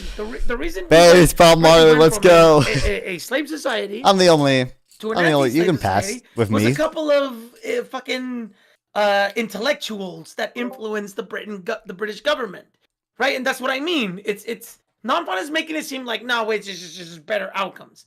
No, there are many factors that implement to what you're talking about, dude. My claim is that generally we see things like economic liberalization, things like trade liberalization, things like free market institutions, things like a protection of property rights, tends to lead countries to have better health outcomes, better growth rates, lower poverty, things like that. That's my claim. I don't see any evidence you've really presented to the opposite. You just kind of say, actually, I think it's complicated because. What is the again, dude? See, this is like the problem with fucking Non-Fun, dude. Where am I gonna get this fucking evidence? True. Dude? Go to a fucking no. Wait, hold on. Go to a non. Right, there's evidence that refutes that minimum wage does not cause economic harm. It costs benefit when you increase the minimum wage, and then you argue different because there's other studies, right? So where am I gonna go and get this fucking study that socialism has better outcomes? I gotta go to China. I gotta go to China, dude. No, I mean, there is actually one study. There is actually one study that you could cite, but it's a pretty flawed study. I was actually going to bring this up. Bring it up. Okay, so I'm not going to bring up the specific study. I'm going to ask instead, I'm going to give you a little bit of a hypothetical. There's so many factors that intertwine with what we're talking about. Is my fucking point, dude. Okay, PPG, I understand. What I'm saying is, let me ask you this, PPG. Do you think that despite there being economic studies that show in some specific, even while niche fields, they have provided better outcomes in regards to their capitalist counterparts in socialist countries in regards to innovating certain sectors of the economy, while generally speaking falling behind them in terms of average outcomes? This is the problem with us. You see what it's like? This is where I don't agree with this right now, but this is where people will tell you, well, why have an economy? Why can't we just be a full-blown egalitarian society? Wow. Do you think the profit drives innovation? No, you see what I mean? You see what I mean? Like, look at the factors that you guys are talking about and say, well, when it comes to our neoliberal outlook or market-based outlook on society the way it is now, well, this is the better outcomes. Well, no shit, dude. Well, okay, no. PPG, I think you're misunderstanding. I don't think you understand our claim at all. Yeah. So I think you're misunderstanding PPG. So let me elaborate a little bit. What we're specifically talking about is using a market economy to be able to Bob Marley economic W. Second Bob Marley W hit the tower. What the fuck? Example to like let's get a fucking twerk break for that one. Benefits that are given to the constituents. When we're talking about this, just we're talking about forehead. the fact it's that it obvious. seems that generally capitalists Why can't we just not have the economy? Have a system in which profit is incentivized to drive innovation. And this is why I asked you the crux of the argument. Do you think that profit drives innovation or no? Fundamentally structured economy with a political outlook which prioritizes profit.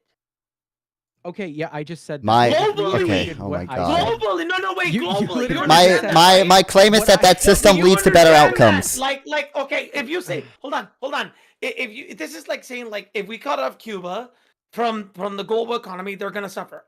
Obviously, and obviously some fucking commune. I mean, well, hold on. by Here's the itself thing, PPG, though. somewhere PPG, is gonna PPG, have PPG, worse right? outcomes PPG, by PPG, all shut the fuck up, measures shut the because fuck up, you cut PPG. it Here's the off. thing, PPG, PPG. I can send you a synthetic control paper that shows the primary reason Cuba is not, lacks development or whatever is not because of the embargo, but because of the socialist institutions. Do you care at all remotely that there's a Send me synthetic that control fucking paper? dude. Please send me that Sure. paper, please. Please go ahead. Wait. You think okay? So wouldn't it be to the cost benefit effect of the American capitalist system to lift the embargo and let this this rival ideology fail, so that they can turn the people and say, look at your lives, dude. You guys are horrible. Why would you keep the embargo in Cuba? Well, we want to keep the embargo on Cuba for mostly like political reasons, right? We don't want it's. What do you think that is, dude? I just said it's like political. We don't like Cuba. We want them to change before we integrate them into the global economy. So wouldn't it be listen to the study that you're bringing up, dude? Wouldn't it be the cost benefit of the capitalist political system in America to lift the embargo and let this ideology have worse health by all metrics of what you're talking about? Fail. Wait, PPG, what do you think my claim? Wait, PPG, what do you think my claim is? What do you think my claim is? Your claim is Cuba has now dog shit. How can you measure this, dude? What is your luring neoliberal institution telling us that Cuba has worse outcomes because of their ideology? I'm sorry, I'm not gonna believe that. You're not gonna. I simply don't believe it. Okay, my claim is that the reason Cuba lacks growth is not that primarily it's simply, I don't believe because it's that you're obviously going to be biased. Okay, what? How am I? I'm citing a paper here. Like I'm like not you, the study, dude. The study. Okay, that's true. Wait, what do you haven't even looked at the study? Which, to be fair, I haven't read the whole study, but Okay, if I read the whole study, it's gonna say shit that's gonna be cherry picked. It's gonna say, well, look at this, look at that. Oh, it was because of this and innovation. I bet. A very new because the study's coming from a fucking market-based society. Fucking so Eddie, so there's no study I could ever send you from a market-based society that would. So there's no evidence I could ever send you from anything in a. Listen to me. It's pick and choose, okay? Pick and choose, okay? So you're talking to a left winger, dude. If you have, I'm sorry, I don't know how to tell you this shit. If you have a study like the study that I told you, the Nobel Prize study, $15 minimum wage study, the minimum wage study, obviously I'm gonna say, well, that has actually that's actually the only minimum wage study that matters, and none of the other ones that shows that reduced employment matter, right? Well, there you go. You're making my fucking point. You're making my point for me, dude. You're not gonna believe that fucking study. You don't believe it. You don't believe it, do you? Right? What, you don't David, believe it. The Card-Kruger Nobel Prize study. Yes. I think I'm not convinced one way or the other in Card-Kruger specifically, but I think there's mixed evidence for the minimum wage. So like I'm not totally anti minimum wage because the evidence so you evidence don't for it is believe mixed. Great. What do you mean I don't believe it? I like I said, I'm not sold one way or the other. I've seen critiques of it, but I like there were responses to the critiques. I've not really read the responses to the critiques, so I don't know to what extent I believe in Card-Kruger specifically, but I do believe that there is decent evidence out there that sometimes the minimum wage does not increase unemployment. But I also believe there's good evidence out there that in some cases the minimum wage does increase unemployment. We just saw in California, there was a study that came out that showed that the fast food worker minimum wage increase probably led to about 18,000 jobs being lost. Like, I think that's, Yeah, but higher wages, which then in turn has cost effect for what? Wow, that's crazy. I never considered that. We're disputing whether or not minimum wage has effect on unemployment, and then you just switch to another benefit. How am I picking and choosing? What if those? I just cherry pick the shit that you like to cherry pick. I'm not. How am I cherry picking? What? Well, in California, what is the problem? Affordability, right? If you have higher wages, you can pay your rent better. What if this gave people? Wait, what? What the fuck are you talking about, PPG? No, we were disputing. Hold on, PPG. This is what. No, you're not at all. We were talking about whether we were talking about whether evidence from a market-based society is valuable, and you said, well, I could find. I do think some evidence is valuable because this study said that minimum wage didn't increase unemployment. What's and then I said, you gave me this is what we're never gonna agree. This is your fundamental ideology, not fun. Mm-hmm. We're just gonna disagree. Okay, but you don't have a disagreement based on anything. I believe that we can have a different economic system that does not have to be this way. Fundamentally, that would be much more. Why the fuck? Why are we pivoting to that? Why are we pivoting to that? No, you're pivoting to this I'm giving too. you the overall outlook of what I'm saying, and you're bringing up these studies in a neoliberal developed oh my god, global order that is gonna bring up your studies, dude. Okay, what do you think my claim is about minimum wage and unemployment? I don't know. You said that there was 18,000. You said that in California, minimum wage workers. Minimum wage. We passed that law, and we had unemployment of 18,000. But there's evidence to show that people were just leaving out of the state. So how you not determine that? What? My overall claim about this specific thing is that there's mixed evidence about the effect on minimum wage and unemployment, and I don't have a super strong position on it because, like I said, I haven't read Kruger. I haven't read the response to it. I haven't read the responses to the responses to it. Right? So, like, I'm not sold one way or the other. We're gonna go on forever for the rest of our lives. No, but here's the fundamental thing. It's like, for whatever reason, you, despite definitely not having read Kruger or the responses to it or the responses to the responses, somehow have a strong opinion on it just because it won a Nobel Prize or whatever, or its authors did. My opinion, dude. You want to hear my opinion? I think that you impose your ideology in the society, and you obviously prop it up by all measures. And there are many measures that you could use and that I could use. What measure do you want to use? That's how society works. What data do you want to use? What data am I going to get in the United States, non-fun? I'm just, if we're trying to determine whether or not, Cuba has better outcomes because it's socialist or not, what data should we look at? Cuba has a less mortality rate than America. Like infant mortality? Yes, and higher life expectancy. So part of the reason they seem to have less medical debt. So part of the less medical debt. They probably have less medical debt. I believe that. But so part of the reason that they have lower infant mortality is probably because their statistics are not the most accurate thing. So there does seem to be evidence that listen to what you're saying. You're making the same fucking argument I'm making, which is always bullshit. Don't worry about it. How am I? So you okay? How am I making the same argument you're making? What do you mean? Your argument is that their statistics are not that accurate because of blah blah blah. Okay, says you. I have evidence for that. Do you have evidence that the paper I cited was misleading? What is the fucking evidence? Do some neoliberal okay. Telling you that. True. So I linked you. So I admit it. I'm not super well on this topic, but I linked two things. I linked one. There's a fact sheet I linked to you that has a lot of collects a lot of different studies about the effects of capitalism on growth. Two, I linked specifically the paper about Cuba. I linked a Twitter thread by it from its author, from one of its co-authors. And then there's another. I haven't linked this to you yet, but there's another study I can cite that looks at the effects of the so-called Washington consensus on growth as well, and these all seem to have positive outcomes. So, literacy rate. You know what happened in Kraft? You know what happened in 2002? America started cracking. Bush started cracking down, and there's videos of him doing it. And policy. Bush started cracking down harder on Cuba. They were actually going to lift the embargo. If Al Gore would have won the election, Guess what? Wait, the study doesn't even look. The study looks at Cuba. The study, I believe, looks at Cuba from 1960 to 1980, before any of these changes with Bush. So. Yeah. Okay. Well, between that time period, literacy rate, hospital beds per citizen, purchasing power, social safety net, life expectancy. I'm not convinced. Cuba was fucking smoking the United States. Well, so you're I'm not convinced. convinced. So You're one, never gonna be no. convinced. Can I finish? non-blind. Can I finish my? You don't. Okay. So one, I'm not convinced those wouldn't have gone up more if they had capitalist institutions. Like we do just generally see, like I said, What health argument outcomes. is this?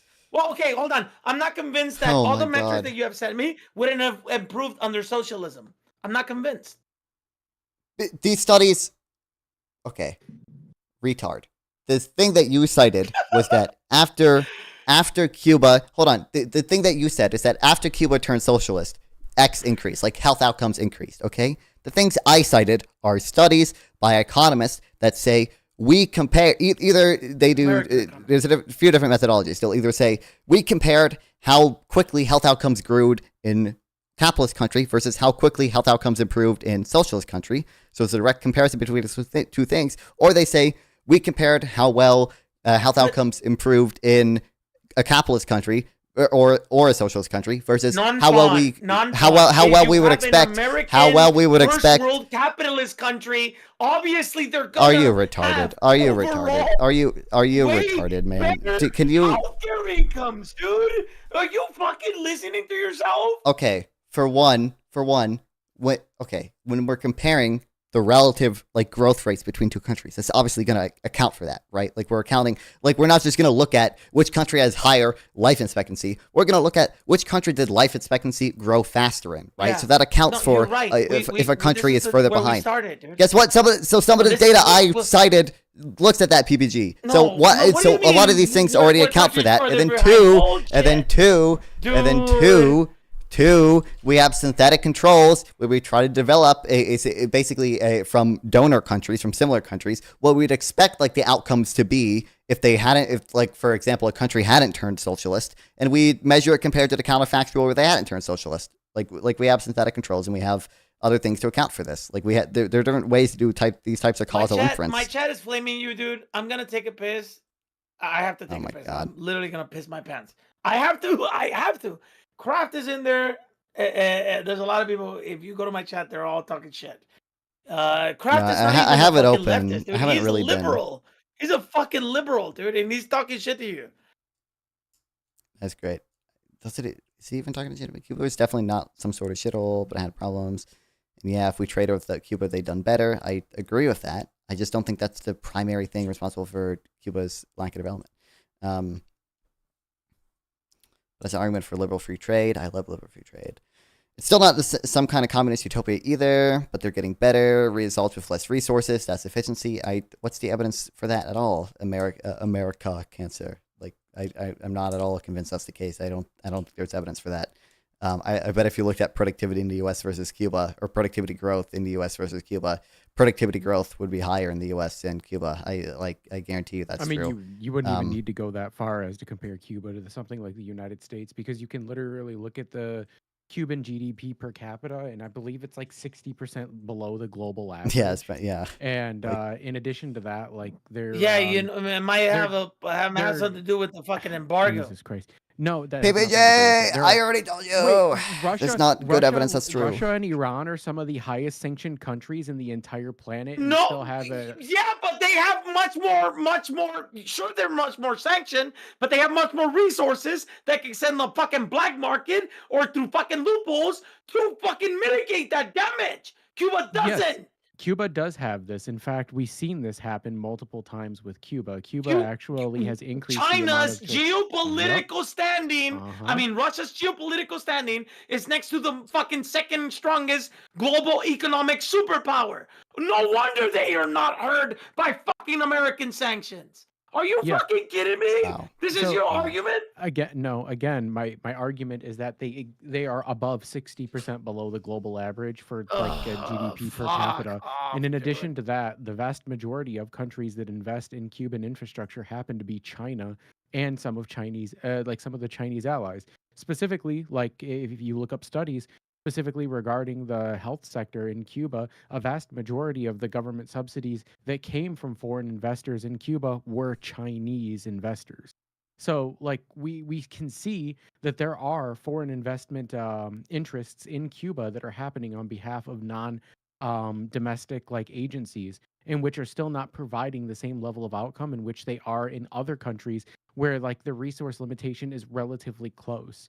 I'm sure, and I could probably look this up. I don't know it off the top of my head, but I'm sure you could find a country that has a relative, like to Cuba, relatively close import and export as well as GDP for their economic status, and simultaneously be above the per capita GDP by Cuba drastically.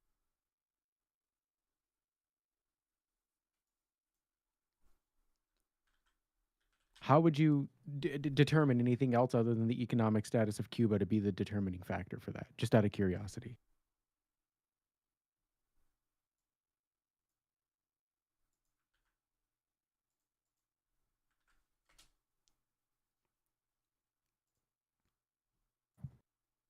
Incredible.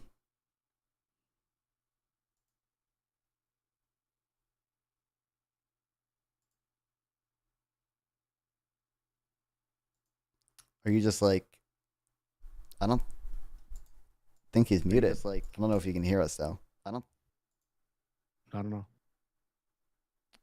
No, I heard him on his stream, or heard us on his stream. So I don't know. I think he's owned. This is why statistics sucks, because depending on what you value. I heard what and you how said. look at You're it, fucking stupid, and GDP growth depends on development. GDP growth depends on development. Okay, good to know. GDP per capita is different than GDP. Explain yourself. Go ahead. You want me to explain why GDP per capita is different Yeah, than go GDP? ahead, please. By what metrics? They're completely different By metrics. what metrics is GDP? Okay, dude. They're Okay, completely a fucking different metrics. country that has been an embargo by many economic factors is obviously gonna develop slower. I agree. Okay. I don't disagree Oh with the my notion God, that they're going bro. to have stunted Well, then what development. the fuck is your argument, you fucking dipshit? That the bigger factor is the socialism. No. Why would it be the Why would it be the socialism if you let them? Because we have good reasons. We have good reasons in theory. I don't even We have have. to make this argument. China has much more state-run enterprises Wow, and that's state crazy. measures into That's our crazy. economy, That's and it's wow, one of the that's most crazy. fastest I never developing figured. countries in human fucking That's true. history. Why? I don't That's have crazy. to agree with you. Okay. We also see examples of growth that's. Is Wait, China hold on. China Is China China has socialist? Yeah. metrics that are socialist? Yes. Crazy. So, okay, tell me what socialist metrics China has. I They're know what state they are. I just don't think you know. Okay, they're state enterprises. State enterprise. Give me an example. Huawei. Okay, so how is Huawei socialist? Huawei is state-owned, state-run, and domestically run. They're like inside of the government. It's very collectivist. That's statism. That's not socialism. Okay, sure. Statism could be a form of socialism. I don't disagree with this I know. notion. I Can you know. show me an example where? Dude, shut the where fuck up, under man. You guys Huawei's are contract- fucking. Well, Okay, no, wait, I'm hold just on, real asking quick, you to show me PBG. the PBG. logical So conclusion of what you're saying.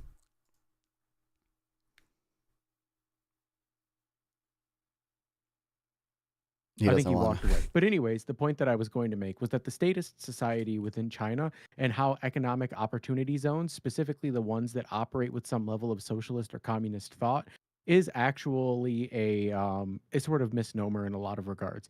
Because the rate of independent business ownership by people who are, again, in China, you're not even allowed to independently own a business, so I don't even know how you'd compare them. But in the United States, the rates of independently owned businesses by the people who operate said businesses is only on average 3 to 4% lower than what you see within the Chinese economic autonomous zones. And in these economic autonomous zones, they make up for less than, I think, about 3% of the total GDP of China, whereas in the United States, they make up around 4.5%. Meaning that on average, the independently owned businesses in China are actually less likely to be profitable relative to state enterprises, which are not independently owned and are like owned and operated by the state. My problem is, if you want to argue that China is communist or like the Chinese implementation of communism or socialism is differentiating from the traditional like Marxist labor theory of like socialism or communism, then sure. But if we're going to divide what socialism or communism means to include parts of capitalism that are simply more liberalized, the problem is you run into countries like Norway, etc., which have much more socialized economies than what you see in the Chinese state, and these are not considered socialist by like most because they were economic metrics and politically simultaneous- okay. I want you to go Okay. back to what you said about. Wait, China. wait, So no, you're wait, right hold on, about Norway. PPG, real quick, real quick, no, You're right fuck about you, Norway, fuck but you, they were, real they were quick, in a no, different fuck you. political circumstance, which is what you dipshits do Wow. not take account. Okay, what is the Yes. political circumstance? Wait, hold on, real quick, please, America- please. Number America one, would allow- PPG, America, let me, hold on, hold on. PPG, America please. would I allow. beg of you. America I beg of allowed you. Norway to have its socialist society for political reasons. Where there was in Latin America, Sure. give you an example. Latin America, where they were trying to do what Uh-huh. Norway did, their countries got literally either invaded or fucking cooed out of power. Allende, Arbenz, a whole bunch of Latin American. Yeah, no, fucking I've heard it. I've heard it all. I've heard it all before. no, this PPG, is I a fact. understand. No, no, but no, real no, no. quick, This is a I fact. understand. No, This is a I fact. agree with some. I agree. Some of those things happen. I don't care. But right now, so I want to go back to China real quick because I think you said dumb shit on it. And before we transition to the U.S. cooling all these countries, number one, we've also seen countries grow as fast, if not like faster than China, in their capitalist countries. Places like Poland, places like which one? Japan. I believe Poland. I believe Japan Poland and Korea has. who were funded by Western. That's so true, buddy. Okay, anyway, I don't care. Hold on, real quick. Can I finish my thing? So number one, we have seen cases where countries have grown about as fast as Okay, China. show me I the believe country. even. Okay, give me the example of the I country, believe. Please. Oh my god! Hold on, I'll pull up data in a second. But number one, so we Pull the do data, see examples of that. I will pull it up in a second. Japan We also and see Korea, dude, see that's their only cases. argument. That's so true. Because I it was believe funded by the I could be wrong. I could be wrong, but I reasons. believe Poland. That's so true. I believe Poland also experienced about as fast as GDP per capita growth as China has. I could be wrong, but I believe that's true. But yes. Why was Japan and Korea Regardless. so Oh my God. so Western funded, capitalist Western funded? I think a big reason they grew is because they had neoliberal capitalist Same. institutions. I think that's a big reason they grew. I'm sure Oh part of it. I'm sure part of it is Western funding, but I think part of it is just that they had better institutions. They protected property rights. They had good systems that led to growth. Secondly, shut the fuck up. Shut the fuck up. Secondly, you would have to show that China would not have grown faster if it was a capitalist country, and I'm not convinced that's the case because there seems to be evidence the state owned a synthetic control paper. Cite a synthetic control paper, please. I beg of you, do a synthetic control. Anyway, so you'd have to show like China or show what the opposite I'm about to say. I'm sure there might be some out there, but you could also show like, hey, state-owned enterprises grew faster in China than private industries, but it seems like the opposite's the case. It seems like a lot of times state-owned enterprises in China actually have lower. It seems like shut the fuck up, PPG. Shut the fuck up for a second. It seems like the state-owned enterprises in China and just generally we have evidence from like Vietnam too. State-owned enterprises just generally have like lower productivity than a lot of these than the private sector. So it could be the case. So it could be the case that China would have actually grown faster without. The bullshit that you're saying. Okay, Let me debunk buddy. the bullshit that you're saying. So obviously, in a neoliberal global market order, most privatized industries will grow faster than state-run industries. It depends on the state that you're talking about. And hold on, if you have a they call themselves communists. If you have a socialist state that will utilize the private for now, because the political order of the global order is used in this particular way. Obviously, you will use state enterprises when you need them, with a market where innovation doesn't matter, where you have a clock, etc., dude. You will have private enterprise. This is why China's better than us, and they're gonna beat us eventually, dude.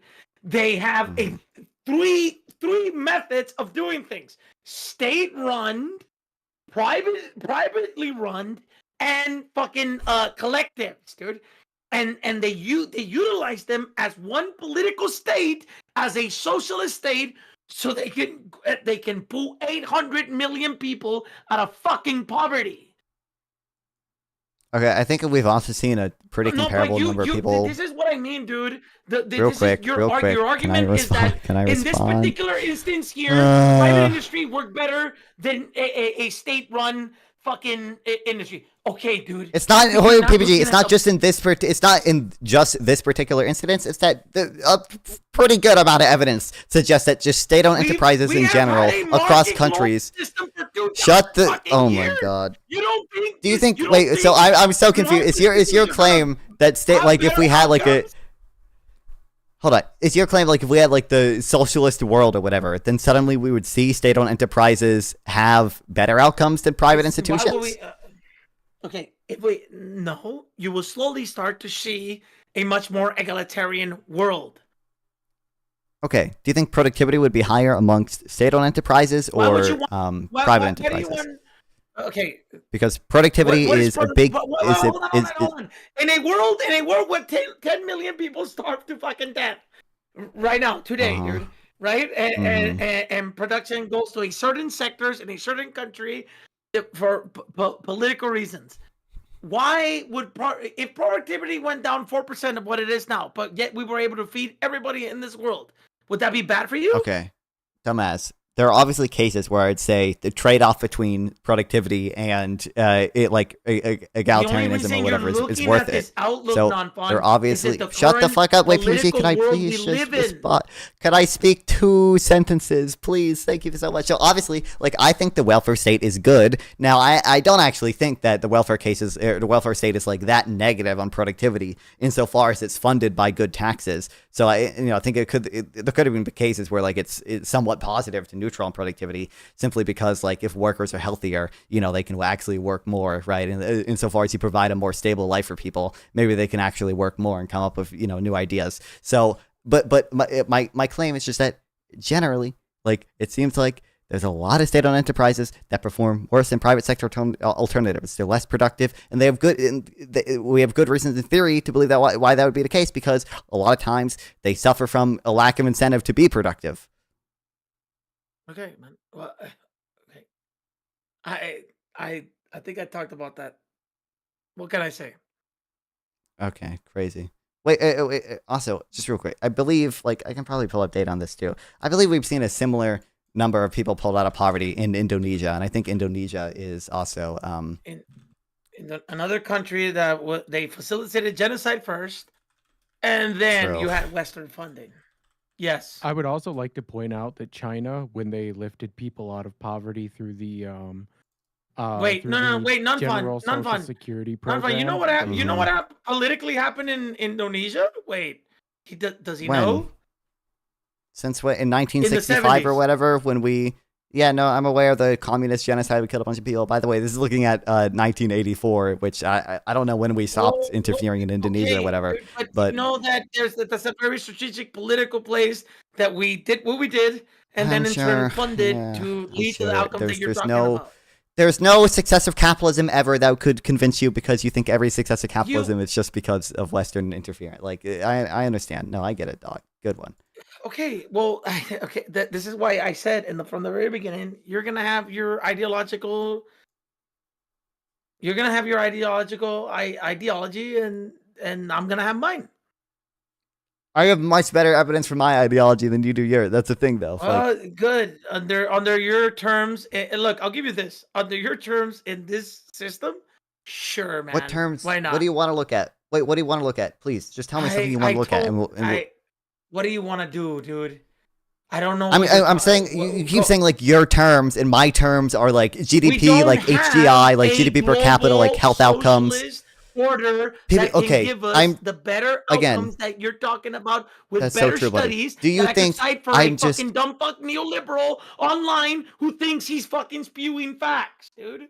I would hope that we would have evidence that socialism is good before we transition to a socialist society, because I feel like if your claim is that we could only against that ideology, sure, man. Yeah, that's so true, buddy. That's so true. But look, again, so I don't see by what mechanism like socialism would suddenly start performing better or like state-owned enterprises would suddenly become more productive if there were just like more state-owned enterprises. Okay, well, what political interferences make it? Wait, PPG. What PPG? What in Vietnam? PPG. What in Vietnam? What in Vietnam makes state-owned enterprises perform? Market order. Can you listen to my fucking question? In Vietnam, what makes state-owned enterprises in Vietnam less productive than private enterprises in Vietnam? What is the determining factor there? Do you guys see politically where he's? You're gonna answer my question? Like the point that he's putting me. Oh, is the sky blue or is it black? Obviously, the sky is blue under our terms, dude. Sure. I'm so okay. What is responsible? What is responsible for the fact that productivity growth in under private a global sector market system? Why private sectors wait, would operate better? No, in Vietnam, I'm asking. Funding, better investment. In Vietnam, okay, wait. In Vietnam, please tell me. In Vietnam, shut the. Private and state expenditures, dude. And the private ones are more productive. I'm asking, what about the global market system makes it so that the private sector is more productive? What about the global market system? Which one would attract more investment? From who? Foreigners? Yes. I presumably the firms that are more productive in the first place. So the private ones, but you're obviously, I think your causal inference is backwards there. But also, there's probably that you made. Sure, they are. Why? They get more return on investment. Their money doesn't have to go to because they're more productive. Okay. Why would somebody go to it? The whole point of a fucking state-run fucking corporation is for a variety of reasons. They have different political fucking what they have to worry about, right? Political outcomes, right? Oh, we gotta worry about the Chinese people, we gotta worry about the Chinese government, etc. We gotta worry about this infrastructure, we cannot pollute.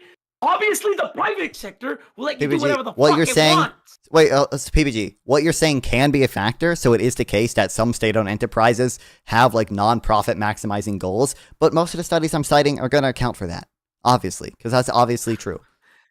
And economists know that's true. So that's why they look at other, that's why they try to account for that. Sure.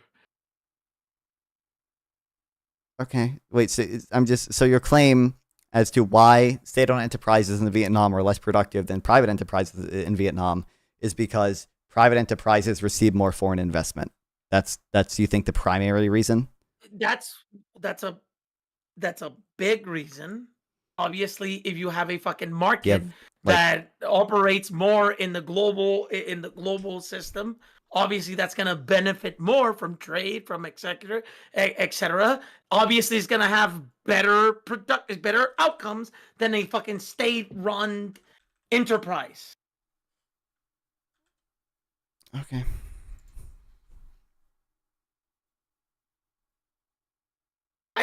You do acknowledge that we have had a market system for thousands of years, right? To varying levels, but yeah.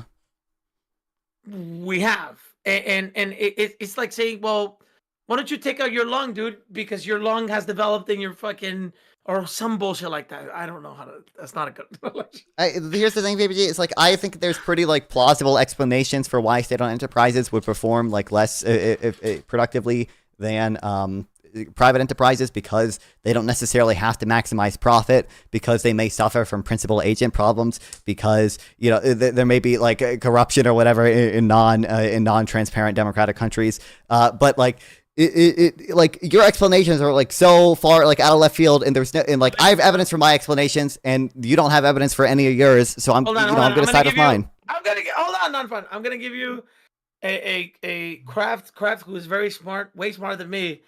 He's going to give you a question, and then I'm going to raid into you, dude, because I do have to go to sleep. I have to go to work, but I'm going to give you his question. Sure. So, there we go.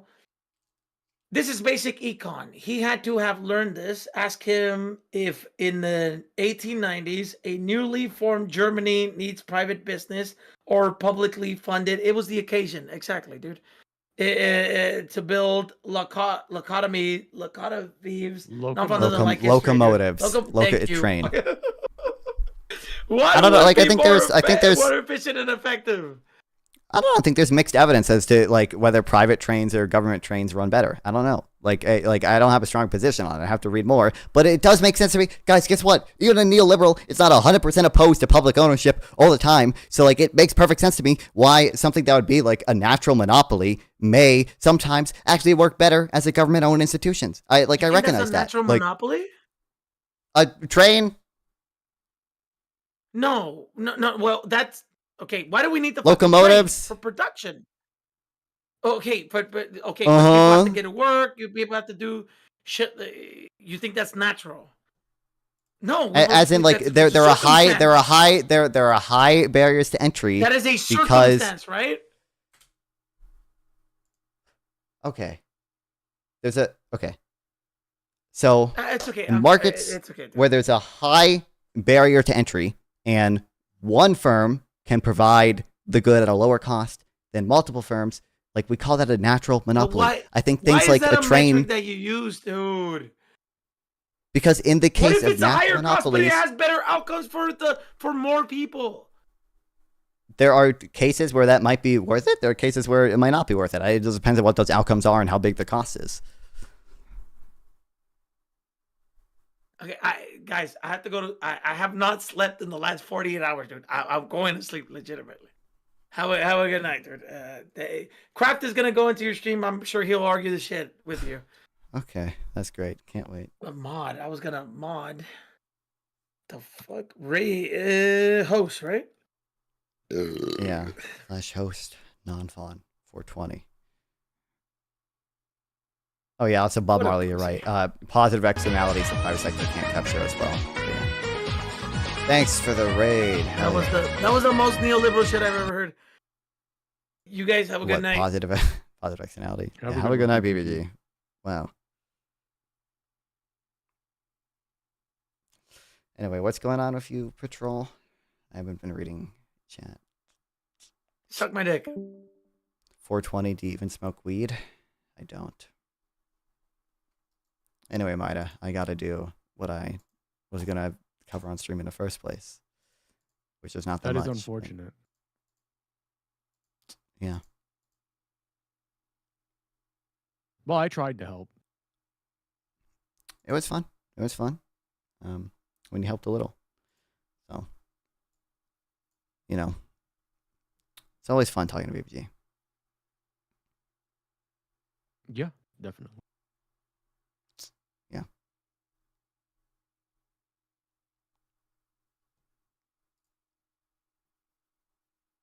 I'm gonna move you now.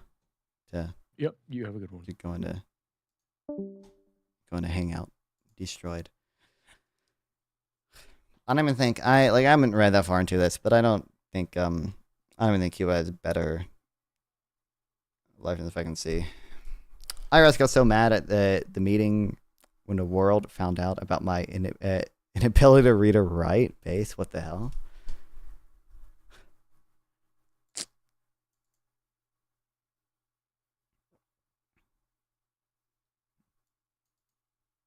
Also carefully behind statistics, what they find is not pretty. Centralized planning has disadvantages. Physicians are given health outcome targets to meet or face penalties. Give a kind of smoke dose and a bunch of metrics. I don't necessarily believe it's the case. Like, what metrics? It provides incentives to manipulate data. Take Cuba's praised infant mortality rates, for example. In most countries, the ratio of numbers on neonatal deaths and late fetal deaths stay within a certain range of each others. They have common causes and determinants. One study found that the ratio of late fetal deaths to early neonatal deaths in countries with available data stood between 1.04 and 3.03, a ratio which is representative of Latin American countries as well.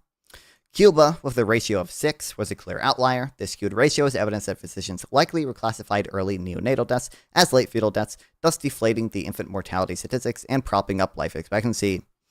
Given doctors were recategorizing neonatal deaths as late fetal deaths in order for doctors to meet government targets for infant mortality. Literacy rate, hospital beds per citizen even a useful metric?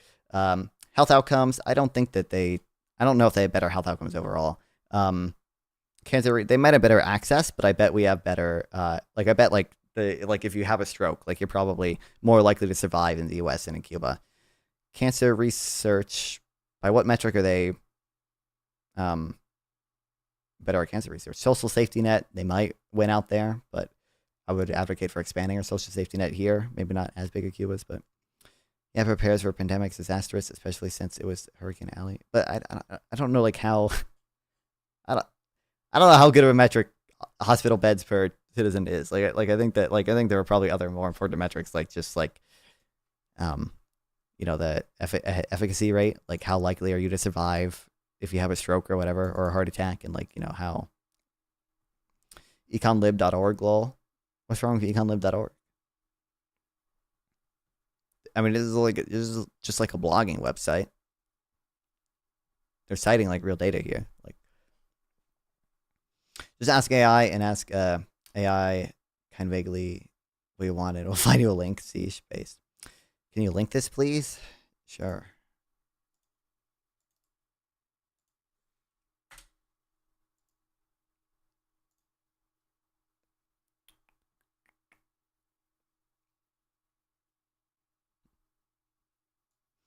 Coercing and pressuring patients and having abortions artificially improves infant mortality by preventing marginally riskier births from occurring, helps doctors meet their centrally fixed targets.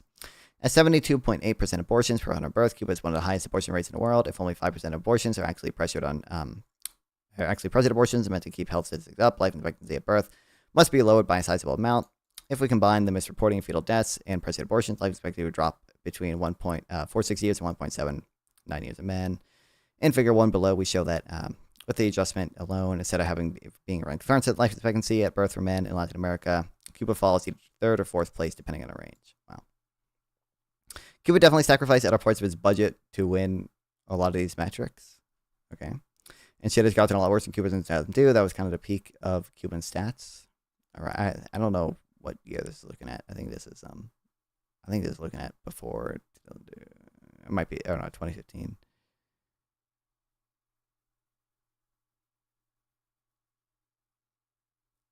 I think people who have never been to the Caribbean should talk about Cuba. I think it's fine to talk about statistics from Cuba. But.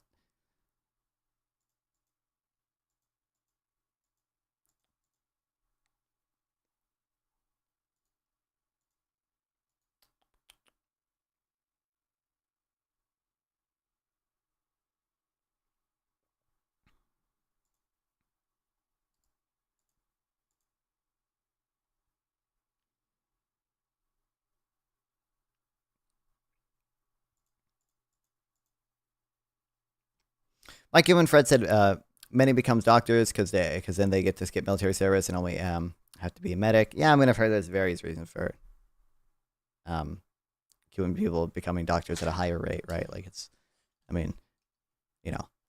some extent it might be a positive externality, but they can obviously still oversupply doctors. Like, but 1979 to that dude, Cuba smoked us in a lot of things. Like, could you just like link something, please?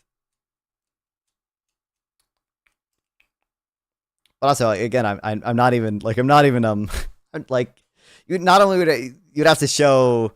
I would hope there'd be more causal analysis and like just Cuba did better than us in these metrics in these time period. I would hope that we would we would compare to like comparable countries or do a synthetic control, right? Like I would hope we could compare like relative growth rates of things compared to other countries, right? So like we. Hopefully, we'll do some type of causal analysis there. Is there a comparable country to Cuba? Yeah, I mean, other Latin American countries, I would say, you're not gonna have 100% perfect comparison ever, but you should probably compare broadly to other countries in the same region. None of them are islands. Is that really gonna how big of an effect do we think that's gonna have? But also, I mean, you can compare to Haiti and/or the Dominican Republic, right? Yeah, no land trade. I can't imagine how. Can you like link something about how big of an effect land trade has in health outcomes? Like, what do we like? What? No railroads. You can still build. I mean, you can build railroads within Cuba, obviously. I don't. Okay. Think about Europe and being connected by rail. Okay. Like, I don't think. Like, I would hope we would have some. I kind of doubt. I don't think being an island's gonna have that negative effect on economic development. What's up, Tyrus? I'm just here to rant about the medical licensing system because Okay, in Cuba? Here's the deal. Sorry? In Cuba or in where you are? Like Everywhere in everywhere. Australia. Okay, based. All right. You know, so the medical licensing system in Australia is there is a certain quota, and in WA there will be 250 new doctors allowed into med school, and I'm trying to get a spot in that. Anyways, 30% of those 250 spots are for regional students. 20% of those spots are for semi-regional students, and 10% are for Aboriginal. Keep in mind, only 2% of the population is Aboriginal, yet they're giving 10% of the spots to Aboriginal people, and only about 15% of people Unbelievable. in WA live in only 15% live in regional areas, like 80% of the population lives in Perth, like I do. Yet they're giving away 50% of the spots to this. And you know, we are a city of 2.2 million people, and you know how many dermatologists got through? Because we have the highest incidence of skin cancer in the world. Guess how many new dermatologists we got last year? 200. One. Incredible. One new I thought I was- dermatologist. And it's a woman, okay? So, of course, I know her, but she's only working 3 days a week now. They study for 20 years full time, and then as soon as they get in, they stop working because they can make $1,000 an hour. And here's the thing, no one's actually winning because for those 250 spots, everyone competes so hard. All the gains from the monopoly position are completely dissipated. Like, I am spending time studying, okay? And all my studying does is reduce the chance that someone else gets in. So there is a pure social cost of me studying, which I am avoiding right now. And incredible. Anyways, so it's a system where you pay $1,000 and can't get a dermatology appointment for 6 months if you need a skin cancer check, in which case you're dead already. Maybe, I don't know. I doubt you're dead, but it's probably worse. Yeah. And no one's winning, not even the doctors, because the doctors, they spent 20 years studying. All the gains they made have been completely destroyed anyways. By the fact that they have to study for it. That seems unfortunate. Seems like a Anyways, net get bad rid of outcome. medical. Here's the thing, I had a cool theory about durability of asymmetric information. The normal commode is, if you get rid of medical licensing, everyone is just there's going to be quack doctors and people never go to doctors and you'll never be able to tell who's a good doctor. In my view, it's fairly cheap to show someone all the qualifications you have. You just have to put a frame up on the wall and that said I went here. And everyone that does put that up, all the patients will know, they went here. And anyone that doesn't put it up, they'll go, well, where did you go? Because you'll have an instant suspicion of a person that doesn't put up any qualifications. Because the signaling cost is low, you just have to tell someone. And if they tell a lie, that's fraud or whatever, and you can sue them for that. And yeah. Yeah. That's my bit. Do you think, what do you think of Cuba? Apparently, I heard something the other day. I was arguing socialism would cause capital consumption because you collectively own all the capital goods and no one has any incentive to save. But apparently it's the opposite in Cuba, is there are very strict cultural norms as to destruction of capital, which I suppose would emerge. But the consequence of that is that it's illegal to kill a cow, so no one has any beef. Oh, based, And I know actually? you're vegan. Listen, I was anti-Cuba, okay, but now I'm thinking chat might be right, okay. Cuba might be pretty good. Now I've been convinced. Goddamn. I've been told that Cuba is not a developed country because they can't have railways because they're an island nation, and not because they're socialist. That's what chat is telling me right now. What about my hecking public transport? I need the public transport. That's true. I also complain about buses. I absolutely hate the bus. It's free, but it costs an hour of my time, which is worth $200. It actually costs $200. Wait, hold on, real quick. Cuba, by what metric is Cuba a developed nation. It's one of the most developed in Central and South. It might be technically one of the most developed in Central and South America. That's just because we don't have many developed. No. Here's what you have to compare Cuba to. You have to compare Cuba to what it would have been if it was a British colony and it became a tax haven, and it also allowed gambling. So you have to compare it to the Cayman Islands, Singapore, Macau, or Hong Kong. You have to compare it to those. Because that's what it would have been. You would have had all these gamblers come down from Florida, and I know the mob was in there in the 50s, but they were doing a pretty good job, okay? Would have been great. At worst, it would have been like Kentucky. Like Kentucky is an economy built on vices. They have they have some sort of alcohol, horse track gambling, and tobacco, just built on vices. Cuba would have been the same. It would have been cigars, gambling, tax avoidance, tax evasion, banking, insurance, all these beautiful industries, but like at the lower end of the vices. But they still would have been incredibly rich. And now they're getting, even their Cuban cigars aren't that good, and they're getting outcompeted by Nicaragua, or I can't pronounce it. Yeah. Some country we should bomb. True. Anyways. Yeah. Also, you know what's a great country in Central America? Is Panama. And Panama is the richest country in Central America, and I'm pretty sure the reason why, aside from the canal, because that gives them 20% of their GDP or something, but even ignoring that, they've had the US dollar for the past 100 years. They haven't used their own currency, and they haven't destroyed the currency. And even Swag agrees with me on this, and he likes flexible exchange rates, but there are 192 currencies in the world, okay, and most of them are junk currencies that shouldn't exist. Like, all the New Zealand dollar, the Australian dollar, and the Canadian dollar, they're all just speculative assets, okay? They have no monetary importance whatsoever, and they should be pegged to something. But especially these countries that can't run their own currency. Like, why should Botswana have its own currency? Imagine a world of 100 different countries, but they were all the same size. You would have 5,000 different exchange rates between each other. It would be absolute chaos. The only reason the flexible exchange rate system works is because the US, every transaction is conducted in US dollars, so it doesn't make that much of a difference, and there's only 150 exchange rates. But half of these countries can't be trusted with having their own currency, and Panama did a good job by not issuing their own currency except for a few small coins. I mean, I don't know. Like, I could probably be won over in fixed exchange rates, but I mean, I think I agree. A lot of countries probably cannot be trusted with their own currency, and it would be better for them just to peg their currency to the dollar.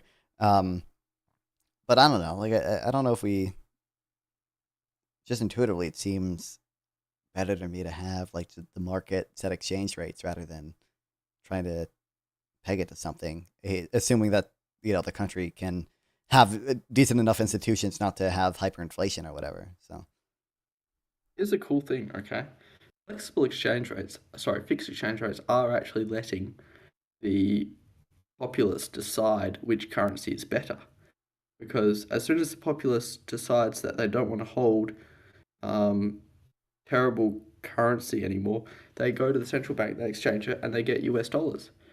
And if they wanted to get rid of the domestic currency in its entirety, they could just all substitute their domestic currency and they would all get dollars. And then you wouldn't have that currency anymore. But with a fixed exchange rate, you allow people to choose how much of which currency they want. Under a flexible exchange rate, no one can dispose of any currency. They can't get rid of it in net. They can just only sell it off to other people.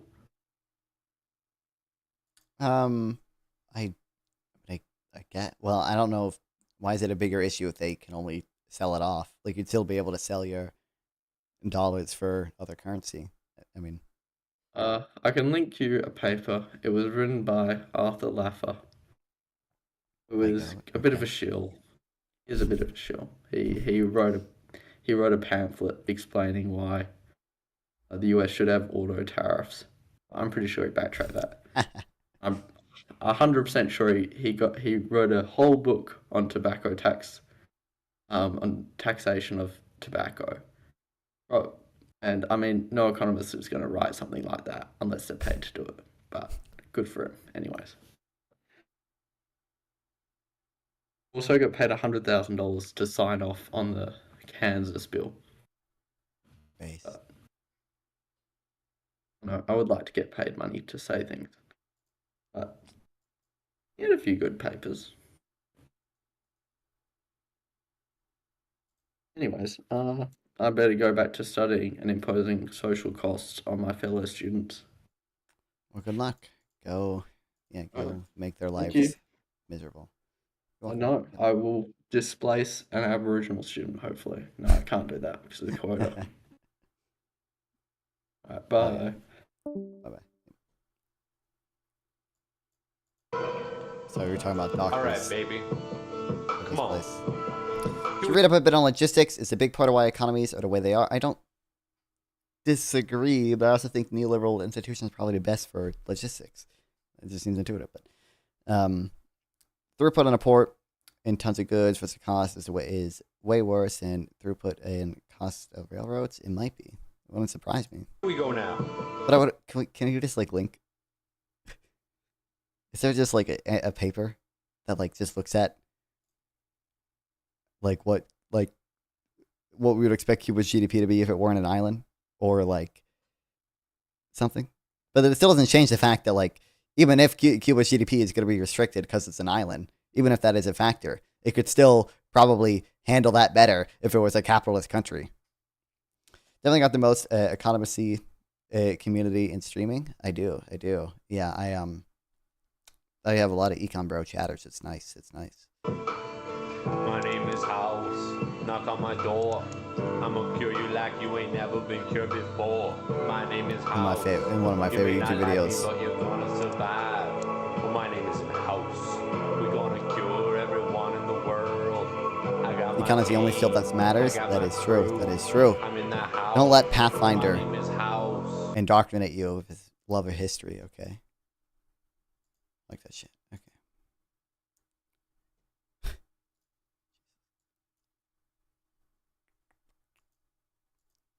Never even played Pick 5 in Tradle.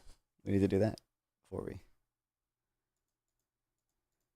Chemical analysis instruments. I feel like probably Switzerland, they do chemical stuff. I guess not that much chemical stuff. I feel like China's a safe guess usually. Number 4, all right. I feel like Japan might. But it might also be like some other like Southeast Asian place. Economic history is cool. Well, that's actually the only history that matters. The only history that matters is economic history, right? So like it's like, economic history is cool. Let's go to the economic part, not the history part, right? So when I guess Germany, I wonder if maybe Germany was a good guess. Okay, Germany's number 2. Honestly, maybe the US is pretty high. Okay, let's go. Yeah, US is number 1. Okay, who's number 3? US, Germany, something China. It might be Japan. I'm going to guess Japan, but I feel like that could very well be wrong. Oh, fuck yeah, we got gold today. US, Germany, Japan, China, Singapore. Okay. I don't think I ever would have guessed Singapore, but you know what? Good fucking enough. Have you seen the effects of austerity on Hitler's rise paper? I have not. I mean, I guess.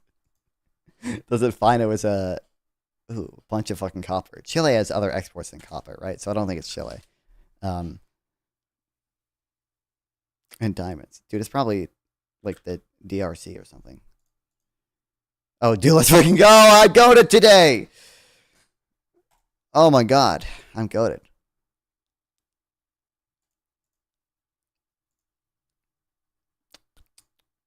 Okay. What else was I even going to talk about today? I was going to just promote this. It's funny.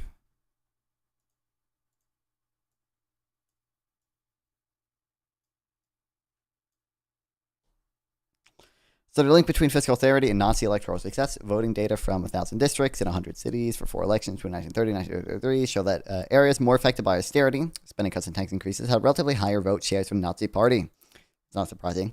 We also find localities with relatively high austerity experience relatively high suffering measured by mortality rates. In these areas, electorates were more likely to vote for the Nazi Party. Our findings are robust to a range of specifications, including an instrument variable strategy and a border pair policy discontinuity design base.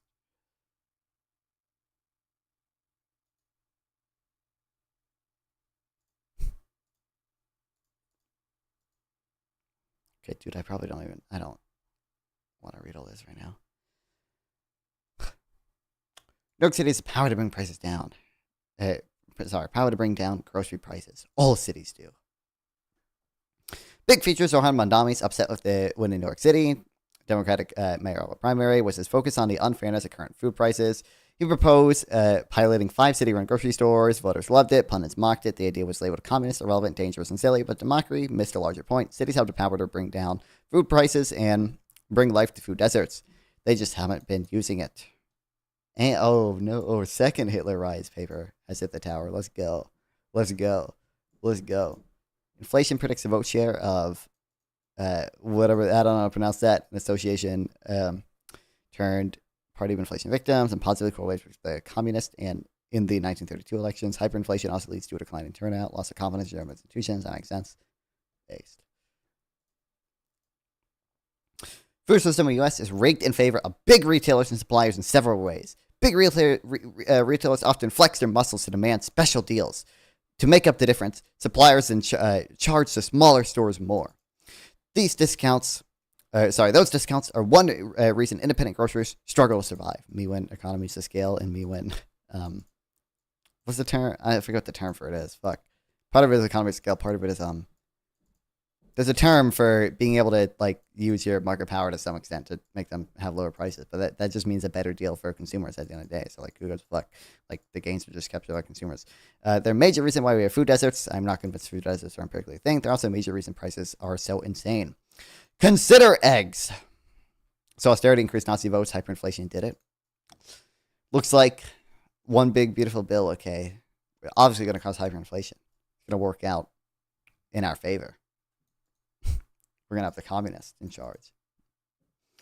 At the independent supermarket near my apartment, the price of a dozen eggs last week was $5.99. At a major retailer for blocks away, it was $3.99. Let's go. Is there like data behind this, or does you just cite that? For an identical box of cereal, the price difference was $3. Any number of factors may contribute to a given price, but market power is a particularly consequential one. The thing is, preferential discounts can violate federal law. Under the statute called the Robinson-Patman Act forbids suppliers from offering sweetheart deals that aren't based on actual efficiencies of scale.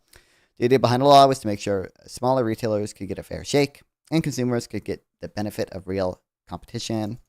But in the 1980s, why are consumers not getting the benefit of real competition when bigger suppliers negotiate prices down? But okay, regardless. In the 1980s, amid a general climate of deregulation, the government largely backed off. For the 2 decades after 2000, no cases were brought at all. When Lena Khan became the chair of the Federal Trade Commission in 2021, she brought 2 Robinson-Patman cases, but one of the first acts of President Trump's new commissioner was to pull the plug on one of them. Let's go. Cities like New York also don't have to wait for the federal government to act. They can pass their own laws against price discrimination and include real penalties. That can improve profit margins for existing stores. It would help them to survive in areas where most people lack access to access to good, affordable groceries and fresh food. And it would incentivize more small groceries to set up shop. All developments that could bring back the kind of neighborhood level competition that drives down prices. The standard objection to this logic is that big national chain retailers earn those discounts by simply being more efficient. It's probably evidence for that, I would imagine. That may be true in individual cases, but more broadly, the evidence is not so straightforward. Independent grocers that band together in association, many of those in New York City can be just as efficient as their larger competitors, even if the little store costs are higher in a few. So this is just them acting collectively, though. What?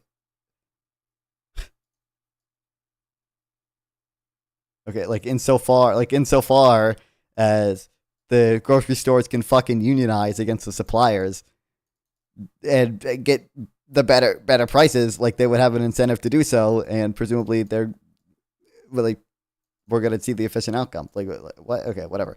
Even if the little stores cost are higher in a few areas, and economists will tell you that more retail competition leads to lower prices overall.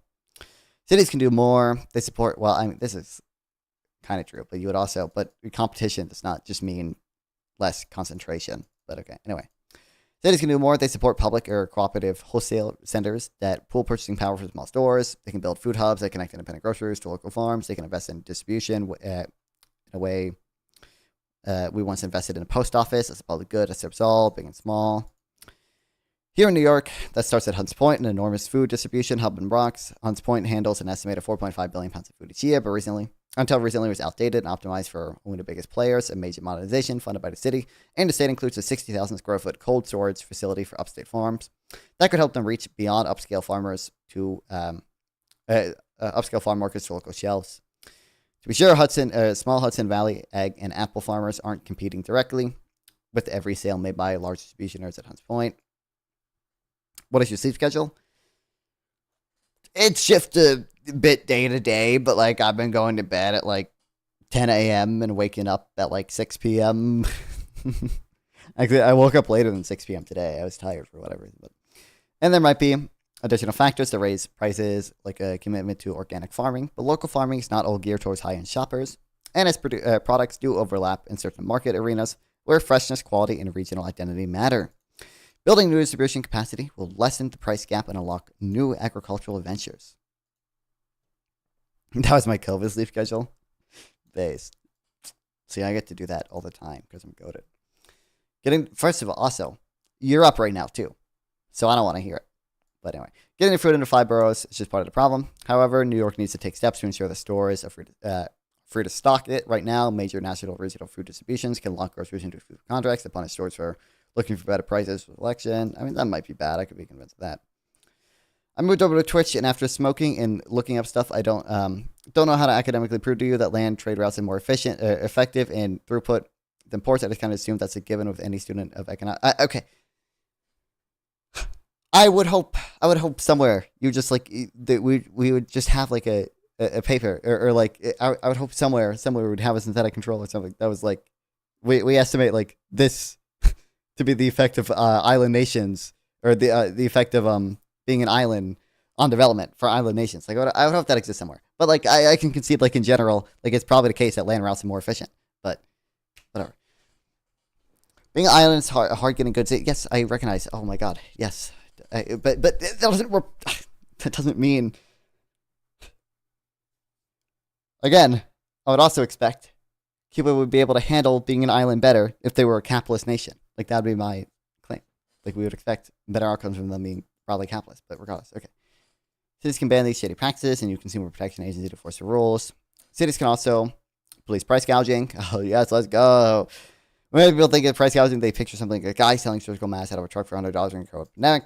But real profiteers are often Fortune 500 Goliaths, not the retailers. Meat packers, packaged goods manufacturers, and national grocery chains that noted a strain COVID put in global supply chains and responded by raising prices much more than it needed to. Let's go. Classically, it takes public funds. What? How? When capitalists generally don't expand or build ports. For one, obviously, okay. When I say capitalist, I don't mean the libertarian ANCAP society, right? I just mean like a not strictly centrally planned economy. So I agree. It's likely that the market will probably underprovide ports in general, compared to like it's probably positive externalities for building ports. It makes sense that we might want to subsidize ports, right? That makes sense to me. I can be in favor of doing that. Cuba is not a mixed market economy that subsidizes positive externalities. Cuba is pretty socialist. Most production is state owned, from my understanding. There's not a control. You need a pre-intervention period. There's no pre-intervention period. Oh, I guess that's true. Sure, but yeah. Where central planning can help if you're. Oh, what the fuck? World War III is coming, baby. True. Can help if you're in a geographic and RGO situation where public funds are best solutions to your problems. Okay, I don't think. Okay, buddy. To some extent, like I just said, I'm sure there can be a case to be made that the market would underprovide ports because some of the gains from ports wouldn't go to the people building the ports, right? So there's probably positive externalities for ports. It makes sense that the government can subsidize ports, the development of ports. If you want to call that central planning, you can call that central planning. I, to some extent, think that's central planning. But holistically, that's still a pretty capitalist economy. Whatever. Cuba did the best thing for itself? I don't think there's evidence of that. I think the evidence shows that if it was a capitalist country, it'd probably be doing better. I think the evidence shows that just generally having neoliberal institutions makes countries do better. I think we have good reason in theory to believe that free markets, neoliberalism would be good for countries' growth rates and things like that. And I think the evidence shows that Cuba would probably be better if it didn't have its revolution. Like, absolutely would not be better under circumstances with market liberalism. What's the evidence for that? And I'm a fan of market liberalism. Okay. New York City has a strong price gouging line of books, which forbids anyone, suppliers and retailers from jacking prices during a state of emergency unless the seller's own costs have gone up accordingly. The city couldn't have stopped the bird flu that devastated bird flocks. But, maybe it could stop suppliers from cynically exploiting a crisis justified exorbitant prices. None of this is utopian. Communists are silly. It's practical. It fosters open markets. It's a lifeline for small business, and it's popular. People are tired of being squeezed at the checkout corner while corporate giants count their profits. They want groceries they can afford, stores they can trust, and fair prices, not rigged ones. Cities where people live in direct contact with one another and with power can be more responsive to those desires than the national government can. Cities can enforce anti-discrimination laws, crack down monopolist deals, and rebuild a better food system. And they can point the way for the rest of the country to just look at how influential New York fight for $15 minimum wage turned out to be. So next time you're staring down a $10 carton of eggs, remember, call the mayor. Incredible. Okay. Margin of revolution responses hit the New York Times progressive slop tower. The NYT op-ed on grocery prices poorly argued. Food system in the United States rigged in favor of big retailers in several ways. Big retailers often flex muscle, demand special deals. Let's be clear about what is actually going on. Costco offers its suppliers lower prices in return for bigger orders. There's nothing anti-competitive about volume discounting. Moreover, firms are dismayed, are firms dismayed or even eager to sell too big bad Costco? Google AI gives a good answer. Firms are eager to sell to Costco because of the immense potential for sales and brand exposure, but they must be prepared to meet stringent requirements, negotiate competitive pricing, and be able to handle high volumes and demanding logistics. Would America be better off without Costco? Doubtful, given that more than 1/4 of all Americans pay for Costco membership, either individual or family. Teach Out's idea that suppliers make up the difference by charging smaller stores is also economically incoherent. Profit maximizing firms already charge what the market will bear. If Costco's volume justifies a discount, that doesn't mean suppliers can or should charge higher prices to other buyers. Yes, there are models where costs change with volume, but costs go down with volume, and in any case, these models don't rely on the old folk theory of making up the difference. That's one of the subtler mistakes. Use a more glaring one. Consider eggs at the independent supermarket. Yeah, blah, blah, blah. Read that again. The firm allegedly abusing market power is the one charging less. It gets stranger. New York City has a strong price gouging laws in the book, which is fed. Yep. This makes two errors. First, she acknowledges it's not price gouging if costs rise, then cites egg prices rising due to bird flu devastating flocks. That's literally a textbook case of a supply shock.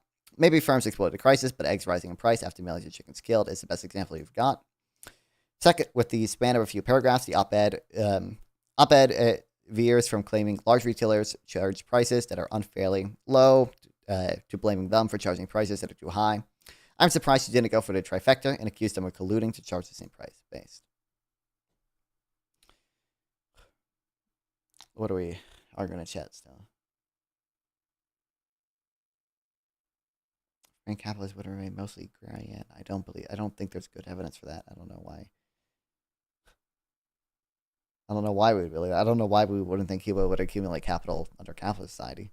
But yeah, matter people, crisis. Forced and forced to industrialize wouldn't have. Because private property was what's holding back due to ties to foreign investment like United Fruit Company. Okay. Jesus. Anyway, this is a fun debate ahead. I like Renil's thumbnail for this debate. I was just gonna shout it out. Because Renil's my goat. He was doing a TikTok debate about someone with tariffs, and I think he was doing well, but I saw it, and it's the bat signal for me. Okay, had to hop in for that one. So, we're I think I'm gonna end stream here. I think I've got places to be. I think I'm gonna probably go on a walk. If I'm lucky, I'll get to editing. No one is really streaming on Twitch, so instead of rating someone, why don't you guys just go watch Renyl's video on YouTube? Is anyone streaming on YouTube?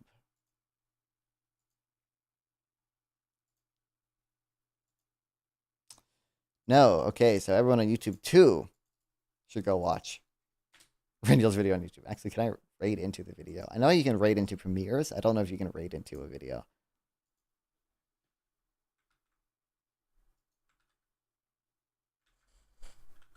I don't think you can.